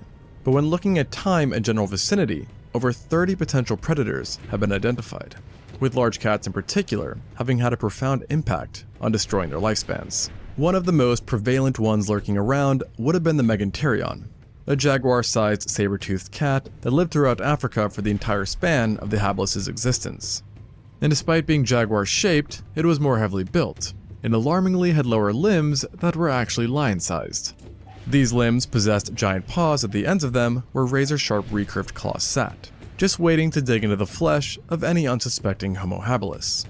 Once pinned, the habilis would then get to experience an array of sharp and serrated teeth, including 2 enlarged canines that would sink into their throat, severing major arteries and nerves, and fortunately leading to unconsciousness within seconds.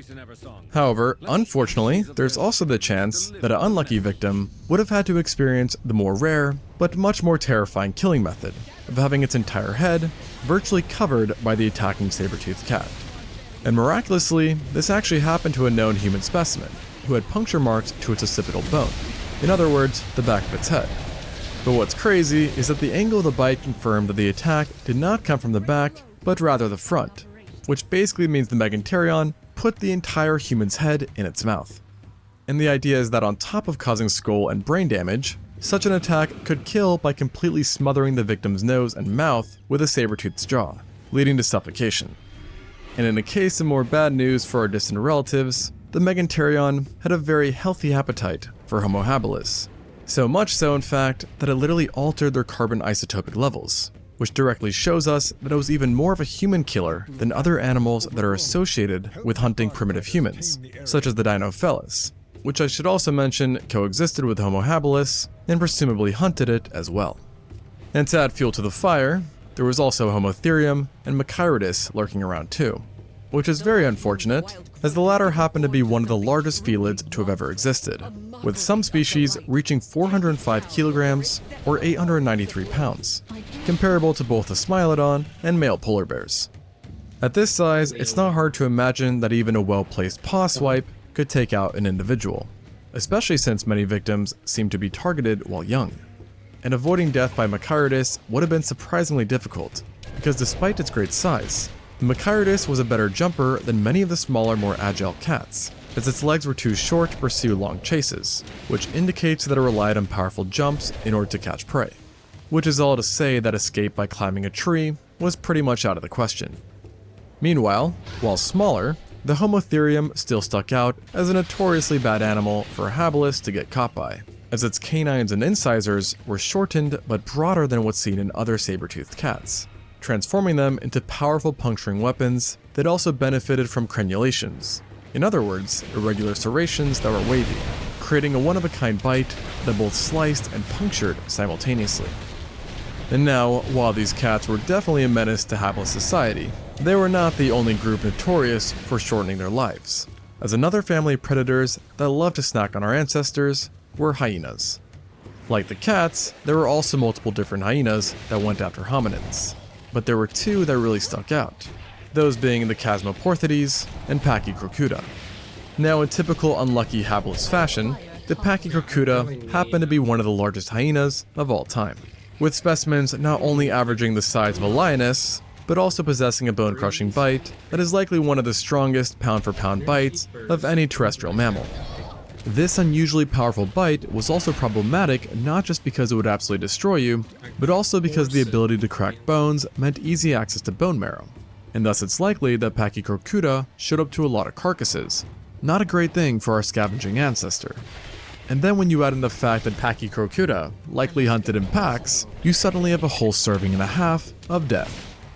And if caught, you'd also have to worry about the fact that in many situations, hyenas will literally eat their prey alive, which is something that I at least personally would want to avoid. And this problem would have actually been worse with the Chasmoporthetes, a smaller, yet in some ways scarier, kind of hyena. This was a member of an informal group of hyenas who are touted as being dog-like, meaning they are more gracile and nimble, likely prowling around in large packs.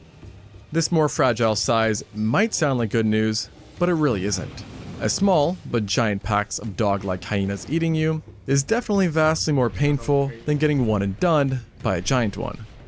But the real issue wasn't this aspect of the Chasmoporthetes, but rather its limb construction, which reflected adaptations designed for extreme speed, bearing a strong resemblance to the legs seen in cheetahs, and thus leading to it being nicknamed the running or hunting hyena. The major problem with this is that Homo habilis, on the other hand, was not a very good runner, and at best could achieve a certain degree of endurance running. And to add to their misery, these hyenas were also hypercarnivores, meaning that over 70% of their calories came from meat alone, a diet they enacted through their razor-sharp teeth that strangely had edges shaped like those of a big cat. But as bad as these guys sound, they were nothing compared to what lurked in the waters of the Homo habilis' environment. Giant crocs. In other words, a nightmare for our ancestors, considering that, as mentioned, they had a fondness for fishing, and not with a fishing rod or spear, but rather with their hands, which almost makes it seem like they wanted to be hunted down by crocodiles. And let's just say, these crocs were more than happy to oblige. The most notable kinds back then happened to have belonged to the same genus of crocodile alive today, the Crocodylus. That being said, you would not have to worry about confusing them for any living species, as these ones were utterly giant, with the two largest having been the Crocodylus thorbjarnarssoni and They really got it locked and water's edge.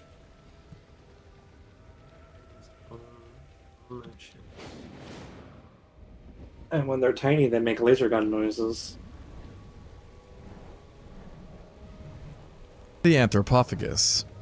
Now, you may be wondering about the anthro part of the latter's name, and the reason for it is because this croc loved to eat people, leading to a name which literally means human eater.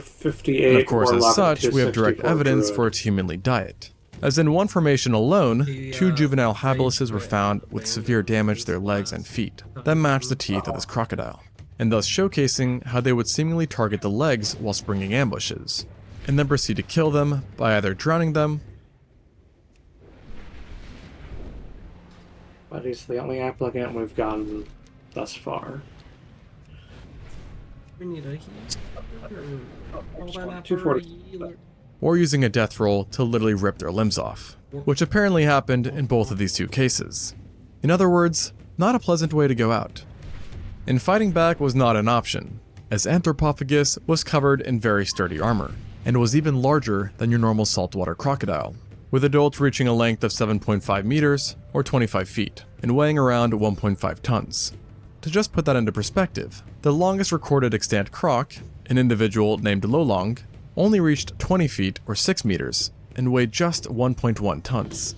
So as you can imagine, at this gargantuan size, Anthropophagus surely had one killer bite, which along with its human diet, makes it come off as one pretty devilish creature. Which is why it's perfectly fitting that it also possessed 2 prominent ridges or horns above its eyes, that made it not just lethal, but also visually terrifying. However, while it seems to have definitely been the most problematic croc for humans, it wasn't actually the largest, as that title went to the thorbjarnarssoni, a slightly older crocodile that also coexisted with the habilis, and preyed on them during the earlier days of our ancestors' existence. Thankfully, it wasn't that much bigger than its younger counterpart, having been about 8 meters or 26.2 feet long. But it's not that much of an upside, as that of course still makes it the largest crocodile species ever discovered, which in turn also makes it one of the biggest true crocodiles to have ever lived. And because its remains are so few and far between, there's a very good chance that it got even bigger. What was really unique about this predator though, was its skull, as in addition to being gargantuan, it was also much broader than what's seen in other living crocodiles, perhaps being an adaptation to help better grip and crush armored prey, such as large turtles. Despite this specialization, it was still likely an opportunistic feeder who no doubt fed on the occasional poor sod.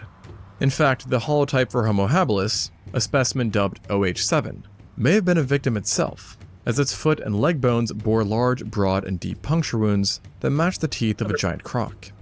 And like the other fellows I mentioned earlier, it seems that OH7 lost its limb in this violent attack, and also lost its life. But what's crazy is that things for this specimen were even more unfair than just this, as a certain group of researchers believe that it wasn't just attacked by a croc, but a mammalian carnivore as well. Because while analyzing the upper body, paleontologists noticed that on its parietal bone, the holotype had shallow groove marks that did not match any bite seen in crocodiles, but rather the damage bore an uncanny resemblance to the bite of large cats, and thus leading to the idea that a leopard-sized mammal had taken a chunk out of OH7's head. Ouch, to say the least. Although, it's not known for certain if this attack had been carried out after the specimen had already died, or if this had been an earlier attack that had managed to survive. While this question remains, it's clear that these guys had many predators to watch out for. And of course, prehistoric cats, hyenas, and giant crocs were just the tip of the iceberg, as you also had many predators around that are still alive today, including various panthera, canids, birds of prey, and snakes. Snakes especially were likely another major component in explaining Homo habilis' short lifespan, because despite no direct evidence of attacks being known of, we do know that in general, snakes and hominids have a dicey relationship at best. And to this day, snakes cause tens of thousands of deaths within Africa alone, with venomous snakes being the worst perpetrators. While in uncontacted tribes, attacks by constricting snakes remain the highest source of mortality for specific groups. And some scientists believe that snakes were so problematic for early man that they essentially created an evolutionary arms race between the two, with enhanced visual detection possibly being an adaptation designed to better help us detect camouflaged snakes. Not to mention that primates in general may be literally hardwired to fear snakes, at least according to a few studies. So in other words, it's pretty much guaranteed that Homo habilis were also victims of serpents. Now, the amount of predators that the habilis' diet forced them to confront was no doubt a travesty for them. Yet it wasn't just predators that descending the trees Gilby, brought them into contact with, as many territorial herbivores and omnivores were also found in great numbers, and included a variety. Yeah.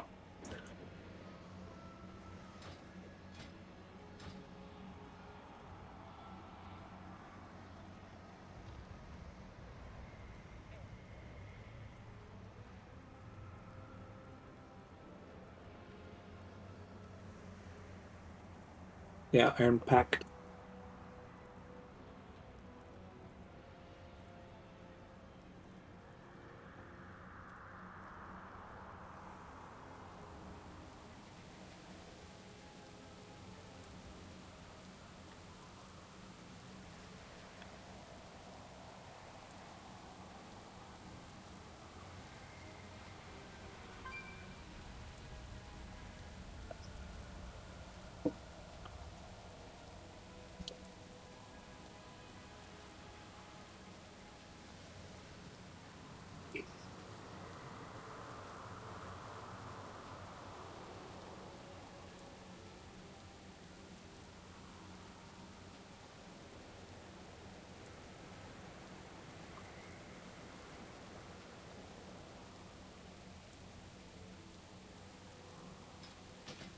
There's a healer. Oh god. Get over here. You get over here. I was about to go healer because when I saw him, I'm like, dude, we can't let that guy. Don't make me have to heal it. But with him tanking and me DPSing, we're going to blast our asses through this pit so fast. Oh my god. +5.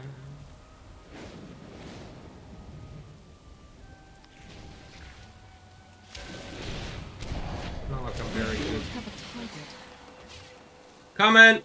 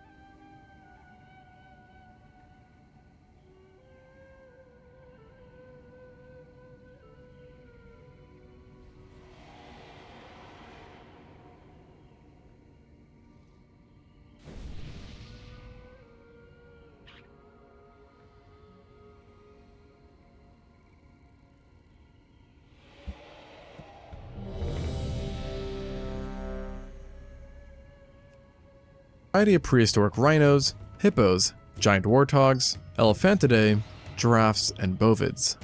Needless to say, these animals did not kill humans as often as predators, but deaths still happened. And despite being lesser in numbers and diversity, herbivores and omnivores in present-day Africa cause a few thousand deaths per year across the board.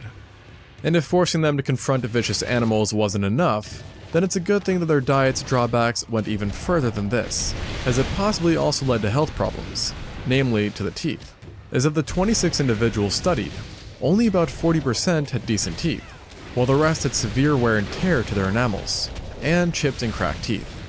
And while this may not sound all that gloomy, it really is when you consider that the oldest specimen was only 25 years old.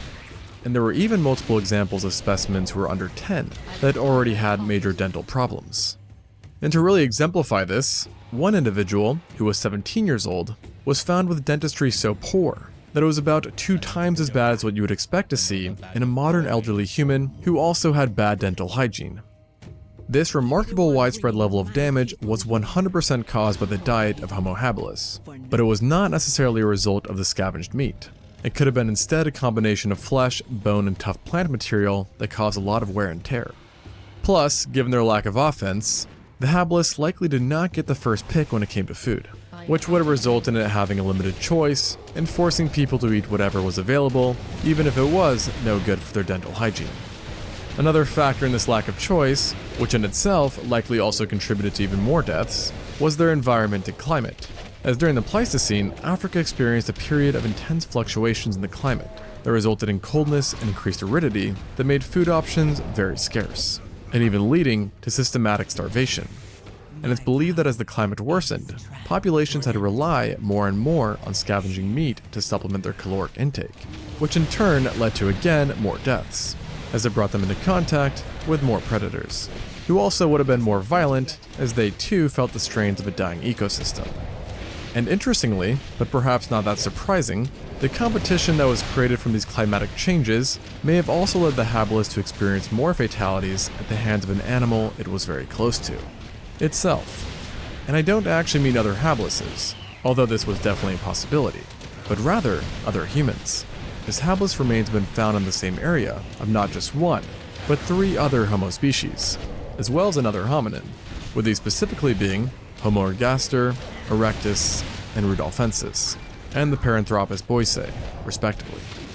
We are aware that interactions with these close relatives at least sometimes ended violently, as there is at least one known Paranthropus specimen who was definitely killed by a habilis, possibly even becoming food for it. Now in this particular instance, the habilis managed to secure the dub, yet with the other Homo species, it was likely at a severe disadvantage for a few reasons. Firstly, it was the smallest Homo species of the time, and the least adapted for a terrestrial life, so any confrontation on the ground would have been the home field for the others. Secondly, the habilis unfortunately had the second smallest brain seen in any human, with an average brain size of between 500 and 687 centimeters cubed, making it 25% smaller than the next smallest brained Homo species it coexisted with, the ergaster, while the erectus could sometimes have a brain literally double the size. This large difference likely led to an intelligence gap between the habilis and its competitors, a notion partially reflected by the varying technologies that each species achieved. As for example, the erectus had access to controlled fires, picks, knives, and cleavers, which would have given them a huge edge during any fight, to say the least. And to make matters worse, despite not being a hominin, I will also mention that the ape Dinopithecus was likely a part of the fray as well. And in some ways, this creature was even more unsettling than multiple Homo species, as it was a giant primate that was closely related to baboons, and thus had giant fangs and would have been roped with large amounts of muscles. And when considering the fact that it could have been 3 times the size of Homo habilis, we should probably add this guy to the already very long list of potential predators. Ultimately, it was a very tough and unfair world to the Homo habilis, and according to the original study, the worst part of an individual's life would have started at around age 10, when they entered a phase associated with maximum mortality. Though ironically, reaching 10 in the first place would have already made you one of the luckier ones, as based on another study, it's presumed that 40% of everyone died before reaching double digits. And if we factor in juveniles and infants, then it's believed that this number increases to 60%. This in turn would mean that the average age of death given in the study would actually be lower than 12 years. Which then of course raises a whole other question on how in the world did the Habelis even manage to exist for such a long time. Perhaps the answer lies in their technology, that did in fact allow them to access bone marrow and tough plant material. Additionally, there is an offhand chance that a 1.7 million year old windbreak, or rough hut, was built by a group of Homo habilis, which if accurate, implies that they had a way to deal with the worsening climate of their times. The number game also seems to have played a big part in their miraculous extended survival, as paleontologists estimate that group sizes may have reached up to 85 different members, and thus allowing for more protection and a lower chance that any given individual would have been picked off by a carnivore. Though honestly, based on everything, that didn't seem to work out too great for them. And who knows, perhaps the extremely high mortality rate was what finally broke them.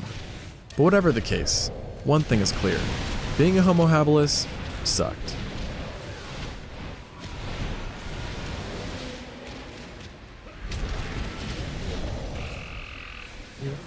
Humans are very Why odd me? bunch. So much so that I don't think it's crazy to say that we are by far the weirdest and most deranged animals on the entire planet. And pretty much anywhere you look, there is evidence that reflects this. So it's not really that shocking that over the years, various paleontological and archaeological finds have been made, which can only be summed up as horrifying or extremely bizarre. But like everything, there's levels to this, with only some being so memorable that even the researchers who made the discovery are left a bit scared, bewildered, or in awe. And a single find that managed to give scientists all three of these emotions was the discovery of a mass grave in Italy, or rather, in Acropolis, which contained the bodies of over 200 individuals that dated to over 1500 years ago. Now typically, finding hundreds of bodies would be the most alarming part of such a discovery, but not this time. Instead, what really grabbed their attention was just a single specimen, a middle-aged man dubbed TUS-380, who had seemingly died between the age of 40 to 50, and had suffered a very rare kind of trauma seldomly seen, an amputation to his mid-forearm. Given the age of his remains, this procedure, if voluntary, would have happened under zero anesthesia, with a bone saw, no antibiotics, and without painkillers after, which is a strong first sign that this dude was absolutely metal. But here's the thing, he was also literally metal, as where his stump would be instead laid a full-on iron knife, pointing in the direction away from the arm and signifying that we had ancient cyborgs before GTA 6.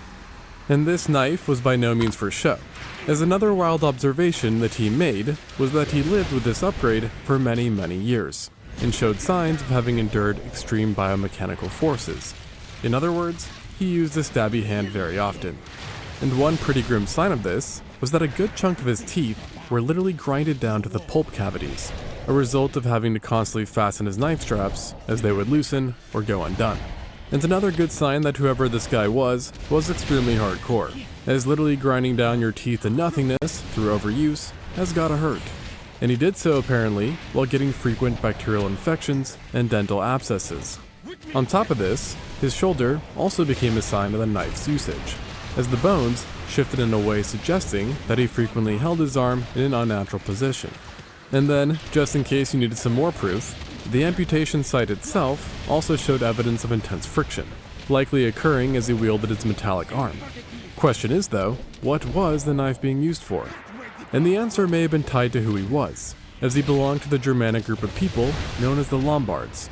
And even for ancient times, these guys had cooked up quite their reputation, being known for their aptitude of war and conflict, and leading to the idea that TUS-380 utilized the knife arm in self-defense and battles, which is where he perhaps had originally lost the arm in the first place.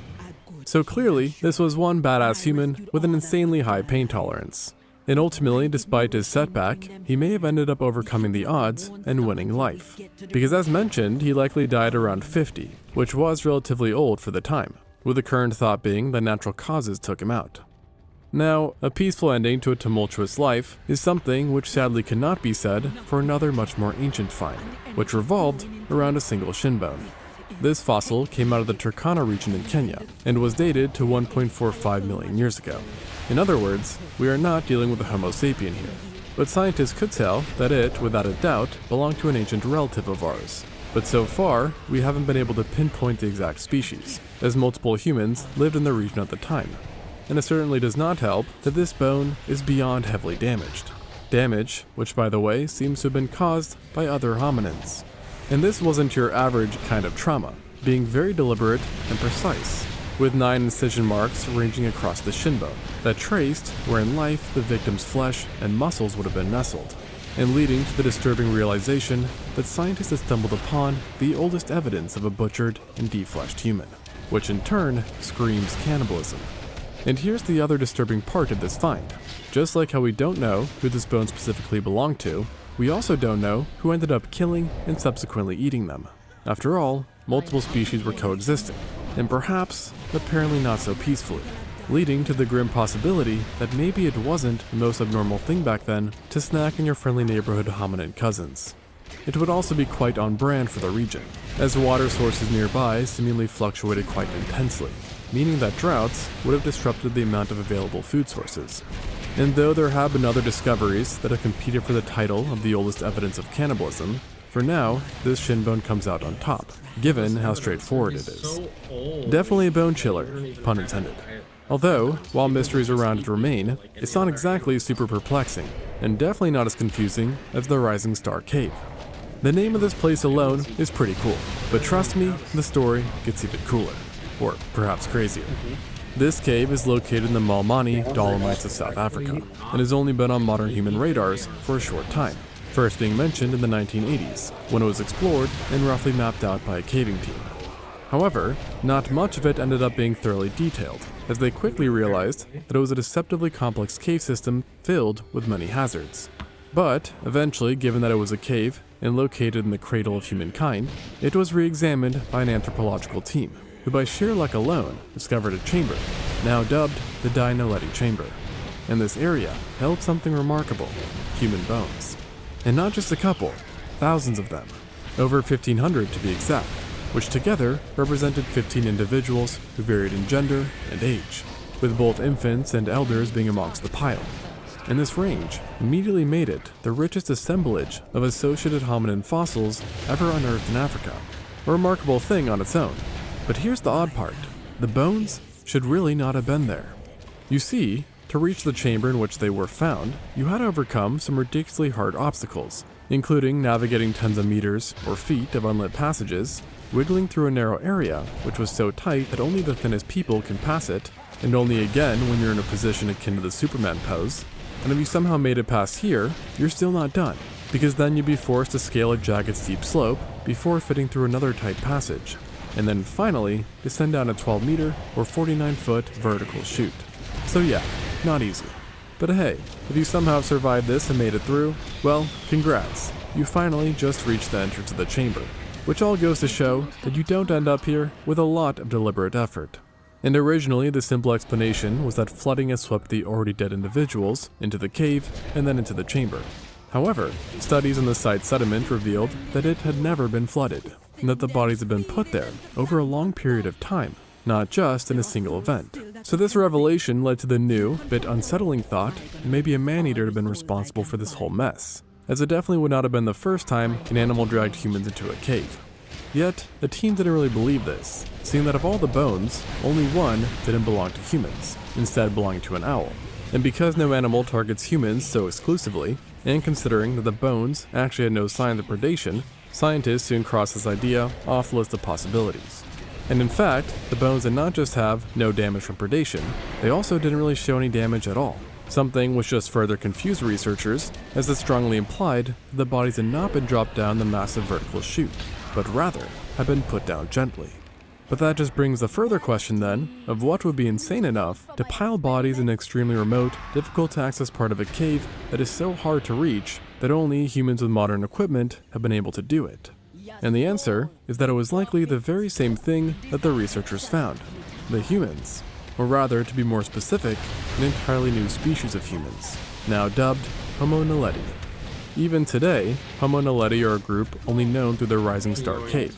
But thanks to the sheer quantity of bones, we do actually have a fair idea of what they were like anatomically, being both shorter and lighter than us. while also possessing a smaller relative brain size and a body more adapted for arborealism than other Homo species. It's currently believed they existed between 335,000 and 236,000 years ago, trying to learn making how to them one of our fucking youngest do relatives. this fire spec. And while most believe they did have proficiency with tools, thanks to their similar cranial structure, no one thinks they were rocking any advanced climbing gear or navigation tech, and thus leading many to still wonder how on earth did they reach the chamber and whilst carrying bodies at that.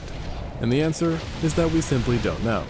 Now, some have stated that they likely navigated the caves with fires, while others have made the hypothesis that they made markings which acted as waypoints. But all studies which have sought to explain the how have ultimately been criticized. And in the end, even the idea that the Naledi put the bodies there themselves is still a debated hypothesis. Heck, I mean, there are even claims that while the fossils are definitely Naledi, maybe it was other Homo species that put them there, with one idea being that long after they died, it was actually us modern humans that buried the bodies in the cave, which if true though, would honestly be way more odd. And something else which would be odd is if you've made it this far without dropping a sub or a like. No professional climbing gear required. Now, maybe it's a me thing, but I think deliberately burying a body in a narrow cave is downright insane. And while I am sure at least some would disagree, I think what everyone could agree on, being not normal, is what scientists found at a remote lake in the Trishul Massif of India. This shallow, narrow glacial lake is formally named Rupkund, but to the locals, it's earned the creepy nicknames the Mystery Lake and the Skeleton Lake. And why? Well, simply because around this shallow pool are hundreds and hundreds of bodies. Well, skeletons, possibly numbering more than 800 individuals at that. And this isn't your typical necropolis or graveyard, because these bodies were not put there deliberately. Rather, they're strewn about, suggesting that scores of individuals have been killed around this tiny lake. Back in the early 1940s, when the site was first discovered, British authorities feared the worst, thinking that these casualties represented a secret invasion by the Japanese into India.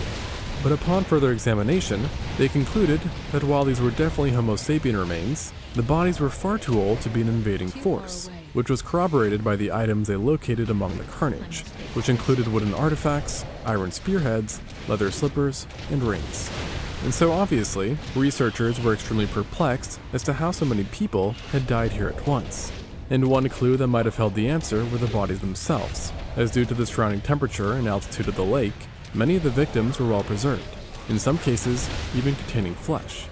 And what they noticed was that a lot of the individuals were all killed by the same thing, a large, round object. To be specific, on the upper bodies and heads, the common injury which was found was blunt force, that appeared to be in the shape of a fallen object, like a stone or a large piece of ice. And interestingly enough, when talking with the nearby villages, scientists heard about a local legend, which told of an ancient king who, along with his family and entourage, had been killed by a large hailstorm when trying to pass through the mountain. And so given this loose account, plus the actual injuries they found on the bodies, the team concluded that Skeleton Lake had in fact seen a massive hailstorm, and therefore resulting in a large number of deaths. Case closed. Or so they thought. Because while hail-like injuries were a theme, not all the skeletons had injuries associated with blunt force trauma and hail. But to be honest, this was the lesser of the contradicting evidence which came forth, with the bigger issue being that later on, another team ended up testing more specimens, which revealed that the dead did not represent just one group, but at least 3 different ones, all from different times and Why do you regions. run up and Now, down and back 2 of them around? seem to have died here around 1,000 years kidding ago, me? within a few decades you of each fucking other, serious? and showed typical South Asian ancestry cleared the and bridge on Southeast the Asian first ancestry, try, dude. respectively. While the We're third sitting here group wasting was from 2 a very minutes on unexpected this? region, mainland Greece and Crete. And these outliers had also not died so long ago, That's why I with hate estimates these being as RP recent losers as from just this 200 guild. years ago, making more than a What are few you wonder doing? if the lake is even safe to visit nowadays. If you're gonna And make it obviously all we the could way to answer the end this of the if we knew bridge. what killed each group. Just But go alas, to the we end do and not. kill the dude and for making now all the it's considered a noise. mystery.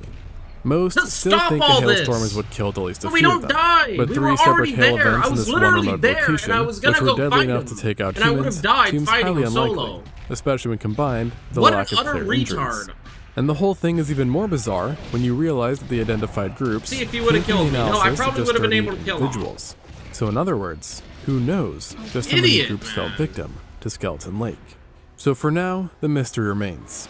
But mystery does not Who always lost? equal the spookiest, and something which I personally would feel even more uncomfortable around may have been something actually created out of good intentions. plastered human skulls. In the 1930s, around the Levant, and especially around the city of Jericho, researchers stumbled upon a frightening object that resembled a human head. It had been constructed through multiple layers of wrapped plaster that were painted and adorned with seashells in order to give the impressions of eyes, hair, and skin. A bit unsettling for sure, yet nothing compared to when they actually pried open these plasters, as within these plastered mockeries were real heads, or at least what was left of them. In total, over 20 heads were found, which dated to between 10,000 and 8,000 years ago, and primarily represented adult men, although a few were children and women too. Now what's disturbing, beyond the whole head and plaster part, is that the jaw bones had all been removed, and that each of these heads had been placed underneath what would have been homes. An interesting place to store heads, no doubt.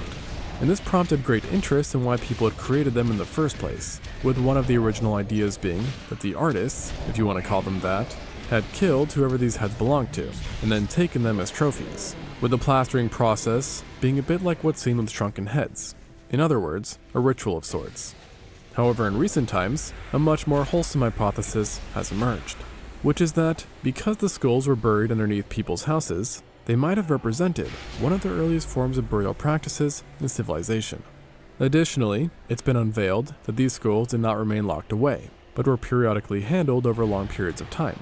So long, in fact, that while they were likely started as known deceased individuals, they eventually became just known as an ancestor to whoever was handling them, which was perhaps too much of a commitment, as after a 2,000-year window, the Jericho plastered skulls seems to have vanished from existence, with only one remnant being left behind in the culture, a mythical tale of all things, which was discovered in the region thousands of years later. And it goes like this. Immortal. What does he get in the end? What does a mortal finally get? Glaze poured on his head, lime on top of his skull. Pretty somber for something possibly meant to celebrate ancestors. But honestly, unsettling worship just seemed to be the trend back in the day. And there's actually a way more disturbing example of hypothetical worship. Let me introduce you to the human jigsaw. And yes, it's just as bad as it sounds. As opposed to the Levant, this brutal find came out of Scotland, where near South Uist, in Scotland's Outer Hebrides, 4 Bronze Age skeletons were located.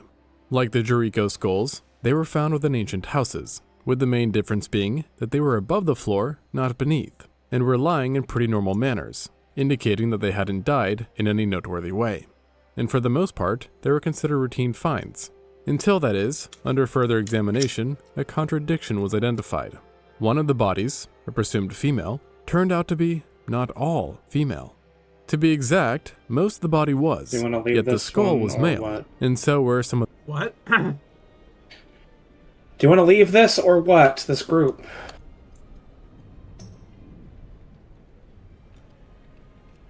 Hold on, I'm gonna get on my warlock. Should I leave this group then? Or do you want me to invite you? It's your group! The one guy's from our guild.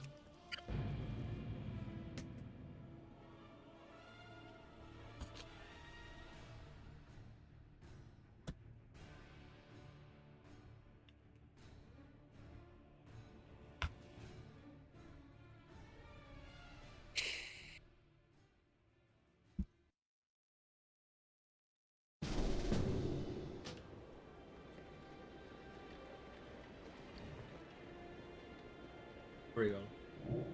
Alright. Do us up.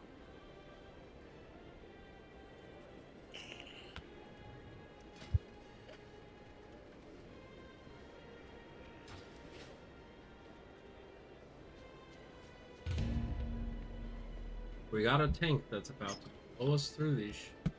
Yeah.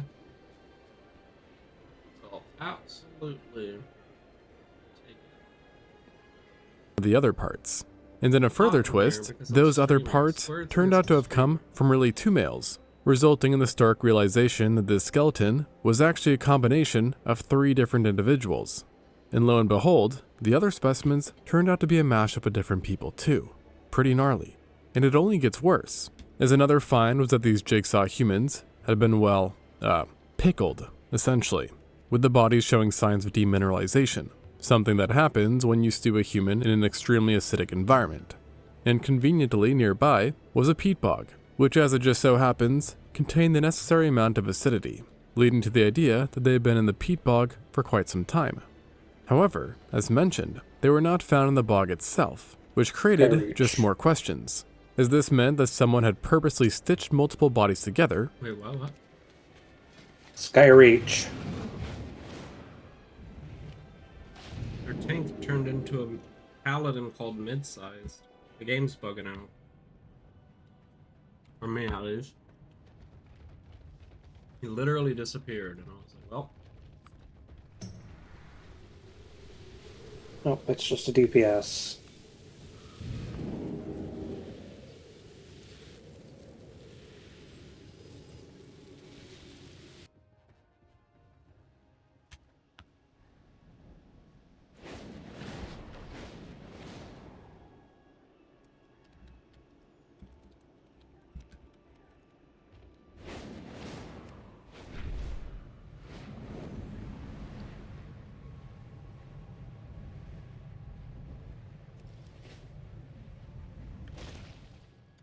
Dipped it in a peat bog, waited oh so very patiently, and then placed the final product in their house.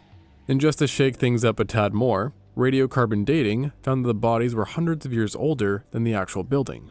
So what does this all mean? Well, the most likely answer, according to the researchers, is that this was an extreme form of ancestral worship, where for hundreds of years a Bronze Age community in Scotland kept deceased relatives above ground entwined in a jigsaw monstrosity, which they also seemed to pass down and add to through time. In other words, more bodies were added as people died. Of course, there is also again the more grim possibility that these were not an example of ancestor worship, but rather were trophies. But given just the sheer amount of effort that went into making them, most think that's probably not the case. And given the known instances of violence from ancient times, this does seem to track, as they weren't exactly careful and meticulous with their fallen foes' remains. And honestly, even compared to some of the messed up things that have happened in today's times, I'd have to say that ancient violence shows to have been quite a bit more deranged. After all, there was a whole period, the Neolithic, where people seemed to be all about unusual cruel killings, with multiple large sites even being found throughout Eurasia. In fact, so many brutal discoveries are known of that I even made a full video on it, so go check that out if that sounds interesting. Additionally, due to the period's notoriety, researchers have even become a bit desensitized to Neolithic murders, with very few cases of violence outside of this time being able to compete. But there is one location in the US that actually comes pretty darn close, with it also representing potential meltdown of an entire society. Now, our story here begins in southwestern Colorado, where back in the day an ancient culture was known to reside, now known as the Basket Maker Pueblo culture. For thousands of years they lived in the region, and were known to inhabit pit houses, which simply put is a house built in the ground and used for shelter. And it was in a few of these structures and their surroundings that an extremely horrific scene was discovered, an entire community wiped from the face of the earth. There were at least 24 bodies in total, but it was 7 in particular that grabbed people's attention, as they were beyond destroyed. Their bones had been cleaned of flesh, roasted, and cracked open, while the skulls were scorched, smashed, and had scoop marks showing signs of people fishing the brains out, all evidence that a mass cannibalistic feast had gone down.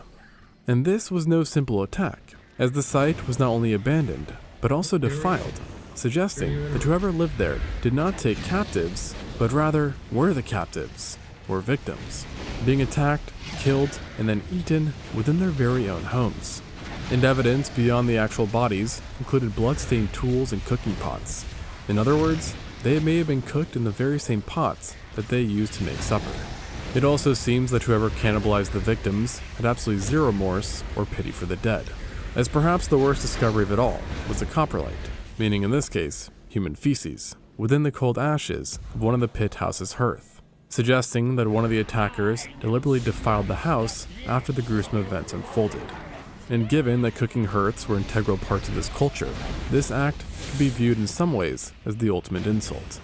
And honestly, given the sheer brutality of everything, there was actually some initial pushback on the findings, claiming that perhaps the foreign culture had invaded, or that the bodies weren't actually cannibalized, with the damage having come from other means. Yet unfortunately, this turned out to be some wishful thinking, as one damning piece of evidence came to light, and that was the coprolite itself. As after testing, scientists found the presence of myoglobin, human myoglobin, And that doesn't just end up in your stool unless you've been gnawing on someone, mainly someone's flesh, as myoglobin is not found in most organs or vessels. Furthermore, whoever did this disrespectful deed in the hearth must have been a serious cannibal, since opposed to other coprolites known in the region, this one was all myoglobin, meaning that for 12 hours before defecating, human was the only thing this unknown individual was snacking on. No veggies, no fruits, nada, just straight human. But here's the thing though, while this example is the most brutal one in the locality, it was actually just one piece of a larger puzzle. As out of the blue, researchers noted that the basket maker Pueblo culture had at some point gone from pretty chill to straight killing and eating other humans, a bit similar to what we've seen in other Neolithic cultures. And actually, it has one of the highest rates of suspected cannibalism and violence of any known ancient culture, with one study finding 72 sites with signs of cannibalism, 38 of them being definitive. And then on top of that, another analysis of 870 skeletons found that more than 8% bore cannibalism marks, while rates of violence were even higher. And given how this gnarly episode of violence kinda just sprung out of nowhere, many have wondered why. And though debates remain, one idea which has emerged as the favorite answers this mystery through two important coincidences. The first being that around the same time, roughly 850 years ago, the Chaco system, which essentially was the heart of this culture, mysteriously collapsed and disappeared. And then the second coincidence was that severe droughts had struck the land after periods of plentiful rain. And when you combine all this together, you get a land so desolate due to droughts that society essentially slowly imploded, with the cannibalism reflecting the unimaginable final days, where people turned on each other just to survive. So yeah, pretty messed up. As soon as I But do let my me just stuff, remind you, these remains, and I get stunned stories, in between and literally evidence both is just what we've found so Venn far. diagrams. There are undoubtedly untold amounts of mysteries, brutalities, and oddities just waiting to be discovered.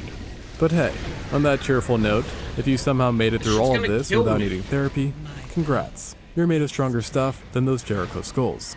And if you want some more reasons that'll make you question humanity's Shit I sanity, never I've got a whole video see on the in Neolithic higher period's shit. violence, And then which I stuff mentioned I earlier. never So see fair in warning, lower it shit. does not get any less disturbing. something. Anyways, thanks for watching, and until next time, on Extinct Zoo.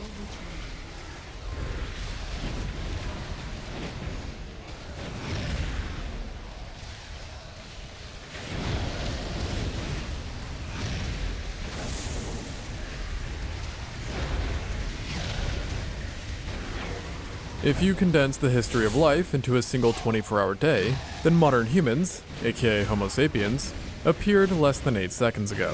In other words, we ain't that old. And yet, in those few seconds, which represent our roughly 350,000 years of existence, the Earth has changed. In some ways not a lot, but in other ways an impressive amount. And if you were somehow sent back to when humans first appeared, you'd see a lot of strange stuff. But what exactly would you 5 see? seconds stun. At the time, Homo sapiens were restricted to continental Africa, and stayed there for quite some time, not budging all that much until anatomically modern people finally dispersed about 70,000 or so years ago. Or at least that's the dispersal whose descendants survived to populate the world. During this long period of hunkering down within Africa, our ancestors would have encountered a myriad of different biomes, and more importantly, animals, that sadly, or gladly, depending on how you look at it, no longer breathe or walk on the face of the earth. Off the top of your head, you may be imagining some things like saber-toothed tigers, crazy-looking stegodons, and other strange Pleistocene or ice-aged animals. And though such creatures were found in the rest of the world, they weren't what the first modern people saw. And actually, many of the iconic animals that we associate with recent prehistory either never lived in Africa, or had fully disappeared from the continent by the time we evolved. Instead, Africa was on a very different path compared to other areas, with the now extinct animals there following a trend of looking a lot like the ones we still have today, but just being slightly off, which is nicely exemplified by the Paleoloxodon. Besides their noticeable bone growths on top of their skulls, this extinct elephant looked a lot like the living, especially if you saw one from afar. But if you did happen to walk up to it, you'd notice that its proportions were all wrong, as this mammal was an absolute giant, and is currently considered the largest mammal to have ever walked the earth. Though at the same time, it is also the smallest elephant to have ever lived as well. And how is that possible, you ask? Well, there were multiple species belonging to this genus that greatly varied in size, to say the least. most of which were extinct by the late Every time I Pleistocene, don't know what while talent the is, but majority every of the time I then fucking do it, it remaining does were found twice. outside of Africa, leaving only one species left that the early modern humans witnessed, the Paleoloxodon gilensis. This 130,000-year-old species was not the largest Paleoloxodon, but it was definitely up there, likely having been a direct descendant of the second largest member, the Reki. And from what little remains we have, it seems that gilensis was fairly identical in size to its predecessor, which is crazy considering that the Reki was recently estimated to have stood at 4.2 meters or 13.9 feet at the shoulders, while weighing 15.3 tons, making it not only heavier than every theropod ever, but also 50% bigger than the heaviest African bush elephant known. So with that said, you probably are not surprised to hear that this size extended to its tusks as well. But even for a 15-ton elephant, their tusks were abnormally massive, as Paleoloxodon in general had the longest tusk-to-body ratio of any known elephant, resulting in tusks as long as the entire bodies of certain elephant species.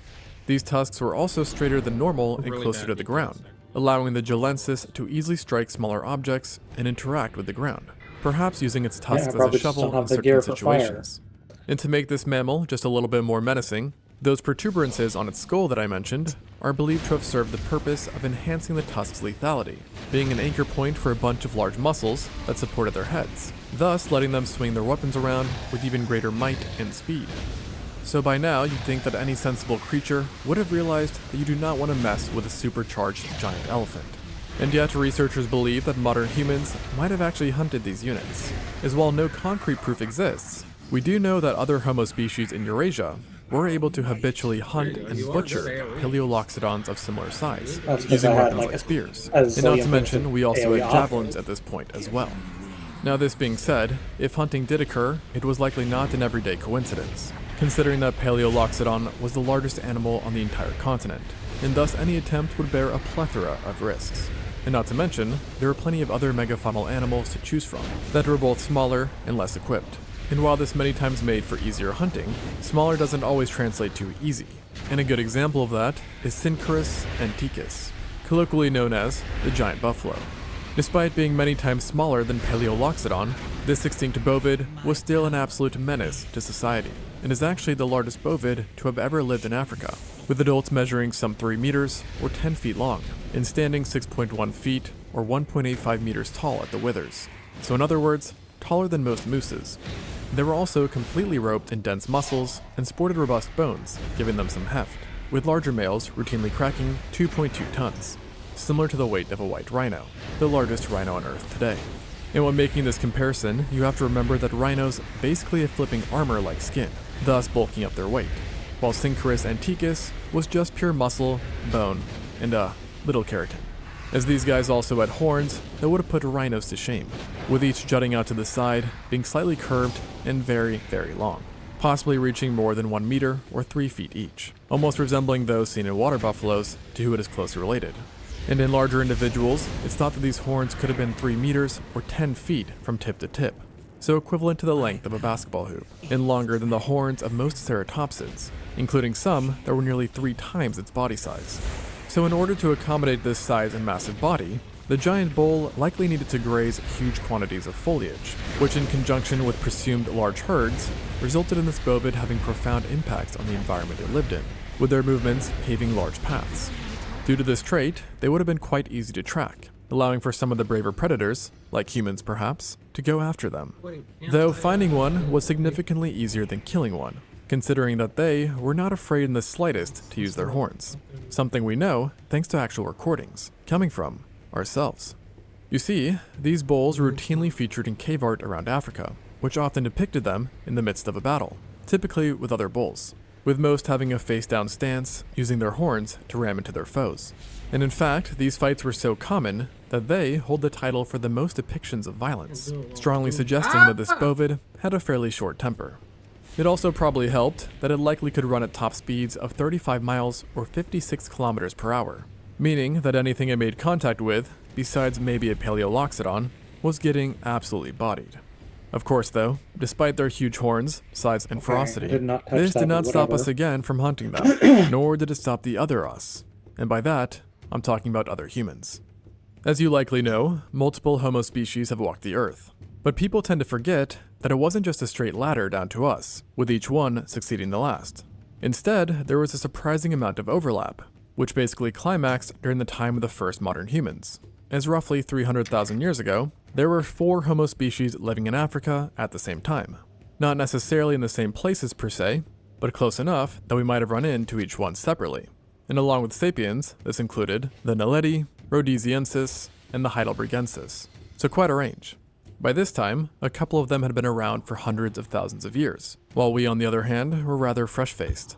And though all bore a lot of similarities to us, it's still reasonable to think that some of these guys were seen as not like us by our predecessors, especially the Naledi, the oddest of the bunch. This archaic human was fairly primitive compared to the rest, and was rather Australopithecus-like, who was an even earlier hominin from which the Homo genus descended from.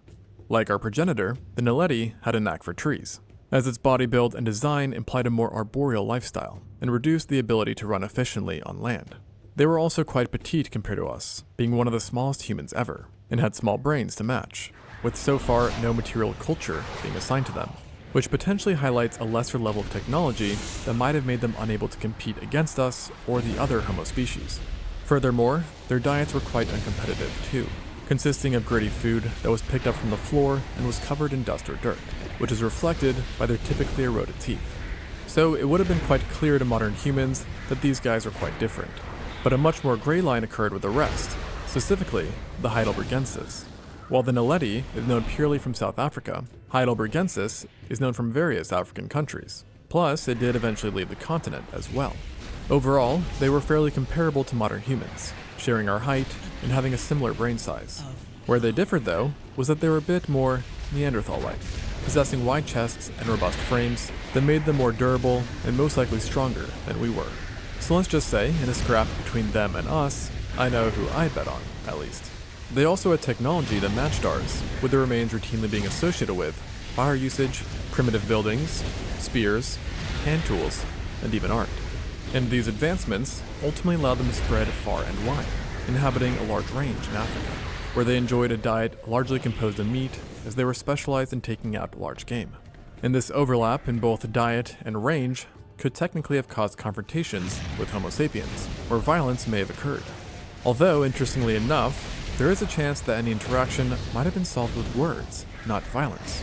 Or rather, I should say sounds, as studies on their hyoid bone and middle ears found that they theoretically could have had human-like speech, and possessed an early form of language, which subsequently would have helped with teamwork.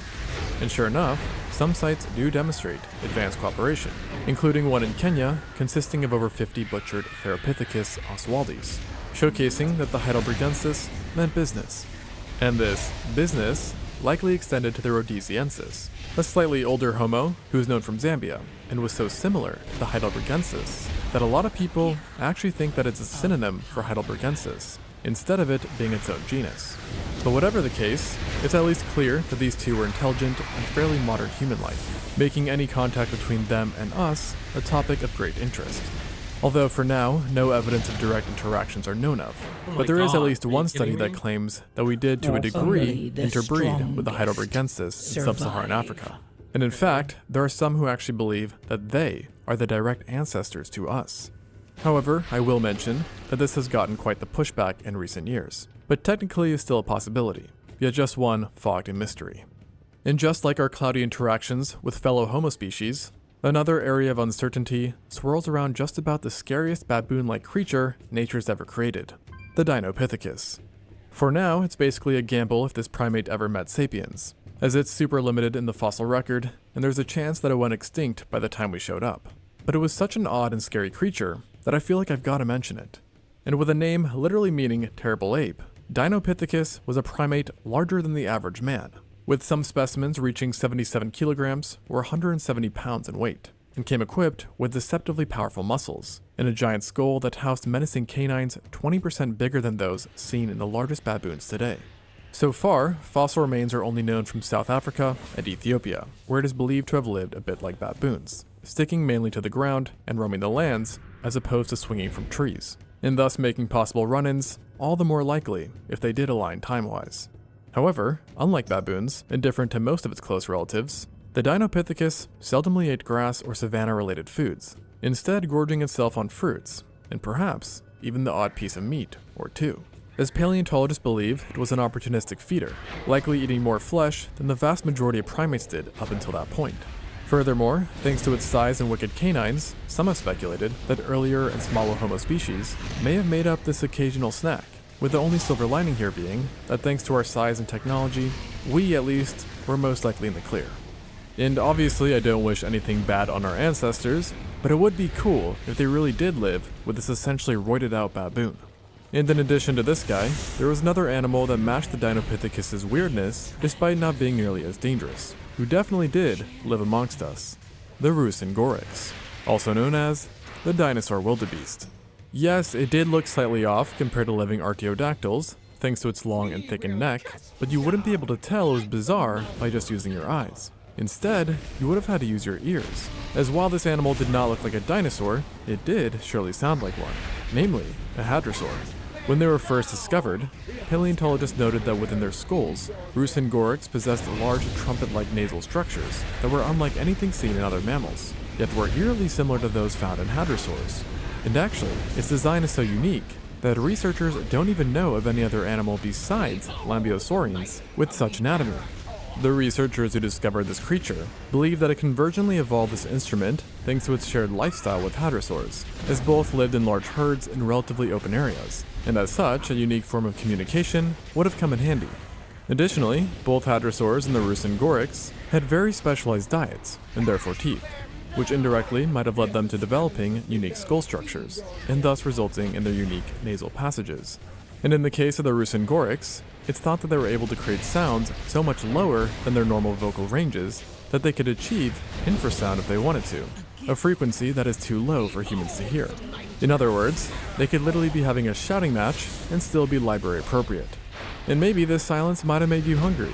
And I say this because out of the animals on the list so far, the Rusengorix is the only one known with skeletal evidence confirming predation by sapiens, with a group located in Kenya having butchered marks and being found right next to human tools. And the way in which the group died implied that humans likely hunted this wildebeest-sized bovid en masse, with some even speculating that humans is what ultimately led to their extinction.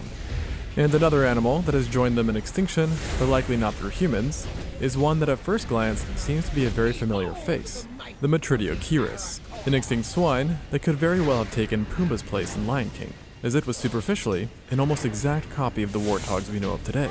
And sure enough, it is thought to be a direct ancestor of theirs too. The big difference is, though, was that this warthog-like animal was a chunkster, with the average specimen being as large as the biggest warthogs currently alive, with most having measured about 5 feet or 1.52 meters. And this is impressive and all, yet where things really get crazy is in the weight department, because though you can find warthogs today that match their length, the Metridiocheirus was extremely compact. So compact, in fact, that one of the species is literally called the compactus, and individuals could weigh more than twice that of a warthog of the same length does, with some estimates even suggesting a weight of over half a ton in bigger specimens. So basically a horse, but warthog-shaped. And as you know, warthogs can be a bit testy and aggressive, likely a shared trait in this ancient swine, a possibility made scarier by the fact that Metridiocheirus had 4 tusks, which were proportionally longer, sharper, and more straight than the others seen today, making their heads almost look like a Stegosaurus thagomizer. And like its living relatives, Metridiocheirus likely used these tusks for a variety of functions, including fighting, so you would definitely have wanted to steer clear from this guy, which is a bit challenging as they were found there.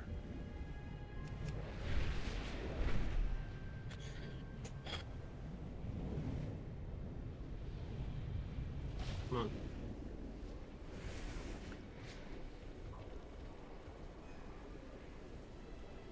Oh, you're going back? Yeah. It probably is like a gear thing, like always. I forget, fire is always a gear thing, isn't it? Well, I was just changing one talent, but yes, I'm probably going to go back. It's up to you. I mean, I don't care what you do. I'm not playing with that loser, though. Dominar ritualists are corrupting the local wildlife to send against our settlements. You must disrupt their ritual and dispose of the corrupted creature. They say anything. He said he was gonna. The other two didn't, but he said he had to go anyways, so.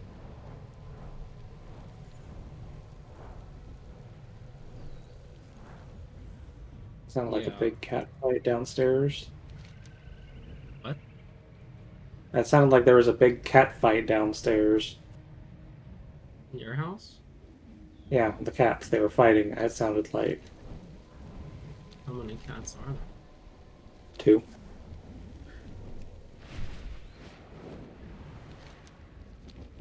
Doug and someone else. Another cat I'm not entirely sure the name of because he runs away from me every time he looks at me.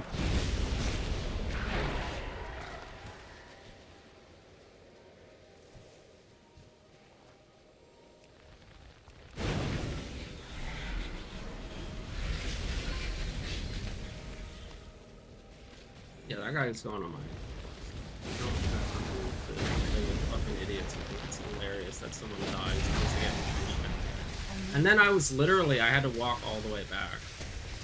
Real fucking funny, right? Retards, man. Immediately blocked, and he's never coming off my block. Like, I'm about to just leave this guild. Fucking idiots, left and right.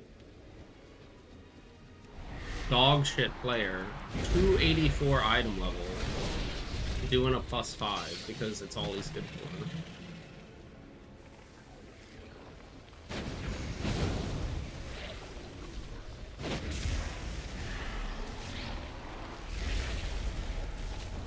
Aggressively bad.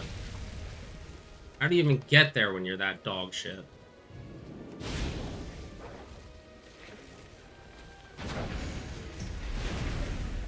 There he is, that's fine.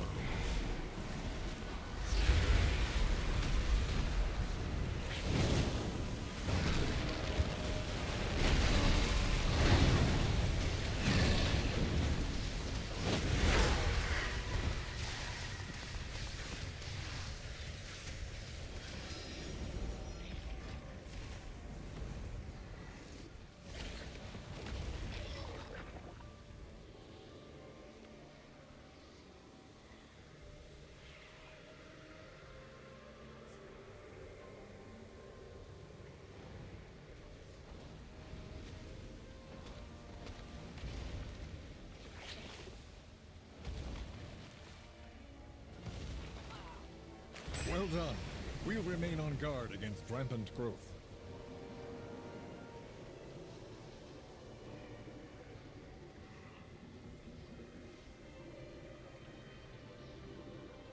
Without killing any of the shield constructs. What does it even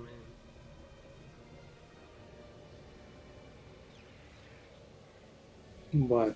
What's Oh, context? Monomania? Achievement? Oh, wait, shield con.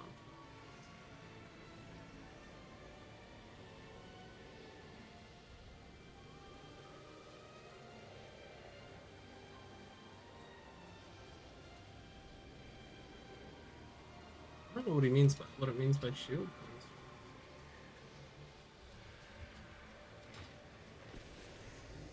cons. Is it for the last boss that we did? Yeah, it used to be that he would summon a shield construct occasionally that you'd had to kill because it'd make him invincible, but he gets DPS so fast now that you don't see that phase anymore.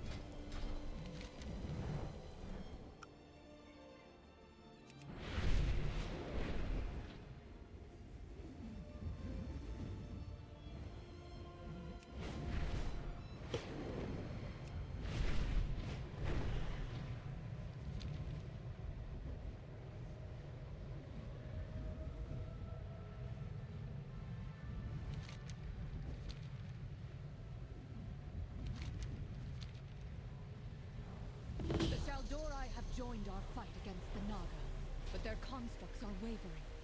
Gather harvested arcane energy and help bolster their defenses.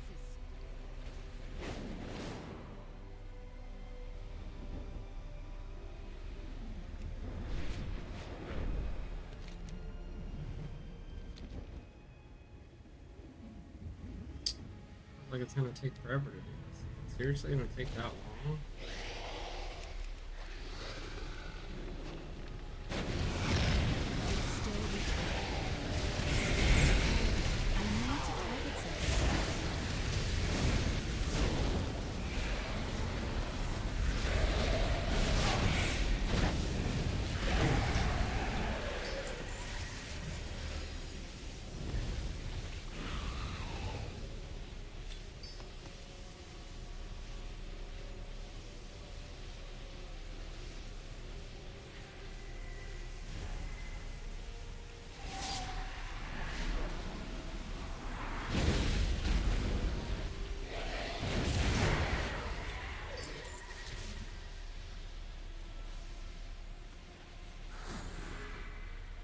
Okay, but where do we take it to? These?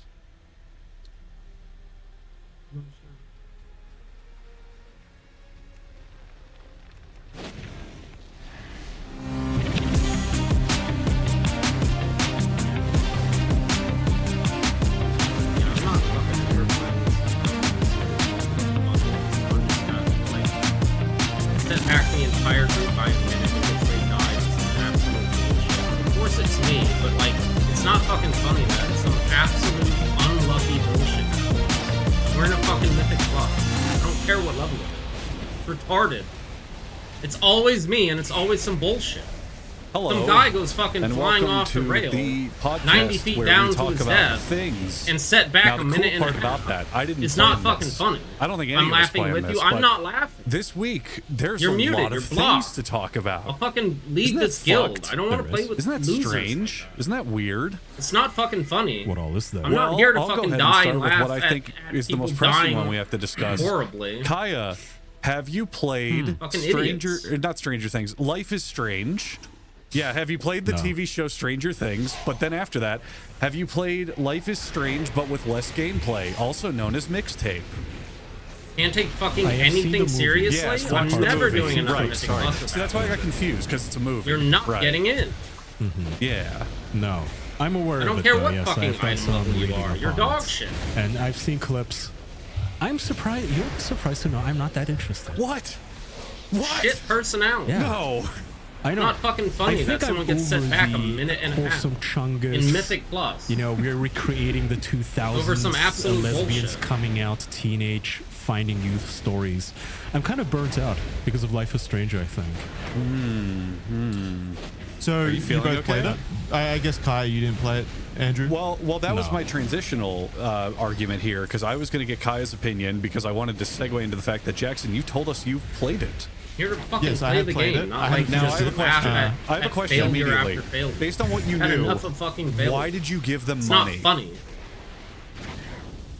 Well, because I I'm thought it laughing looked like with an you. I'm interesting not game. I laughing. thought it looked No like a one's fun fucking game. laughing I except for the understand that. asshole who thinks Game it's funny is doing a lot that of people get set back. heavy lifting there, not really. Literally fucking knocked off a railing and killed. Why did you not finish it? It's a 2-hour movie. Yeah. How is it funny? It's not, You could it's have like- downloaded the it's like MP4 4 file from hours. the game data. It's like 4 hours. All right, you guys. So neither of you played it. You both watched Twitter clips. I watched enough to know that if I gave them a single cent of my dollar to I'm support it, I would absolutely have sure. teared my fucking hair out. So I'm absolutely sure that this would not be the game for you. But the way that I see it, right, is that there are interactive elements to the game. I think calling it a game is not necessarily completely accurate. But I wouldn't also just call it. I wouldn't just call it simply a There are movie two as well. things. There are two things they had to do to avoid bullshit. Number one, call it an interactive experience or a like interactive music video or whatever short film. And two, all the game companies like IGN and whatnot should not have been paid off to give it high scores. If I don't know those if they two were things- paid off to give it high scores. Again, I liked it. I played it. I They enjoyed it. They explicitly were given it lavish loot boxes and other promotional stuff. Okay, well then they've paid off for every um, single review ever. Then come on. Well, yeah, because everyone else that's not a giant company is giving it like a fucking 5 out of 10, what it deserves. What's the thing where you take people and you like don't tell them what to do with your promotion, but you go, hey, you know, I'm so glad you're using our product. Here's a gift basket, and we'll pay for your hotel room, and you can hang out. Mr. Beast gotten some hot water for doing it with a bunch of YouTubers. It's called paying them. It's But just there's a paying term. them, There's a term for it. There is a term where they do it with journalists and creators, and they People bring are them saying in. access journalism. Yeah, something like that, where they don't tell them like, oh, you have to write a positive review, but they very much imply like, we would appreciate one. Anyway, here's your free commemorative mixtape and CD player. Wink. Like they did that for all the journalists. Can you give me a second? I want to pull that up, the thing you're talking about. on Yeah, video. while you're I just doing wanna that, I want to know though, what is the issue with this existing, right? Again, it's not a game. I'll give you that. It's not a game. So if you're going in expecting a game that's completely fair, that you're not happy with the end product, You're it's not literally a game. using But consumables. if you're looking for a fun story that it has interactive elements, I when you really fucking just die. do How not is see it the issue funny with this that game anyone at all. dies This and then thing, wastes like I don't 2 even minutes give of you a his list. time? This The is entire giving you a group's time. Because I got a big hate boner over this because I hate this What a shit dumb like the bitch. fucking sun burns bright. There is a list of Automatic grievances fucking with this block game. forever, I Number swear to one, God. it is I'm about not to fucking, indie, like, leave but is this game. parading as such. It was Just fully full of funded dog and shit players backed like this that by aren't worth being around. I think Oracle, some Still not the giant guild tech that I wanna company, be in. as Still well a as dog shit different guild like you're talking about Annapurna Interactive, Yes, which is Annapurna a company. Interactive. They've Get someone to existed tank for a for long us, and he's time. a The complete daughter, fucking dog shit the girl who retard instead of owns actually the being company helpful at all. is on screen. Yes. Just yeah. The only reason he got in was because the other guy left. basically. So, and the push. It's Larry Ellison. It's not just a very rich person. This man owns Oracle. Right. And this and So the it's push not indie. the push in the This is a- advertisement was that it was It's an not. indie game or a straightforward little thing. It is definitely not indie, especially because it uses fully licensed, paid for royalty music. So that's one. Does it claim that it's indie though? I mean, like you check his store page and shit like that, and it's pretty clearly published by, and they're not like hiding that aspect. I don't know who's necessarily calling it indie. Okay. We'll say whether or not that is the feel that people got from this game, and we'll leave that at that. Okay, whether or not they directly claimed it. Number two, Okay. the game is, you said, an interactive movie. Your interactions do not have any weight on said movie. You do not have any fail states. You do not change the outcome of the story in any way. No. Nothing at all that you do influences what you are seeing on screen in any capacity, except for the most minute detail of, oh, she has to jump over a guardrail. If you don't hit A, she'll stumble a little bit. That's it. Now, to take that to the third point, that does not deserve 10 out of 10 journalism reviews for a video game. Is this game on par, according to the game journalist world and public opinion, with Elden Ring, Breath of the Wild, Super Mario World? No, it's not. No. Again, it's not a game. It's not a game. Exactly. I 100% give you that. Yeah, what? Where do you live again? Australia. Can you read this headline real quick? From mixtape to pro jank footy, the most exciting Australian indie games at South SXSW. I think that's South by Southwest, Sydney 2025. I rest my case. Number 4. Well, no, that's, your people have called it indie. Number This is 4. This is not them saying that they're indie, by the way. There's a big difference between someone calling it indie, like you guys are, and them themselves saying that they are indie. In Australia, calling it indie games. Sure. And also, So a journalist called them indie incorrectly. Sure, fine. That's like you calling it indie incorrectly as well. Number 4. This is a convention or something. The It's whole not just claim a that they journalist. are false advertising themselves as indie is what I'm pushing back on there. I haven't seen themselves refer to the game as indie. I haven't seen them try to obfuscate the fact that they were published by one of the biggest you're indie, getting tied up in the wrong details. publishing Okay, company. whether or not they said it is irrelevant, they still have the public perception of it. So people are going to be angry about that perception, the way that it is marketed and presented to people, while not actually being that. But when I was watching all of the trailers and stuff, this is exactly what I thought this was going to be. I thought it was going to be one of those artsy walking simulator style games with very little or no gameplay, and that's exactly what I got at the end of the day. I wasn't expecting Elden Ring. Okay, but you're not reading the game journalist reviews that give it perfect 10 Yes, out of 10 I'm not. scores. I'm not. Believe it or not, I'm not. Congratulations, Jackson. Here's my big gift basket to you with I'm not custom reading game mixtape and reviews. CD player that says you did not get swept up into the hype that was artificially generated on this game. That's part of why people are mad. I think all the hate is artificially generated at the moment. It's not. I just don't. The game looks like I shit. do not see the necessary. Well, I don't see. Okay, so it's already turned into a culture war. And I don't get why. Like, Mixtape isn't trying to tell a message of anything like that. But do you really think that IGN, DualShockers, The Inside Informer, CG Magazine, Gaming Trends, Gaming.net, Insider Gaming, Screen Hub's Stiviver, The Sixth Axis, User Potion, Video Game Chronicles, Voxel, Well Played, and a bunch of others, 10 out of 10, all of them? Pure coincidence. It is that much of a masterpiece? I enjoyed it.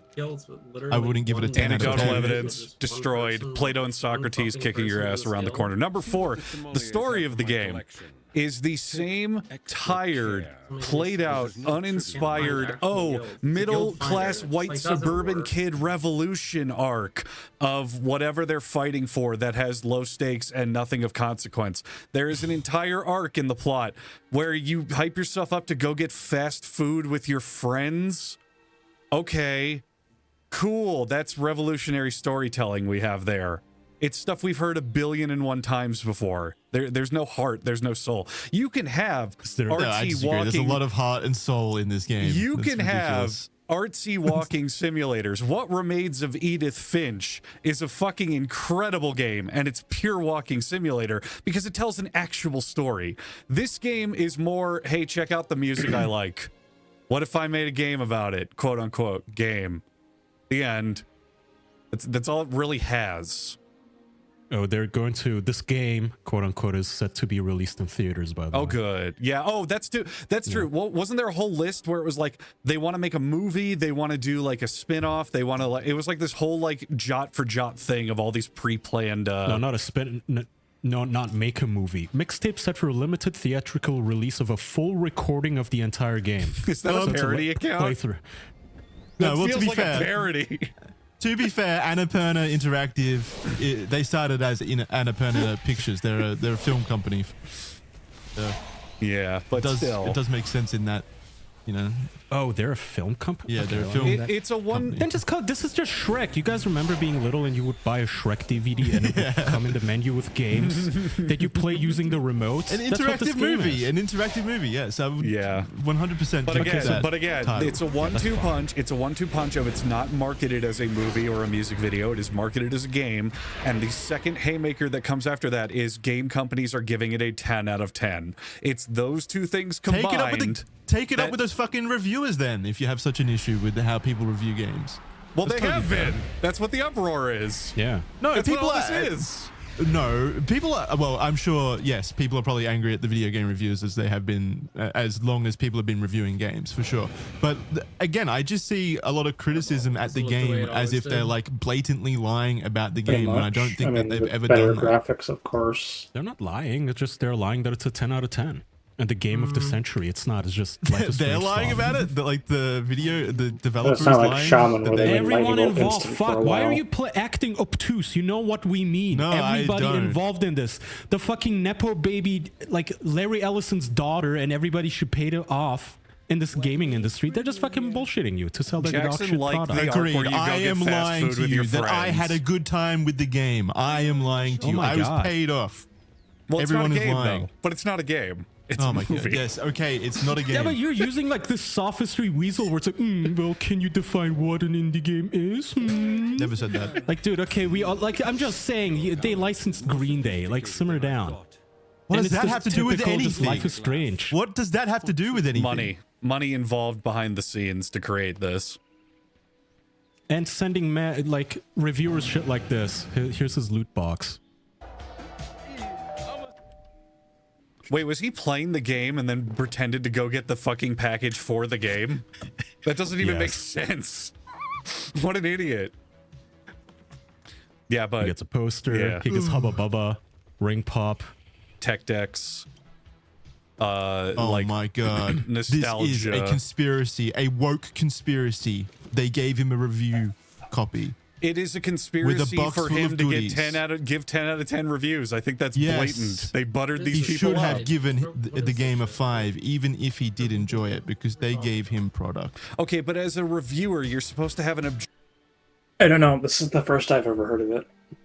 Objective opinion, and I know I'm saying this of gaming reviewers who have nothing but no respect to them whatsoever, but if you're supposed to be a media analyst working at a company to provide a broader wait, was he playing the game and then pretended to go get the fucking package for the game? That doesn't even make sense. What an idiot. Yeah, but it's a poster. He gets Hubba Bubba, Ring Pop, Tech Decks. Oh my god. Nostalgia. This is a conspiracy, a woke conspiracy. They gave him a review copy. It is a conspiracy for him to give 10 out of 10 reviews. I think that's blatant. They buttered these people up. He should have given the game a 5, even if he did enjoy it, because they gave him product. Okay, but as a reviewer, you're supposed to have an objective opinion. And I know I'm saying this of gaming reviewers who have nothing but no respect to them whatsoever. But if that their interests align with you, it's not really like, I don't know. I just don't feel the same way about reviews as you do, maybe. I think there is something to be said for both. Yes, game journalists have fallen off the fucking cliff and you can't trust anything they say anymore. That's part of it, where it's like, okay, they gave it 10 out of 10, whatever. But I think there's still an other half where this game is receiving that publicized push despite its content. If this game was really fantastic and amazing and landmark and incredible, and it was getting all these 10s, I could see, okay, the hate is overblown because they're just giving it 10 to give it 10. But there's nothing here. There's just nothing here. And this is the one they decided. And then you look at the trace of things and you go, okay, Annapurna, Oracle, etc. It's just another waggling in the face of fucking money talking. And I think that's what people are frustrated with. Because when they do play the game, they go, oh, this sucks.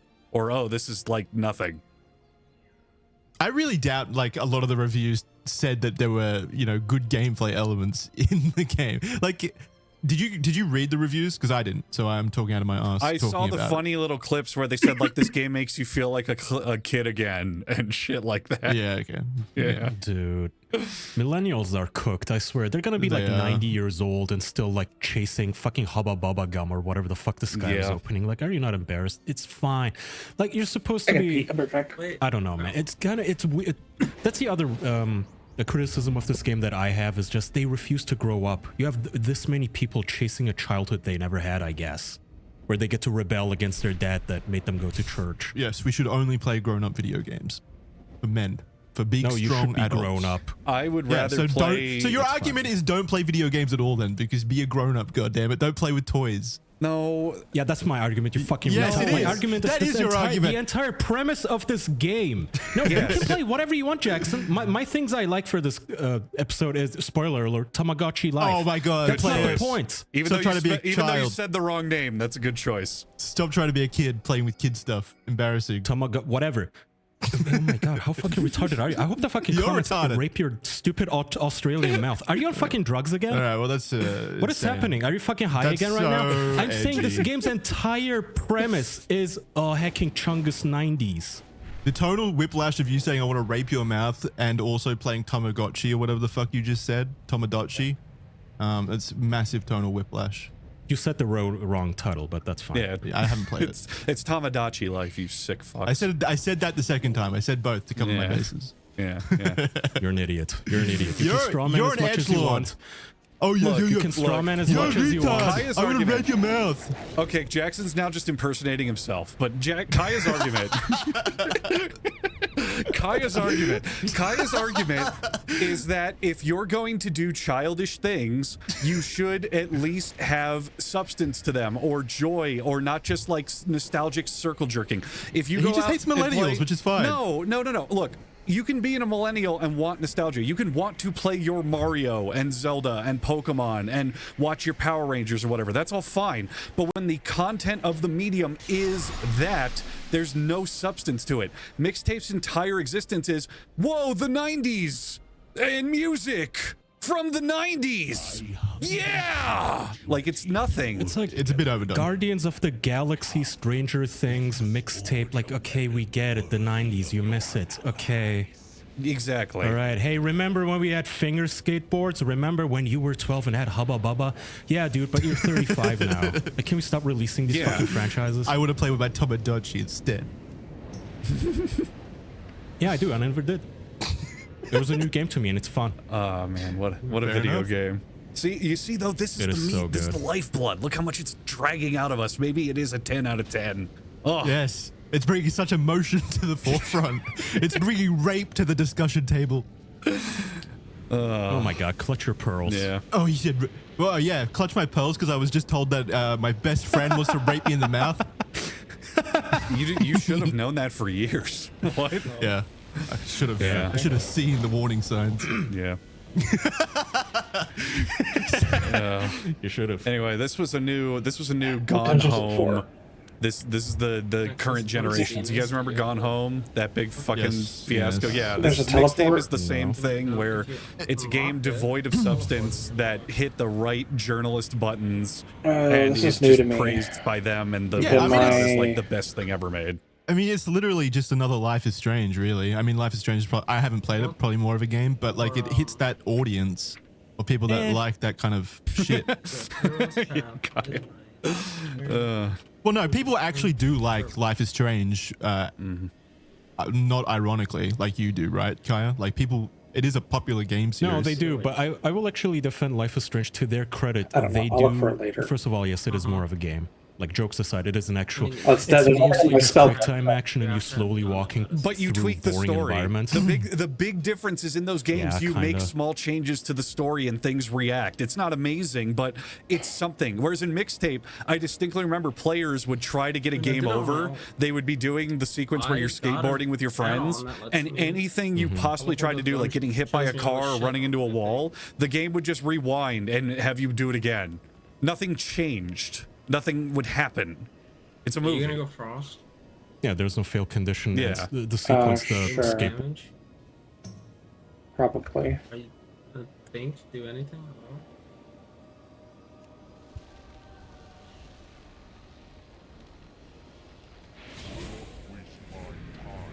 Yeah, I was messing with my talents actually to try and make them better.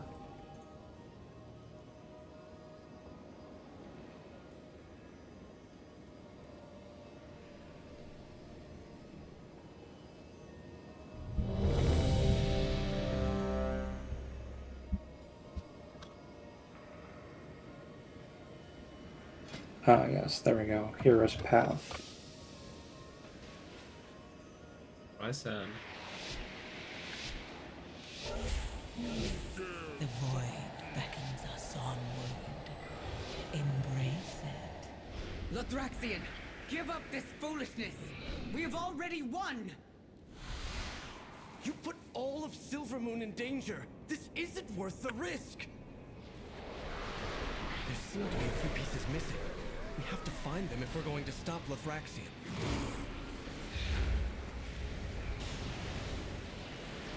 Forgot how to play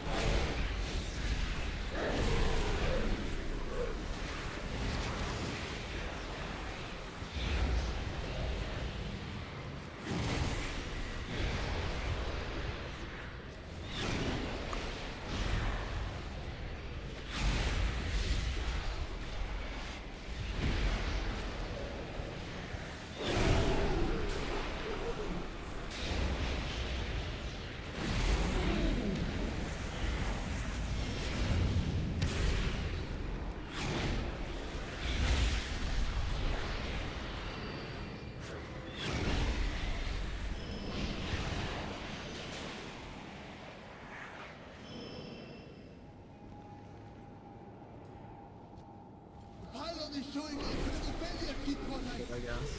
Hurry up those repairs. If we aren't careful, that will be all of us. Come on. My power is transcendent. Share in it. Boarding sequences, you flip things off and they explode because That's you're a cool. teenager. That Just happened in the angry. 90s. That's what happened in the 90s. Yeah. No.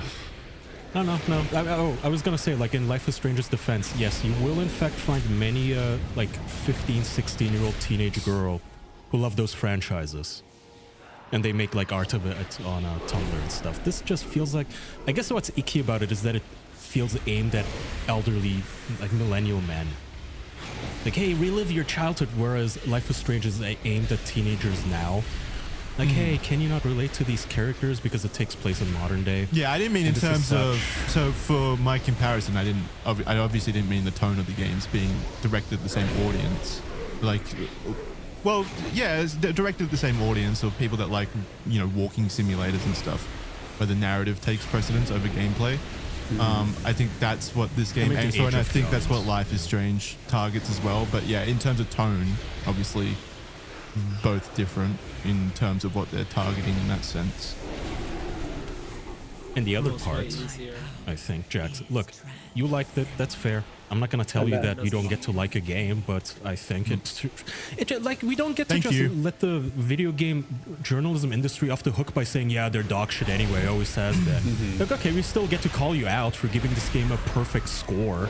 Right. Across the board. Like, that is still suspicious to me. Oh, you gave an Oracle game like a perfect score? Yes, I agree. You still deserve some ripping for that. To be fair, I also agree that it's like a cliche, but I don't think any game is a perfect score. I can't think of a single game that I would give a perfect score to. Even games like Elden. Comparatively, yes, you could argue that one is perfect compared to another, but even like Elden Ring, which is as close to a perfect game as you can get, I've absolutely got faults or, you know, things that I would hold against Elden Ring. What's wrong with Tetris? All right, version? Which version? Okay, they're all the same. It's Tetris. It hurts my eyes sometimes. Oh, okay. 9.9999 out of 10, I guess. Could have done more blocks. More variety in terms of block shapes. All right, well, yes, fair. Tetris is a 10 out of 10. You got me there. Yeah, there you go. There it is. Anyway, I would be more upset if this happened and people weren't having this reaction and calling it out. So I'm glad that people, even if game journalism is known everywhere as a joke, people are still at least talking about it. Yeah, I just feel like this whole argument or conversation about video game reviewers and video games journalism has been going on for literally 2 decades, and I'm just because it hasn't gotten better. I know, for sure. And more people than ever only play video games. That's the problem. I stopped paying attention. It's just boring to me now, even thinking about video game journalists. Like I've seen this argument play out so many times by this point. Yeah. I think if this game came out, everything was the same, and the scores for it were not 10s out of 10s, it would have been like a, who cares? Like a whatever. Yeah, probably, right? I remember that every single time a video game comes out, people get shit on for rating it too high or too low. Like the whole, there was one about too much water in this video game. Pokemon, that's the Pokemon Ruby and Sapphire remakes where they complain that the world has too much water in it. Yeah. Which, to be fair, it did have a lot of water routes in that game, which did drag on a little bit. But yeah, when you boil it down to that and then go, this should be a 9 out of 10. And then IGN said it's a 7 out of 10. Clearly, they're bought by Nintendo's competitors, I guess. It's just the arguments about video game scores are so arbitrary. No, it's just what people were saying about that score. Yeah, that hit me even though I wasn't even in it. I'm saying it happens both ways. Like when a video game gets 7 out of 10, for example, everyone comes out and says, this person shouldn't have reviewed this game. They're clearly biased against Pokemon and hate Pokemon. And then when a Pokemon game gets a 10 out of 10, everyone comes out and says, this game's not a 10 out of 10. This is a 7 out of 10. Have you seen the graphics? Like, it's just... It's such a tired debate at this point about video game scores because they're so subjective.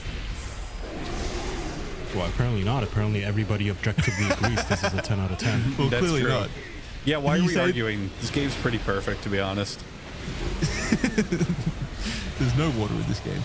Oh, man. I'm looking at the IGN 10 out of 10 list, like every game they've given a 10 out of 10.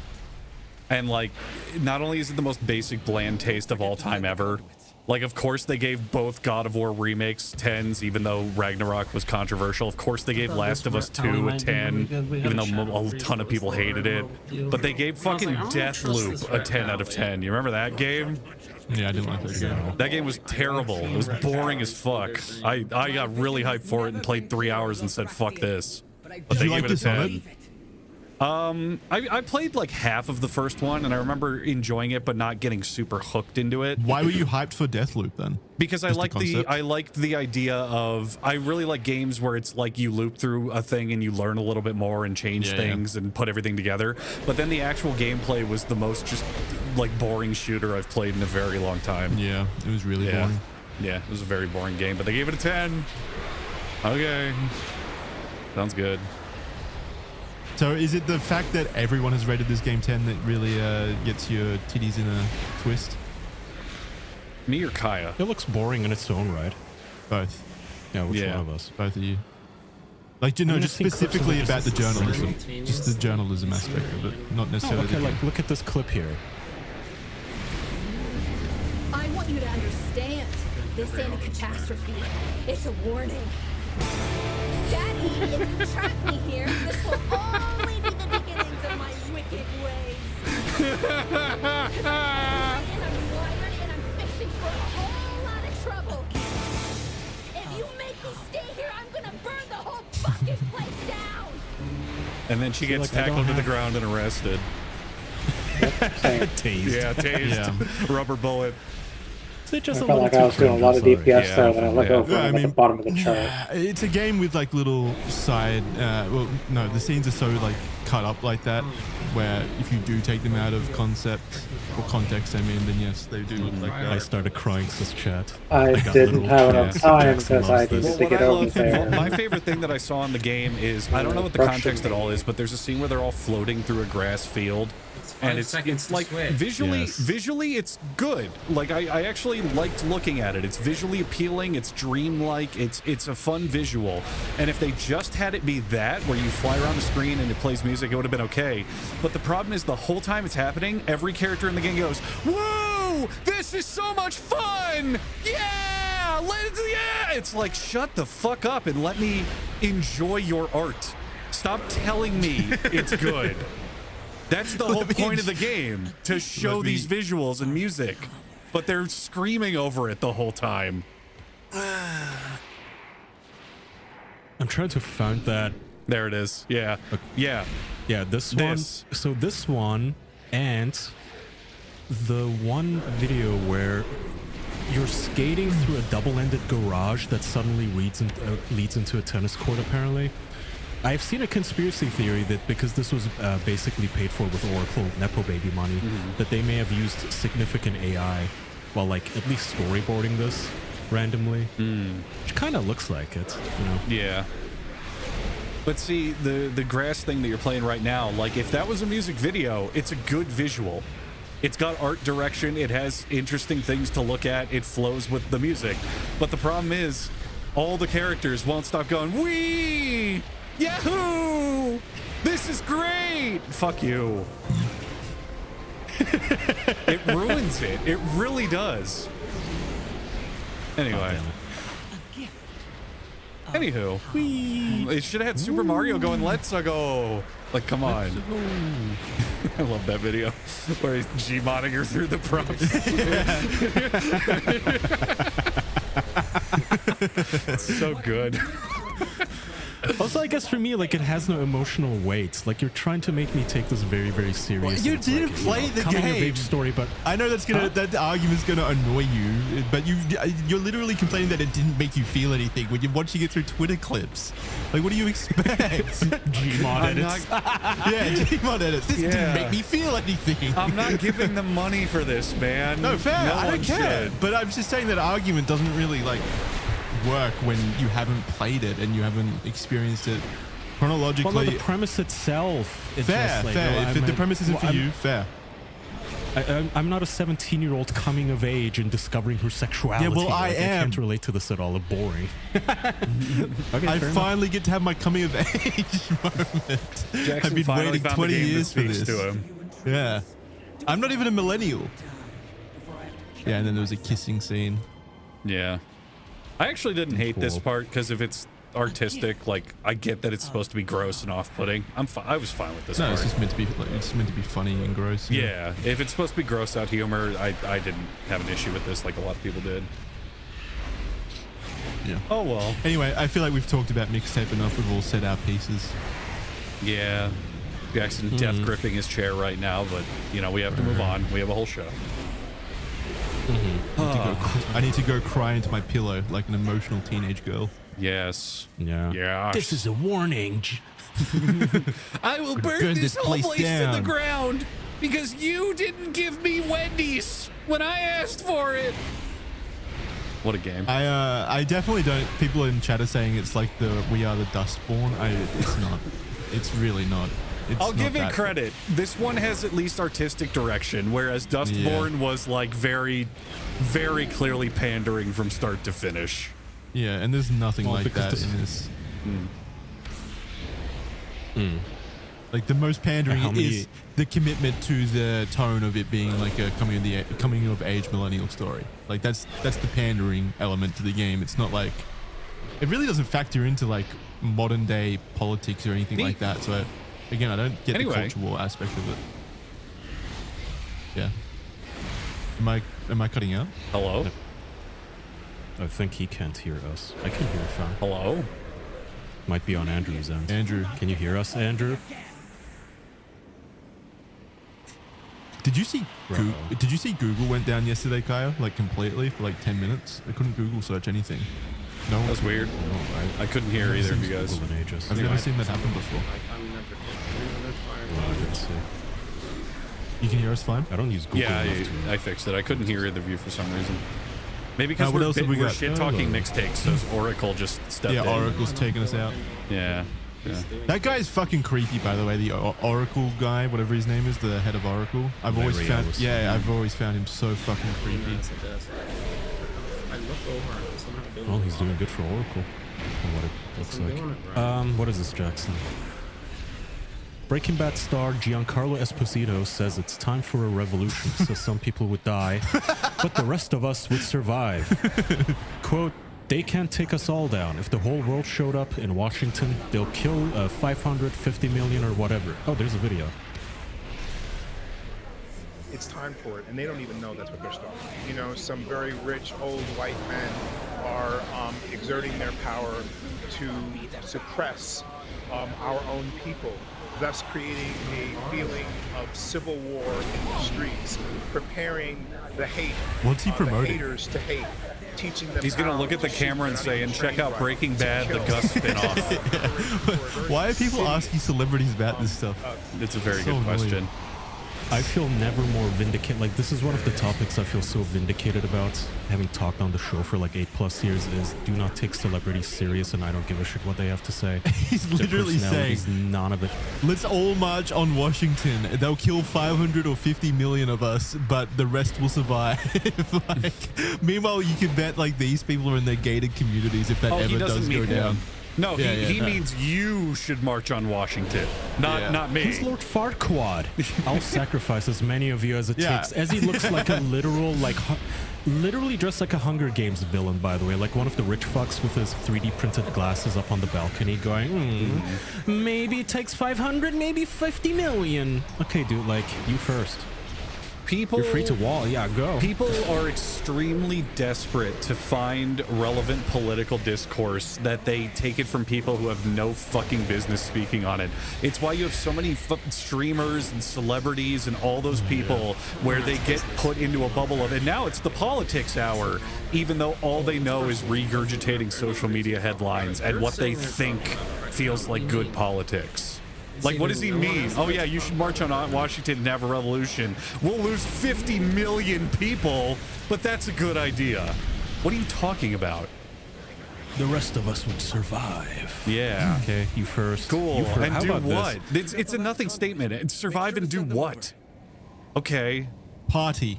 Yeah, party. Live it up. Party, yeah. This is the fucking lottery argument, the famous short story where they're like, oh, we have to kill someone once every month to make sure the village thrives.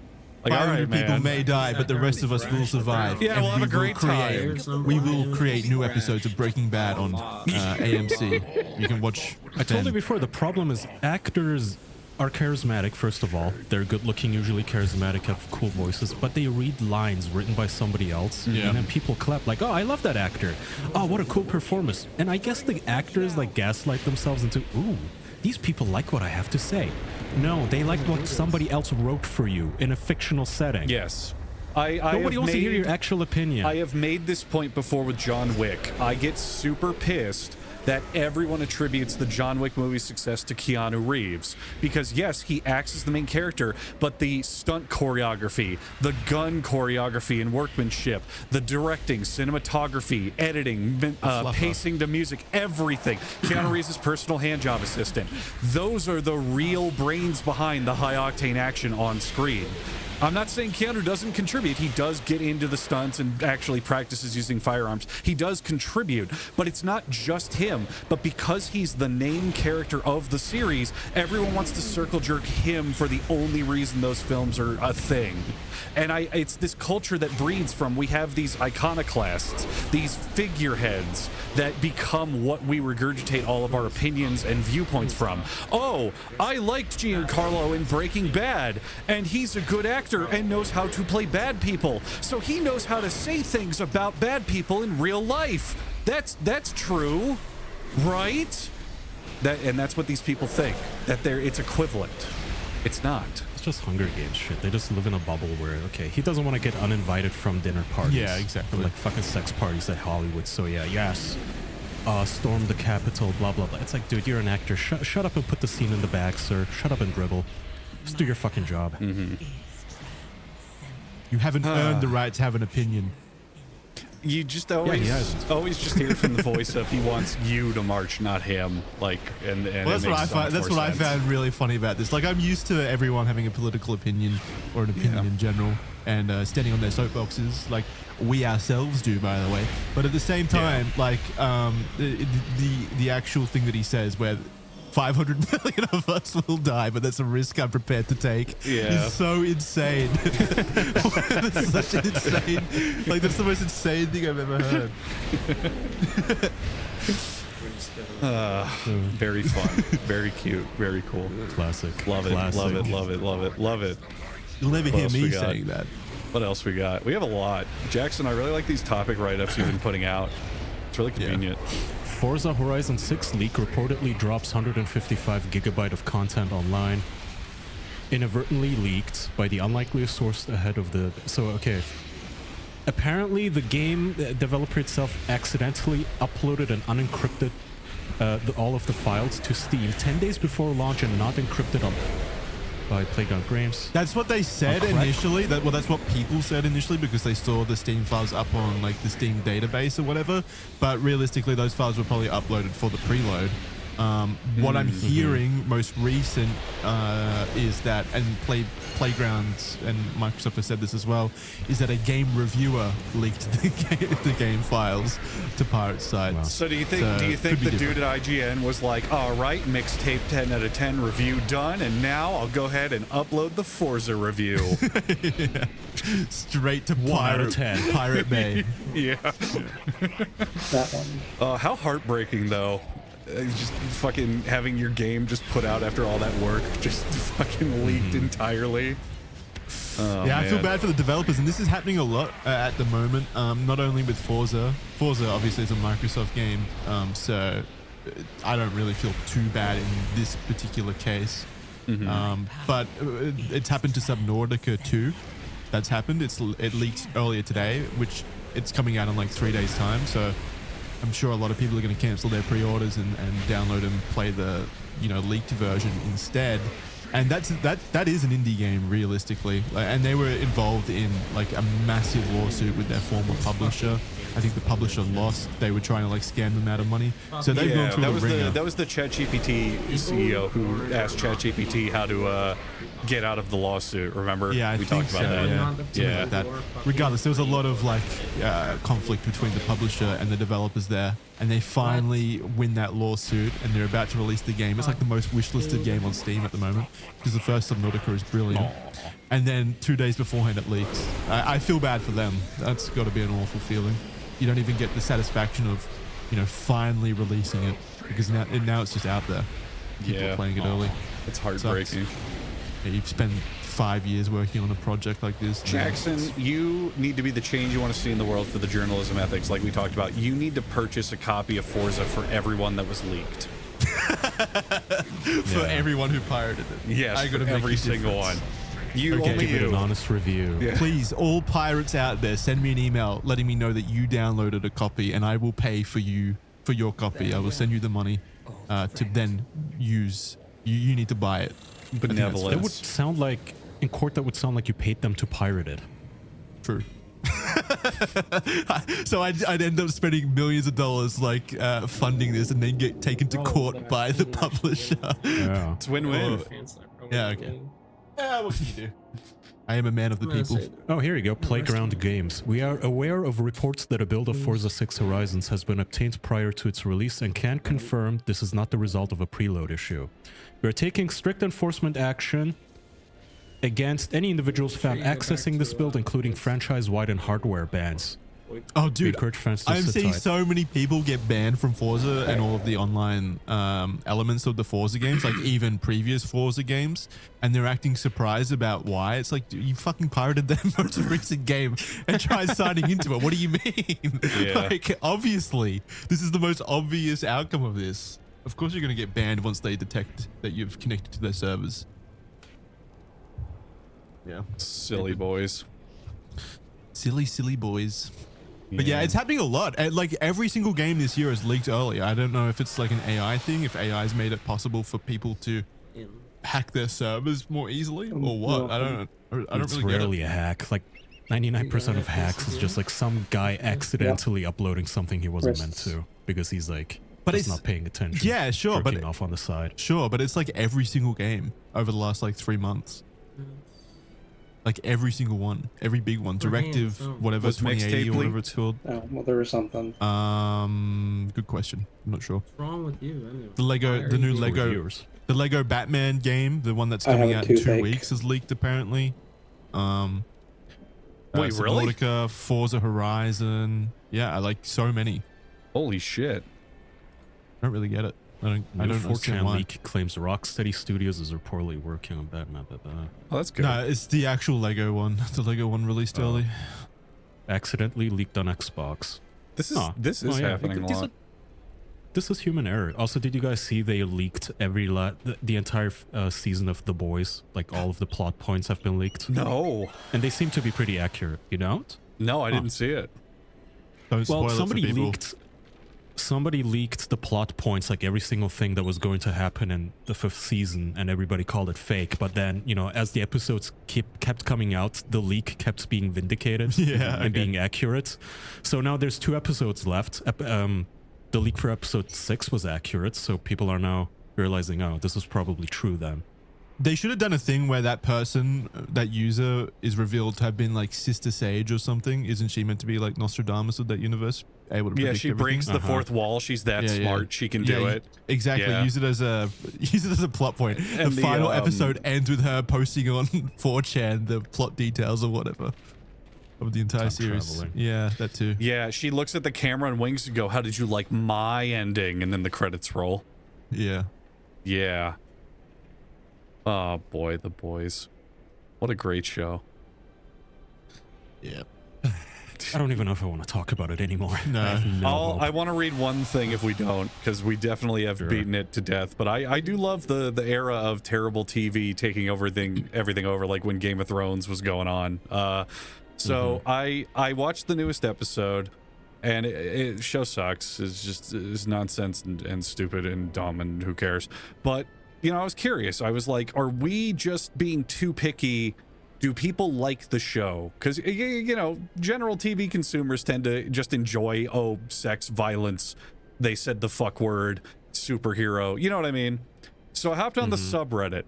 If anyone's going to defend the show, it's going to be the subreddit. And I saw the next